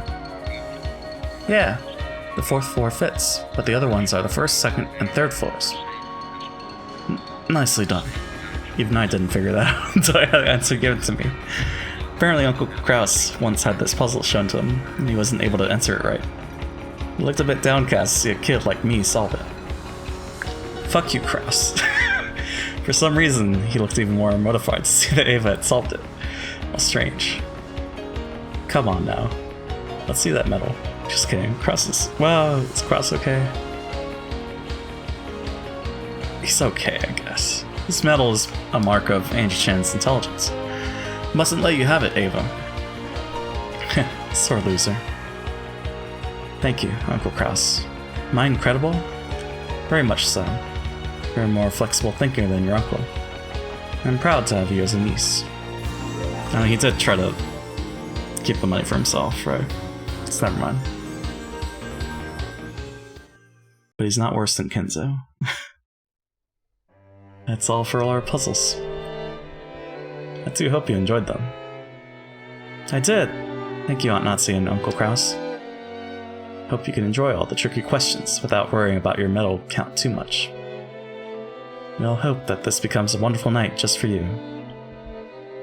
We really are enjoying ourselves. Yeah, we're having a lot of fun. Kraus and Nazi smiled at them as they dashed away. Oh, it's you, Nazi. How did your puzzles go? We did the best we could. I'm not sure how much they enjoyed them. On the other side of the room, Angie and Ava were counting the medals they had gathered so far. Angie and Ava, it was such an unexpected pairing, but they looked like they were having a great time. Future parent and child, unrelated by blood. Watching them like this, they look just like a normal parent and child. Yes, they do. Bonds between people are nurtured by the heart. Ties of blood do not bond as strongly. After saying this, Nazi bit back her own words and stared at the floor. What's wrong? I was just surprised that I would dare to say such words. You don't need to worry about me. Because I rejected you, you met a painful fate in so many worlds. All of that is my responsibility. I understand how you felt. Unable to become pregnant, you were forced to feel shame for many years. In that situation, any woman would be shocked if they were handed a baby whose parentage they didn't even know, then told to adopt them. that was no reason for me to push you off a cliff. True. You will have to carry that cross for the rest of your life. Yes, I'm prepared to do so. In that case, the suffering you must endure will come from the cross you bear, not from me. You don't despise me? Don't make that dejected face. No, perhaps it's the other way around. As long as you continue making that dejected face, I'll feel no desire to punish you.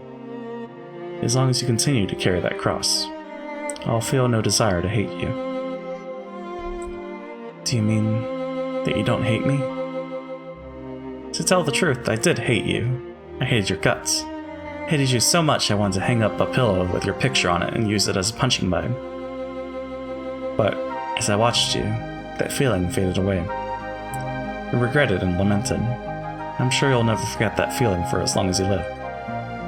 How could I forget? After all, I'm a murderer. Your cross is a heavy one, doubtless. I can feel compassion for you now. I'm serious. After all, Kenzo was the one at fault, right?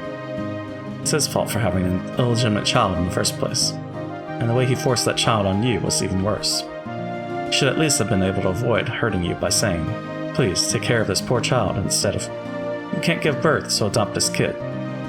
Men, that Kenzo. I no longer hate you. Doesn't that make the cross you bear feel any lighter? No. I still don't know how I can make up for what I did to you. Let's do it this way. Hold out your arms. Huh? Like this? As Natsu spread her arms uncertainly. Beato leapt forward and hugged her tight. This is a little... I'll never say this again, so let me say it once. After all, I never had a chance to meet my mother. Still hugging Natsu, Beato spoke in a whisper. She spoke those words that she would certainly never say again. Thank you for worrying so much for my sake. I really don't hate you anymore. Please, believe that, Mother. But Beatrice...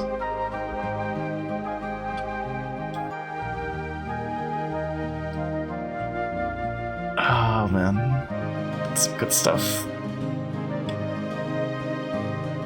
How many medals do I have? 7? Maybe medals don't matter. I kind of want to finish all the quizzes. But, yeah. We shouldn't do the Bear E. I think we'll just finish the quizzes and then we'll put this stuff there.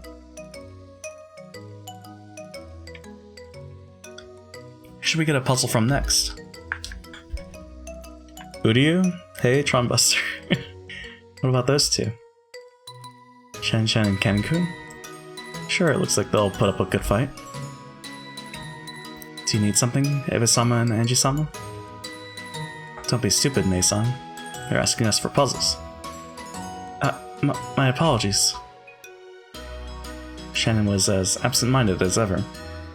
However, Kennen looked extremely calm and would probably have a well-polished puzzle ready.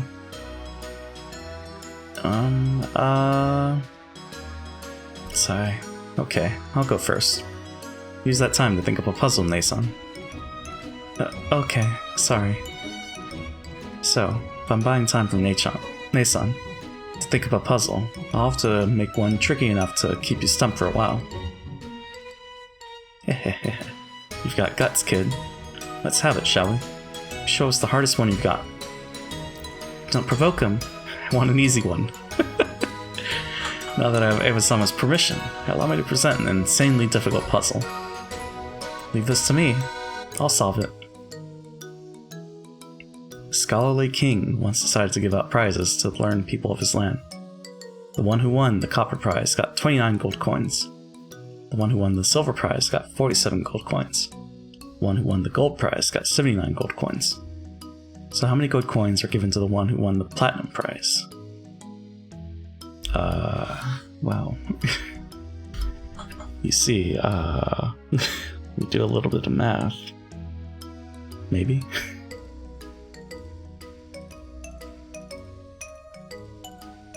Is it 18? That doesn't seem right.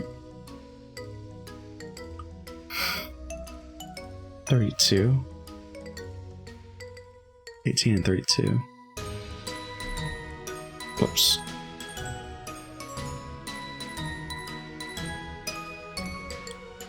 It's 50.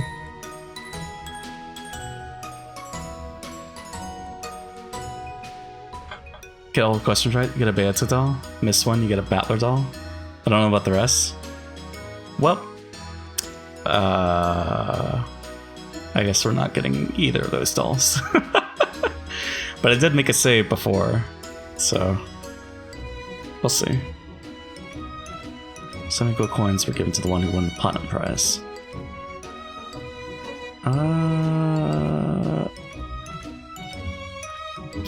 1832.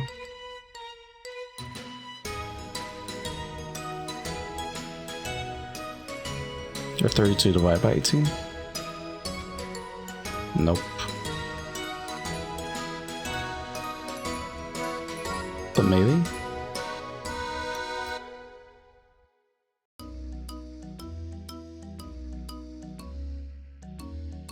So that and that.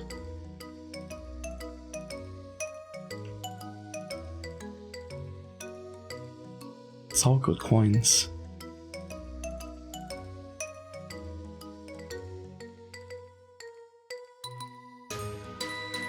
It's gonna be higher, but it's not gonna be.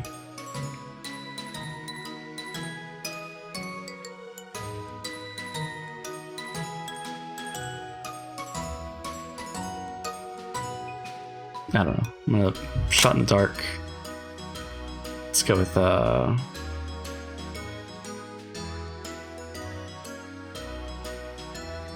let's go with 91. No, maybe 12. Wait, what's 112 minus?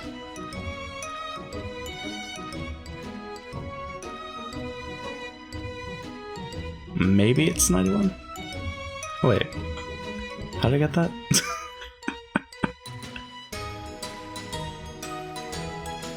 Oh.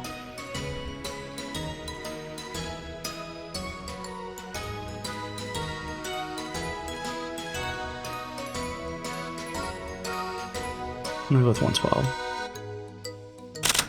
Wait, did we get the quest? We didn't get the hint yet. Right. The number of coins are really different and kind of weird. Wait a second, Cannon-kun. What are you thinking? There's no way she'll be able to get this one, right? This is just to buy time until Nason can think up a question, so forgive me. Thank you.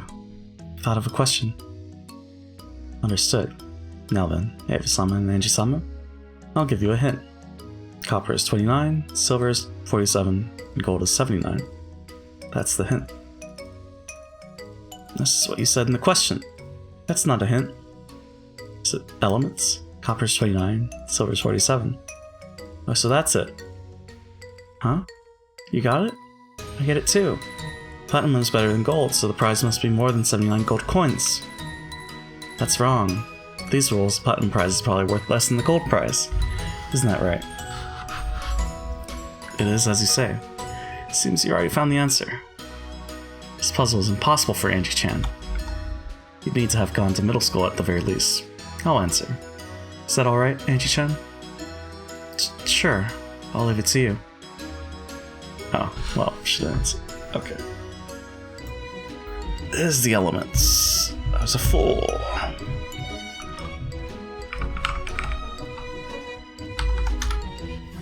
So what is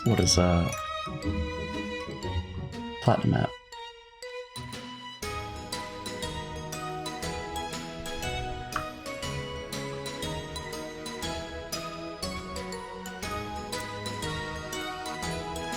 I'm like looking at it right now. I guess 30 is zinc. 57 is platinum. 78 is platinum. Okay. Let's go back over there. C. Correct. Awesome, Aunt Eva. Why? Why is it 78 coins? platinum is better than gold, then why does gold get more coins? The number of coins you get is always the same as the atomic number of the prize. Copper is 29, silver is 47, and gold is 79. And by the way, platinum is 78. So the platinum prize gets you 78 gold coins. Aunt Ava, you're incredible! Dad once told me that Aunt Ava was an enthusiastic studier, and really smart even back when she was in school. Even George Onichan, her son, is smart. So Aunt Ava must really be incredible. Still, that was a pretty nasty riddle to choose. Should have at least given one that Angie could understand. It did give me permission to show her the hardest one I've got. That's right. You said it yourself. That's why we got a puzzle that was too hard for me. Is it my fault? Sorry, Angie-chan.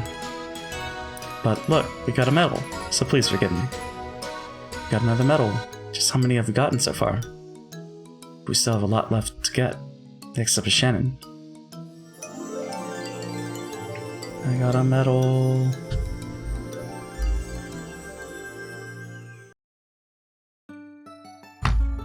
Mine isn't that hard, so you can relax. After all, you managed to make it up. You're making fun of me. Then do you want to have a go at it too, Canon-kun? Bring it on. Sounds like you'll be able to understand it this time, Angie-chan. I'll stick to giving hints again. Okay, I'll do my best. I'll solve it. Another medal for me. Let's go then. Listen carefully. W equals white chocolate, P equals pepper jack cheese, A equals anchovy pizza, O equals lemonade, something equals black coffee. What letter does the question mark stand for?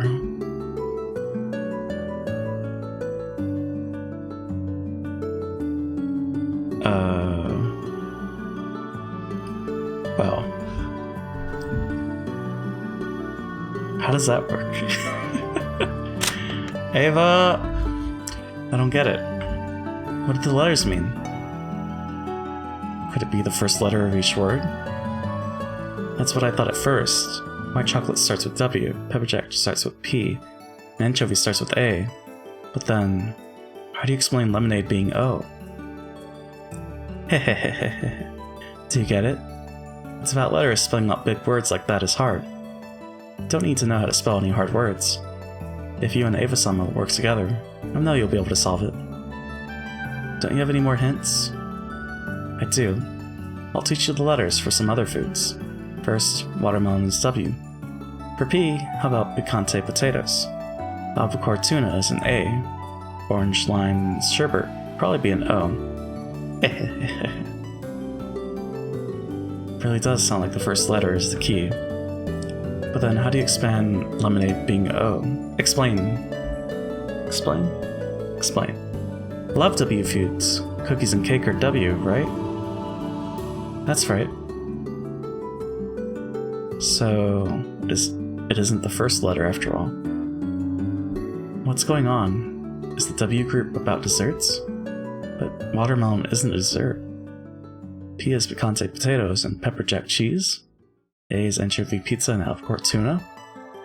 O is lemonade and orange lime sherbet. Just what are these groups? I sort of get it, but I sort of don't.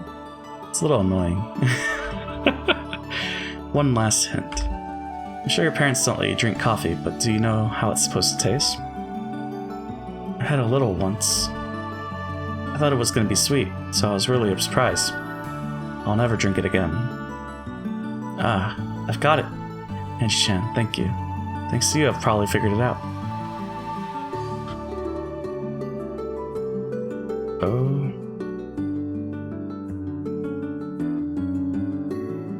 I'm gonna say B?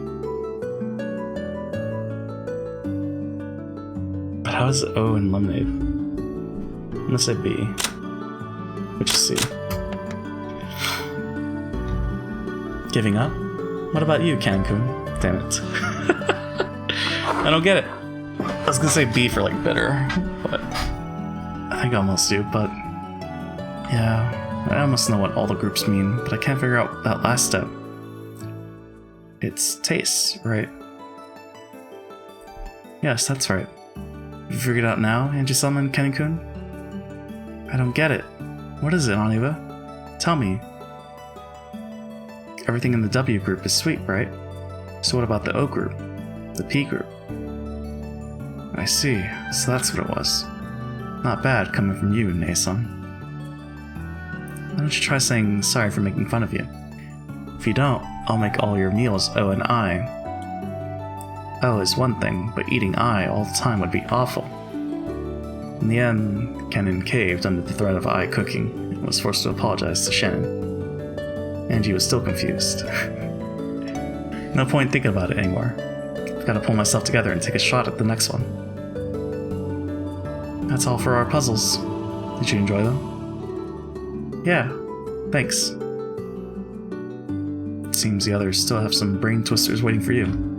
Please be careful. Good point. Everyone left looks like there'll be a challenge. But we'll win. We can do it if we work together. That's right. Let's combine our wits and move on. Goodbye, and good luck.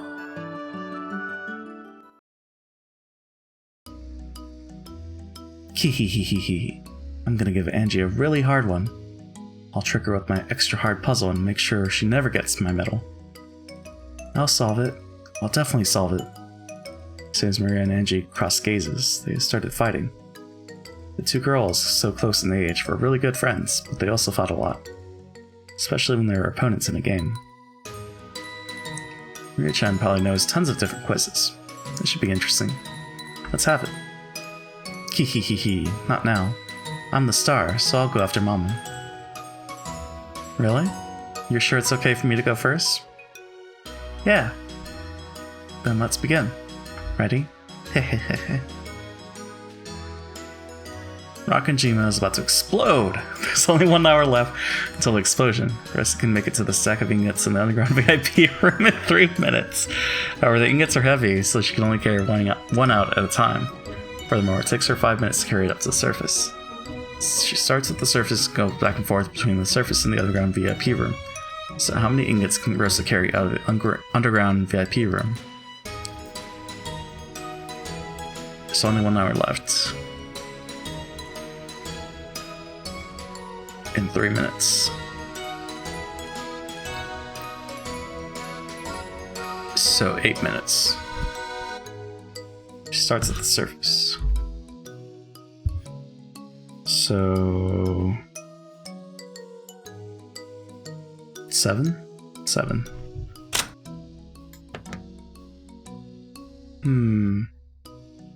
Is this chivalry? Hey, cats ate my face. How's it going? Guess you don't need a hint for this one. Giggle. You're right. I made it for Angie-chan. It's probably a bit too easy for you, Nae-san. An hour is 60 minutes, and it takes 8 minutes for each round trip. Good luck. No, you can solve it. Won't give you a hint this time. Yeah, 7. D. Lock it. Huh? Why is that wrong? Wait, what? Excuse me? The math! Why is that wrong? Sorry about that. Guess that was a little mean. The key to the puzzle is the part about how many can she carry out. Oh. Looks like I made a pretty simple mistake. Been taking on so many trickle riddles, I've gotten a bit too tense. Well, that's all for my puzzle. Now for the one you've been waiting for. Good luck with Maria's puzzle. How dare you, Rosa.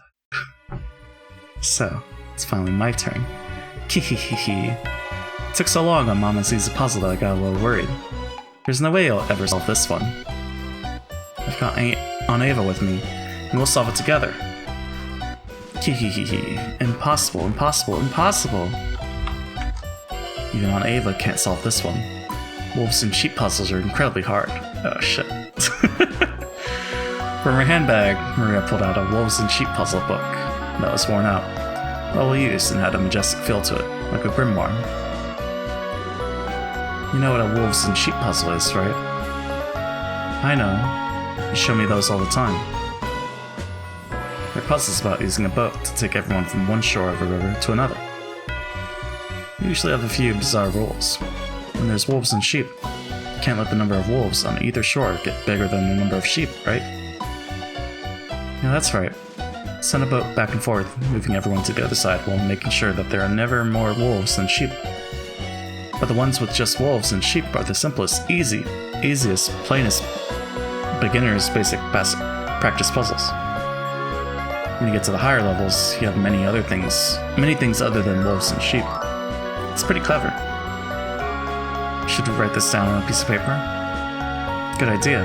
That'll definitely make it easier for you to sort out your thoughts. Good morning, JP. Pulling an all-nighter. I started in the middle of the night, but we're good. But also, hey Supa, how's it going? Sigh. It sounds like this puzzle will be a handful. There's no way you're getting my med, Angie. Kihihihihi. I won't lose. I'm not gonna lose.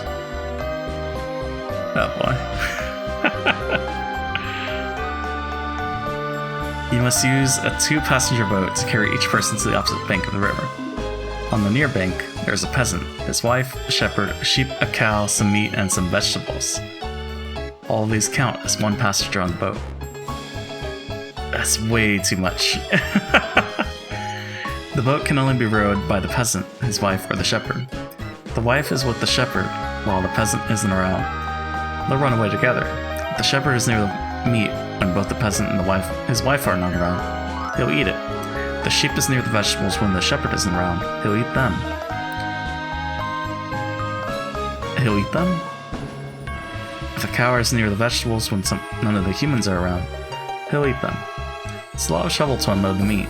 So once it's been unloaded once, it can't be unloaded again. The vegetables are easily bruised, so they can only ride the boat once. You achieve the objective in the smallest number of steps. How many steps?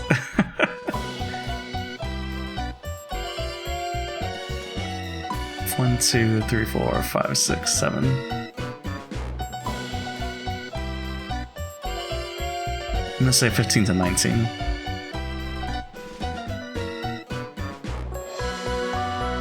Let's go with C, but let's ask.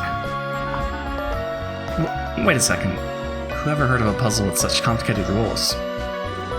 Did you only know about the ones with wolves and sheep? It's got lots of complicated puzzles that you've got to deal with in different ways. See? You don't get it either, right, Angie? Hehehehe. How's the game so far? It's the prologue, right?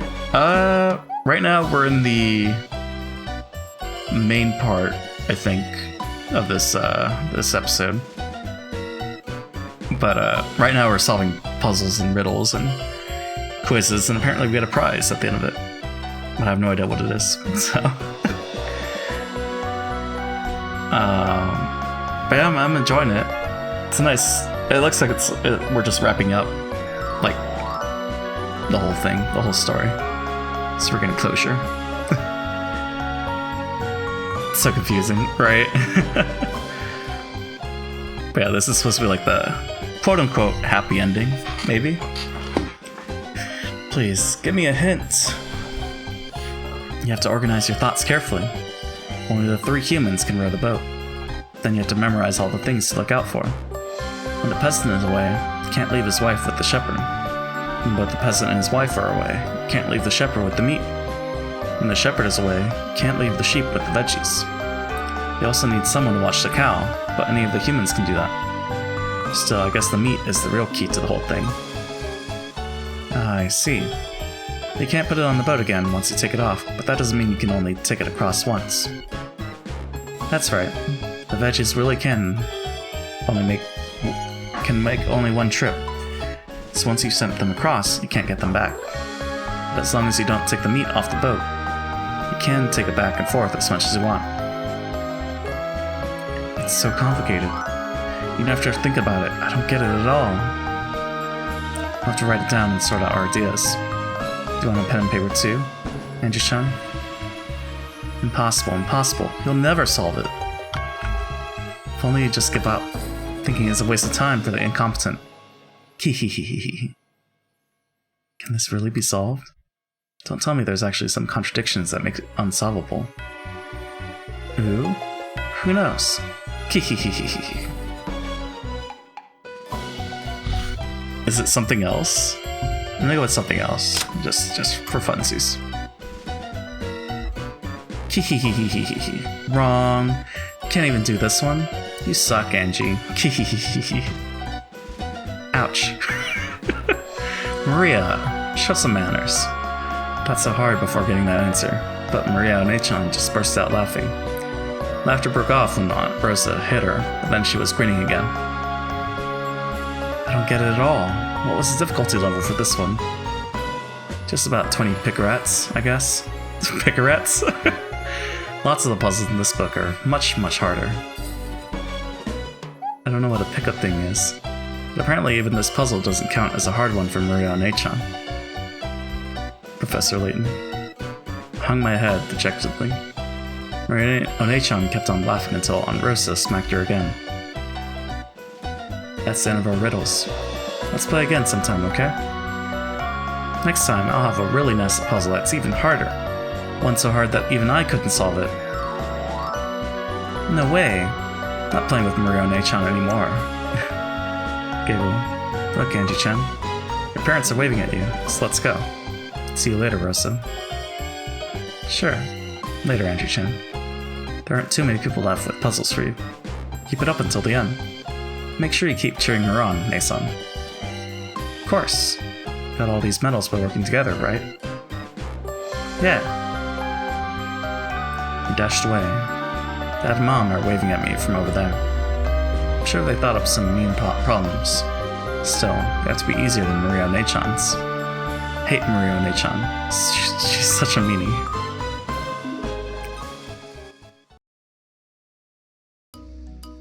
Listen, we could bust out the notepad and go back and forth and do all that, but let's just move on. How's it going, Angie? Did you get a ton of medals? I wonder how many it is now. Me too. Let's count them later, okay? It seems you've been given quite a few puzzles already. Yeah. Once I get your puzzles, I think only the cousins are left. Is that so, huh? Alright. Time to take a shot at Mom and Dad's puzzles. I'll warn you, they're gonna be hard. Everyone says the same thing, but we just keep on solving them. Yeah, we'll get those medals together. Giggle. That's the spirit. Okay, guess I'll go first. But I guess the thing is, if you get the medals, then you get the special scene. Damn. That's fine. Well, we'll come back to this. There were 3 girls. Miyoko, I'm the oldest. Satoko. Rika isn't the oldest. Rika, Miyoko's a liar. Nipa. Only the oldest of the 3 girls is speaking the truth. So, who is the oldest? Miyoko's a liar.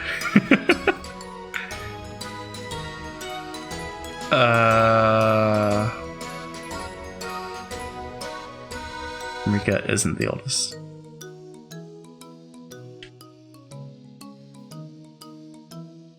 I'm gonna say Satoko's telling the truth.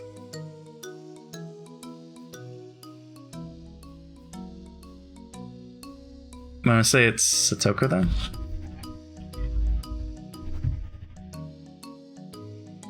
Only the oldest is speaking the truth. So who's the oldest? I'm gonna say Satoko. Ah, it's a classic liar puzzle.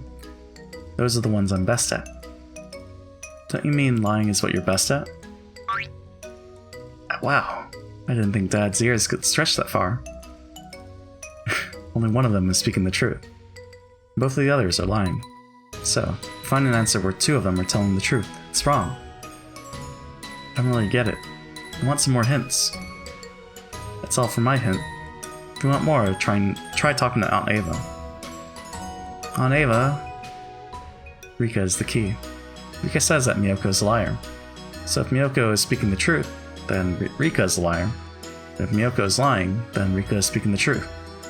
In other words, since that pair contradicts each other, we know that one of them is lying and one is telling the truth. That's Ava Nason for you. Exactly. In liar games like this one, when you see a pair that contradicts each other, you know that one of them must be telling the truth. Neither of them is Satoko, so she's already confirmed as a liar. Giggle. Looks like the answer's already popped up. So it's not Satoko?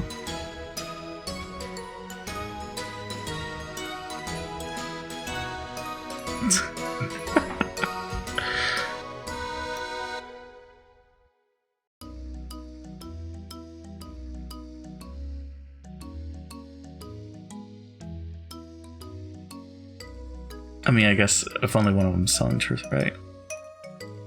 I guess Rika. So let's go see. Rika! That's right. Nice job, Angie-chan. Hard to imagine such a smart girl being related to that dolt of a father. Yeah, sorry for being a dolt. Nice going, Angie. Did you think of all the combinations? Yeah. Miyoko is the oldest, then what Satoko says is true. Only the oldest person is supposed to tell the truth, so it doesn't make sense. That's right. And what if Satoko is the oldest? If she is, then Rika would be telling the truth when she says Miyoko is a liar, which doesn't work. So Rika has to be the oldest. Good job. Here's my medal for you. Congrats. Thank you, Mom. I got a medal! Rudolph is up next. I wonder what sort of puzzle he has for us. Well, guess I'll do a liar puzzle too. Let's crank it up a notch this time. This time, Miyoko, Satoko, and Rika are all wearing masks. None of them know who is who. We'll have them write on paper so no one can recognize the voices of the others. Girl on the right. The girl in the middle is Miyoko. Girl in the middle. Girl on the left is Miyoko. Girl on the left. The girl on the right is Satoko. Of these three, Miyoko is speaking the truth. However, Satoko and Rika aren't necessarily lying. So who are the three girls from left to right?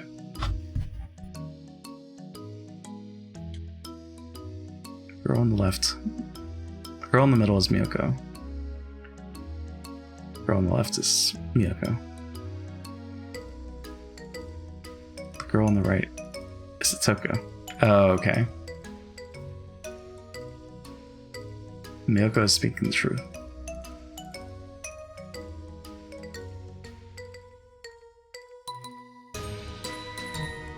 Satoko and Rika aren't necessarily lying. So who are the girls from left to right?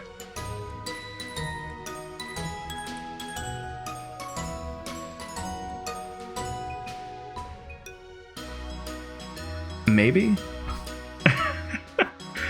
Actually, wait, we can get the hint, right? They're all wearing masks, and except for Miyoko, we can't tell if they're lying or telling the truth. This one's hard. No, it isn't. I've already figured it out. This is even easier than the one your mom gave a second ago. Why? You can't trust the two who aren't Miyoko. So you first need to figure out who Miyoko is. Miyoko doesn't lie, right? Yeah, Miyoko doesn't lie. So, start off by figuring out who Miyoko is, then read through the puzzle again. I'm sure you'll see it at once. Just think about who Miyoko is. Okay, I've got it. You really do whatever Ava Nason tells you. Yeah, Aunt Ava is nice and smart, and I like her. So I do what she tells me. Next time we try to feed Angie eggplant and bell peppers, we'll need to ask her to lend a hand. Giggle, giggle.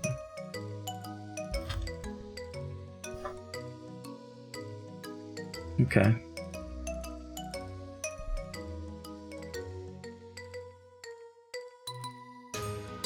Girl in the middle is Miyoko.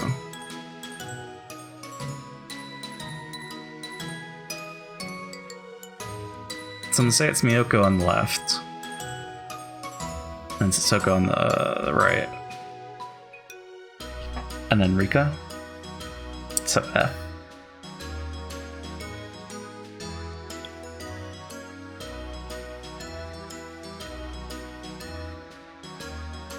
Because why would Miyoko say the girl on the left is Miyoko? And why would she say the girl in the middle is Miyoko? So yeah, okay. Miyoko, Satoko, Rika. F. Too bad. That's wrong. Damn it. Huh? I got it wrong? I got it wrong? Later on, try thinking it over with Aunt Ava. I'm sure you'll figure it out soon. Think about it. Miyoko speaks the truth, right?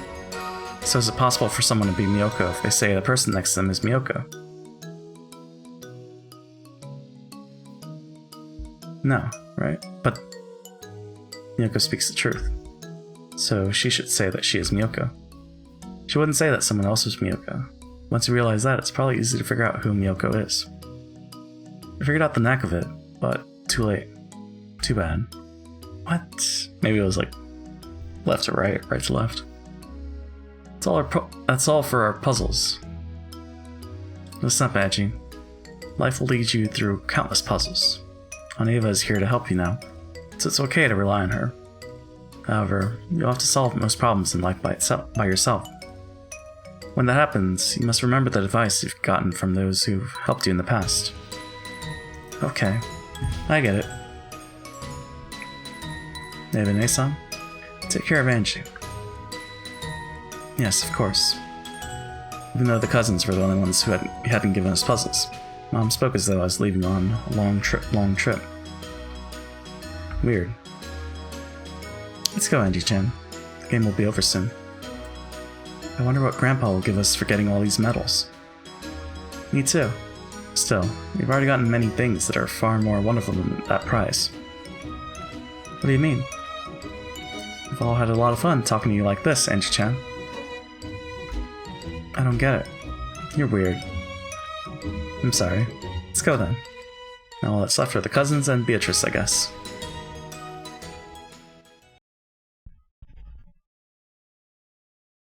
So 4 more? No. 1, 2, 3, 4. Yeah, 4. Come to think of it, we've already gone through a ton of puzzles. Yeah.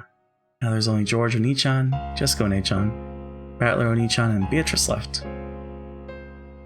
Oh, they're finally here. We could hardly wait. Thought you might have forgotten about us.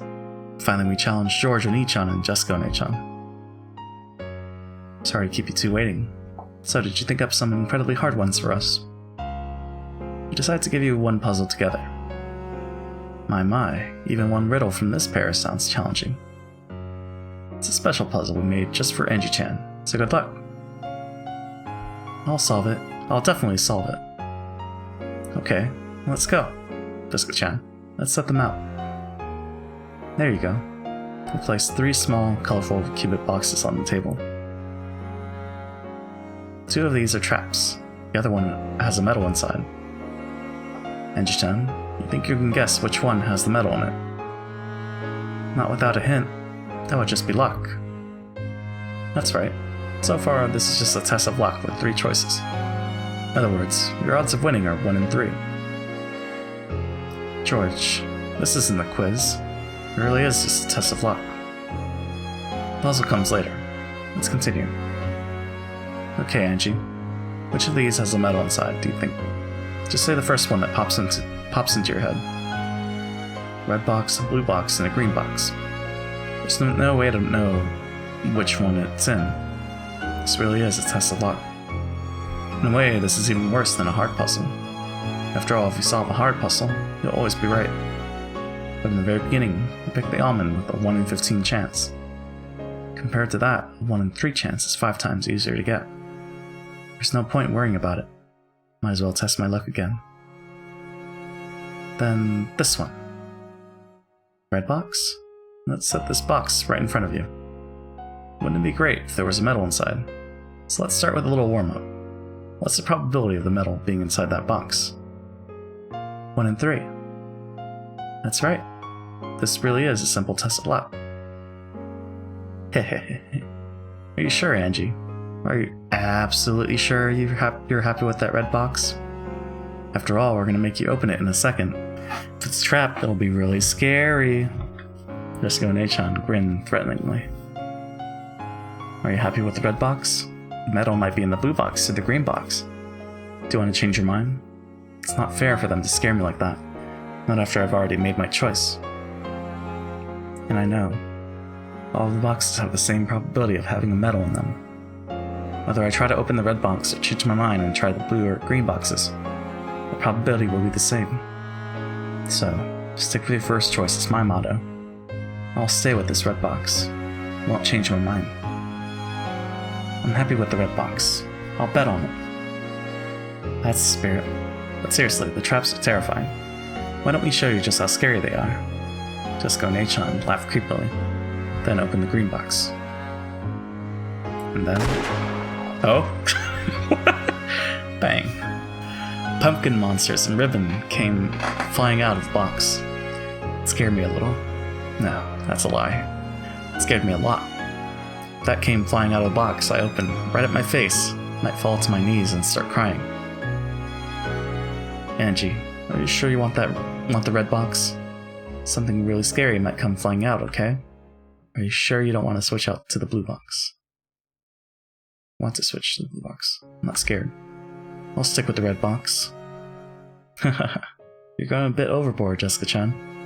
So one of the boxes is now gone. There's only 2 left. This is where the puzzle starts, Angie-chan. You mean, which box is the medal in? We have the red box that's been sitting in front of you the whole time, and the blue box here in front of me. Which has a higher probability of having a medal inside it. That's the puzzle. Oh. I mean, they're both the same, right? There are 3 boxes, red one, blue one, and green one. One of the boxes has a medal inside. The other 2 have terrifying traps inside. I picked the red box, then Jessica spoke. Are you sure you want that one? Trap boxes are really terrifying. I'll open one and show you. She opened the green box, showing me that it was a trap box. Only the red box and the blue box were left. Do you want me to open the red box, or do you want to switch? Switch box has a higher probability of holding metal. The red box or the blue box? Let's ask. Even though we don't know what's inside, there are 2 boxes, so there's a 50-50 chance of the metal being either. They're both the same, aren't they? I thought that too. Still, that would make the answer too obvious, wouldn't it? I wonder if there's some trick here. Or that itself might be the trick, and the obvious answer could be the right one. It might be one of those classic puzzles that trips you up by making you think too hard and suspiciously. I have 2 questions for you two. Is that okay? Go ahead. Who do these 3 boxes belong to? You, Jessica-chan? Well, yeah. In other words, you know which colors are traps, right? Yeah, of course. Thanks. Now for my second question. A second ago, you opened one of the boxes to show us how scary the traps were.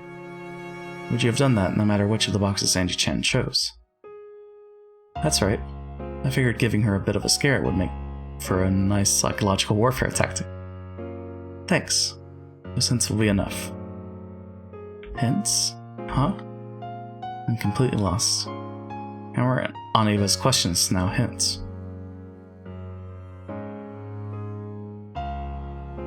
I mean... makes me think that they keep pushing the blue box, right?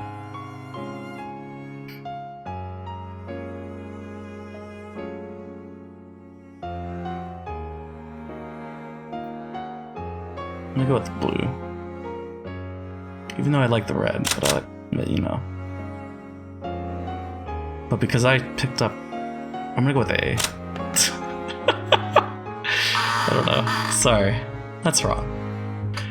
What? Why? Started with 3 boxes, and they set the red box in front of me. The odds of there being a medal inside were obviously 1 in 3. At the same time, the odds for the blue box were 1 in 3, as were the odds for the green box. Jessica and Nachon opened the green box, so there were then only 2 boxes left, and the odds became 50-50. So, why was I wrong? It was you, George, wasn't it? You thought this puzzle out. Did the Monty Hall problem even exist in 1986? Nope, not until 1990. It's a puzzle that already exists in Angie-chan's world, so I thought it'd be okay to use it. George Nissan ran me through the answer, but I was totally lost. Anyway, I don't get the details, but in this case, the odds of the blue box having the medal are about twice the odds of the red box having it. What? Twice the odds?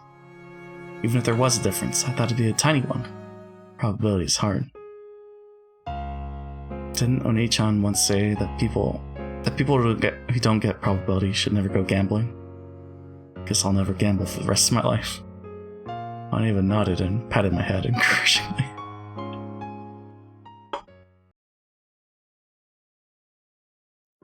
Angie-chan, could you come over here for a second? What is it, George Oni-chan? George Oni-chan and Jessica Oni-chan were calling to me from the window. Aunt Ava was talking with Mom and the others, and since it looked like they'd be a while, I went over to George Oni-chan and Jessica Oni-chan. What? Looks like the quiz tournament is almost over. Yeah, there's only Battler Oni-chan and Beatrice left. Starting to get sleepy. It's probably because of that adult drink I swiped from Dad. I felt floaty ever since I drank that. That floaty feeling keeps getting stronger. I've been feeling sleepy for a while now. Gave a huge yawn. Sleepy? Yeah, if I had a sofa, I'd probably fall asleep. I see. I guess it's almost time for this party to end. Party will end if I fall asleep. But I just wanted to take a nap while everyone else kept having fun. Was our puzzle just now a hard one? Yeah, I still don't really get it. And I'm sleepy. It's called posterior probability. That's what we call it when the probability of something changes because we learn or fail to learn some piece of information. Did Jordan Ichan call me all the way over here to lecture me on math? For some reason I feel even sleepier now. So, if we have one almond and 10 slices of cake, our chances of getting it are 10%. What if we learn that those 10 pieces were chosen at random from 100 pieces? I think the probability went from 1 in 10 to 1 in 100, right? Absolutely nothing has changed about your slice of cake. Depending on whether you know or don't know a certain fact, the probability of your slice being a winner changes. Doesn't that sound strange? It sounds hard, so I don't want to think about it. Angie, please, just listen until the end. Miss Kone-chan's voice grew a bit stern. As young as I was, I couldn't understand what all this was supposed to mean to me. There's only one thing I want to tell you, so please, don't forget this. What? In the future, various bits of information will affect the slice of cake in your hands. By learning about those, the insides of your slice might change. Sometimes they'll change into things you want. Most likely, almost all the changes will be bad ones. Truth is always right there in your hands, Angie. Don't you think it's stupid to let it change around just because you hear other people talking? Just because they think the truth should be one thing or another? Truth inside of you has been in your hands since the beginning. The nature of that truth is actually something you decide for yourself. You change it yourself depending on what you hear and what you refuse to listen to. You probably don't get what we're saying, but you have to understand. Even if you can't understand when you're 6 years old, I'm sure you will once 12 years have passed. With various expressions on their faces, they grasped my shoulders as they spoke. I don't know what they're trying to tell me. The truth that lies in your hands is not unchangeable. You'll be interfered with in many ways that'll make it change. So if the truth in your hands is really important to you, you need to protect it yourself. Don't forget it.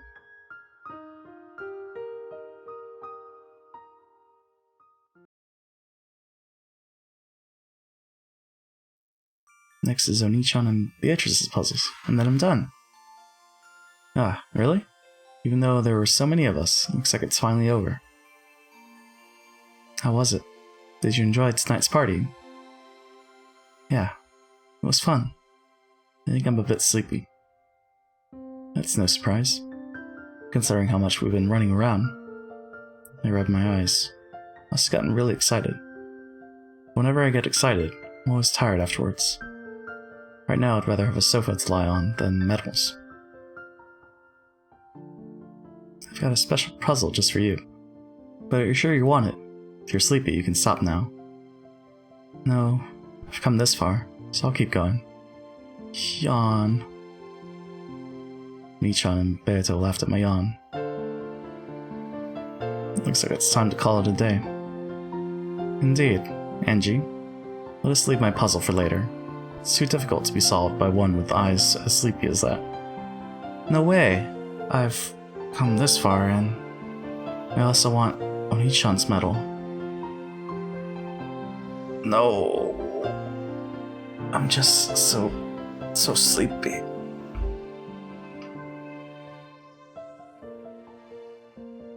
Angie drifted over to a chair in the corner of the room and plopped down onto it. Then she closed her eyes and sat there like a doll.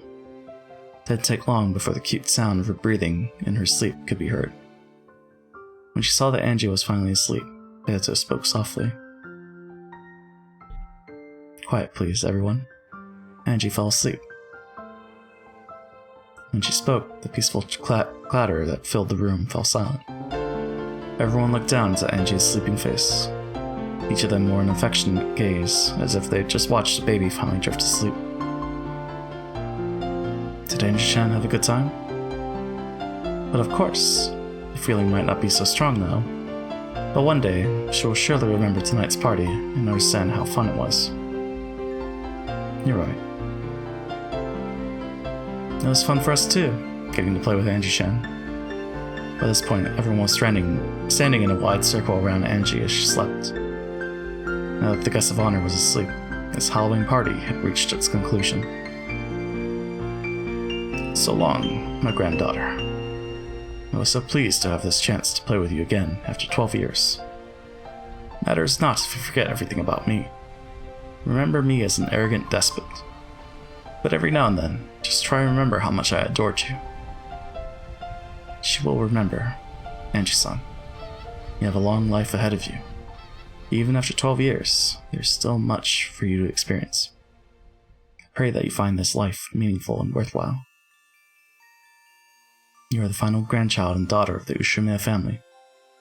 All of us pray for your happiness. Angie-chan, stay well. Happiness isn't something you find, it's something you make. In fact, memories work the same way. True. There are some things that we only truly understand when we think back on them years later. Make sure you remember my pretty face every now and then. Just having you remember us is the greatest memorial service we could ever have. Oh, come on. It's not like we're dying. We're just going to the inside of the cat box, the other side of the curtain. That's right. It's not even a curtain. It's just like we are now. Angie-chan's there, sleeping away. The rest of us are right by her side, watching over her. We'll always be with her. All of them still wore warm smiles, but the sound of sniffling came from several places throughout the room. This party wasn't only for the girl who wasn't able to be here this day. It was also for all those people who weren't able to meet her here, who never had the chance to say goodbye. Angie, live life strongly. Our blood flows through your veins. That'll definitely bring you strength. Eva-ne-san, take care of our daughter. She's not honest with herself, and she'll often be selfish and short-tempered. She might be a pain all the time, but I'll make sure she finds happiness. As long as she wants it herself. Angie-sama, it's okay if you forget my face. But please, at least remember the taste of my cooking. Ho ho ho ho. And I won't ask you to remember old Kumo-sama, but please, at least remember the taste of mako juice. Someone said, "When'd you feed her that?" And everyone laughed wryly. Her face looks so cute, sleeping there like that. She looks like an angel, just like her name. She's not an angel, she's a witch. Angie's the final witch, Angie Beatrice. I wonder if that magic will bring her happiness. Will she become a white witch or a black witch? That's for Angie to choose. I've shown her both sides. I'm sure a painful life lies ahead of you. Head for you. You'll probably believe that you're all alone in this world. But we will always be there, right behind you, cheering you on. Don't forget that. Angie, don't forget. Yourself, your happiness, your fate. These are all things you create for yourself. Only you can choose them. No one else can give you them, and no one else can hide them from you. Don't forget that. I'm sure your message reached her. I hope so. I'm certain the tale of the two of us will help Angie-sama understand. Yeah. Don't you have anything to tell her, George-sama? I've already said all I wanted with that box puzzle. That puzzle teach her something? I don't know, but I do know that she's wise. I'm sure she'll learn something from it. Angie-sama, pray that you're guided along the right path as you move towards the future. One by one, they stepped forward and said words of farewell to Angie. Then finally, Battler and Beato walked forward. Angie, were you able to remember everyone? At least a little bit. Of course, Angie didn't answer in her sleep. The Battler continued. It's true that the Ushiromiyas are a strange family. We're super rich, and that's given rise to all sorts of rumors and stories. However, that's all speculation made by people outside the island. No one will blame you for forgetting these kind memories, young as you were. But even so, you must remember. It's not a sin to forget, but to not remember again is a sin. All of us. We're really happy to have you at this party. Right, everyone? Everyone nodded at Battler's words. Everyone knew about the merciless and lonely life that awaited her. It was no longer possible for them to heal those wounds. There was one thing they could do.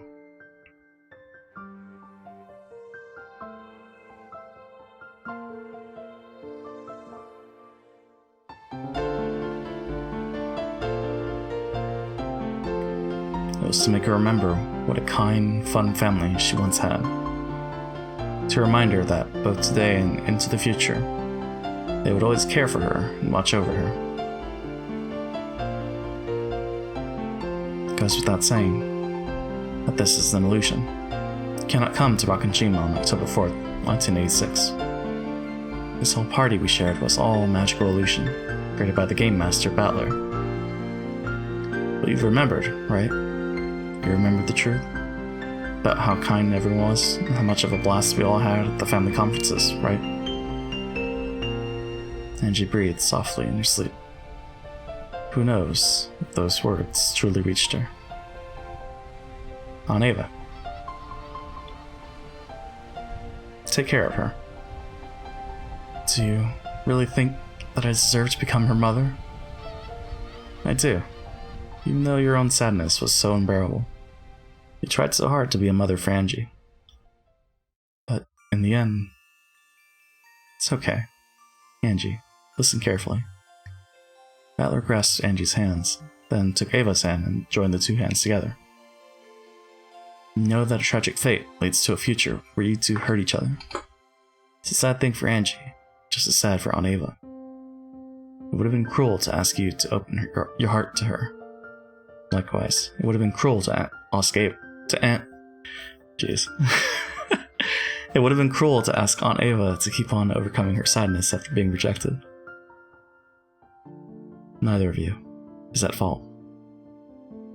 Even so, we have no right to tell you to forgive her. So, we won't. Just try and understand. It doesn't matter how long it takes, how far into the future it happens. Just try and understand Aunt Ava. Every once in a while, remember us. I concur.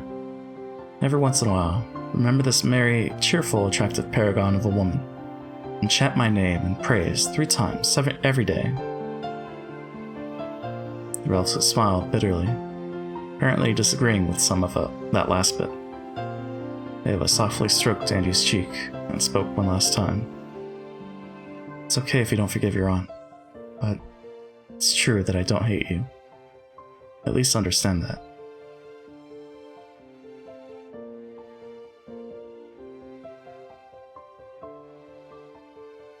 Ava wiped her eyes and slowly stood up. Hideyoshi held her shoulder and Rudolph and Kirie gathered around her too. Angie-san, would you mind carrying Angie to somewhere she can lie down? As you wish. Shall I take her to the guest house? It'd be a little too sad to leave her there all alone. You're right. Could you carry her to her sofa in the parlor? That way, she'll be able to come back if she wakes up and feels like joining in again. Genji gently lifted Angie up and carried her towards the parlor. Everyone continued to watch over her as she left.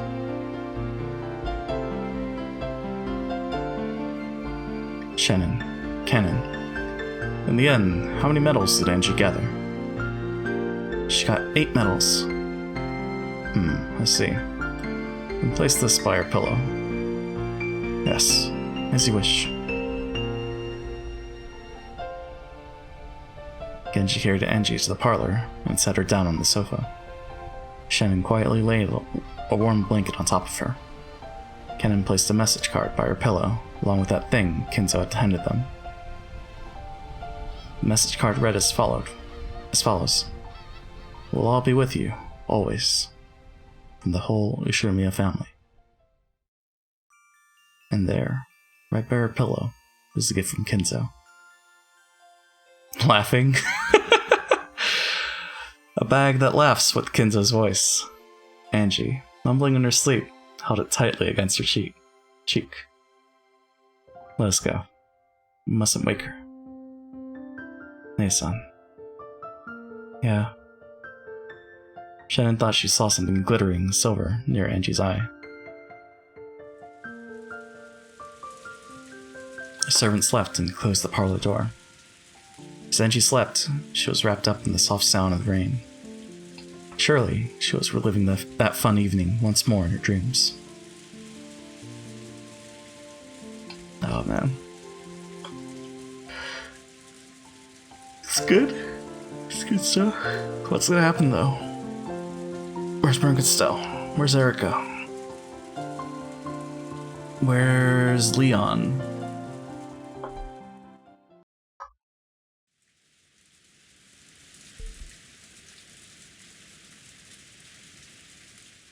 She gonna wake up? Or no? Okay.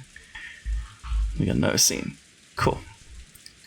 But I'm gonna go to sleep. So we'll stop for there for now. Yeah, about 5 hours. It's not bad. Well, we're gonna go raid Brothers, who I believe is playing Golden Sun 2. So go check them out. And then, yeah. Wait, whoops. Wrong link. Oops. Come on, Twitch. Yeah, that'll be a stream. It's fun. I'm very curious, like, how this is gonna wrap up. Like, I guess the message that they're going for is just remember your family, don't remember the bad stuff. Or not the bad stuff, but the stuff that gets tainted. That, I don't know. Don't get gaslit, basically. I don't know. Remember the good times. But yeah. That'll do it for me.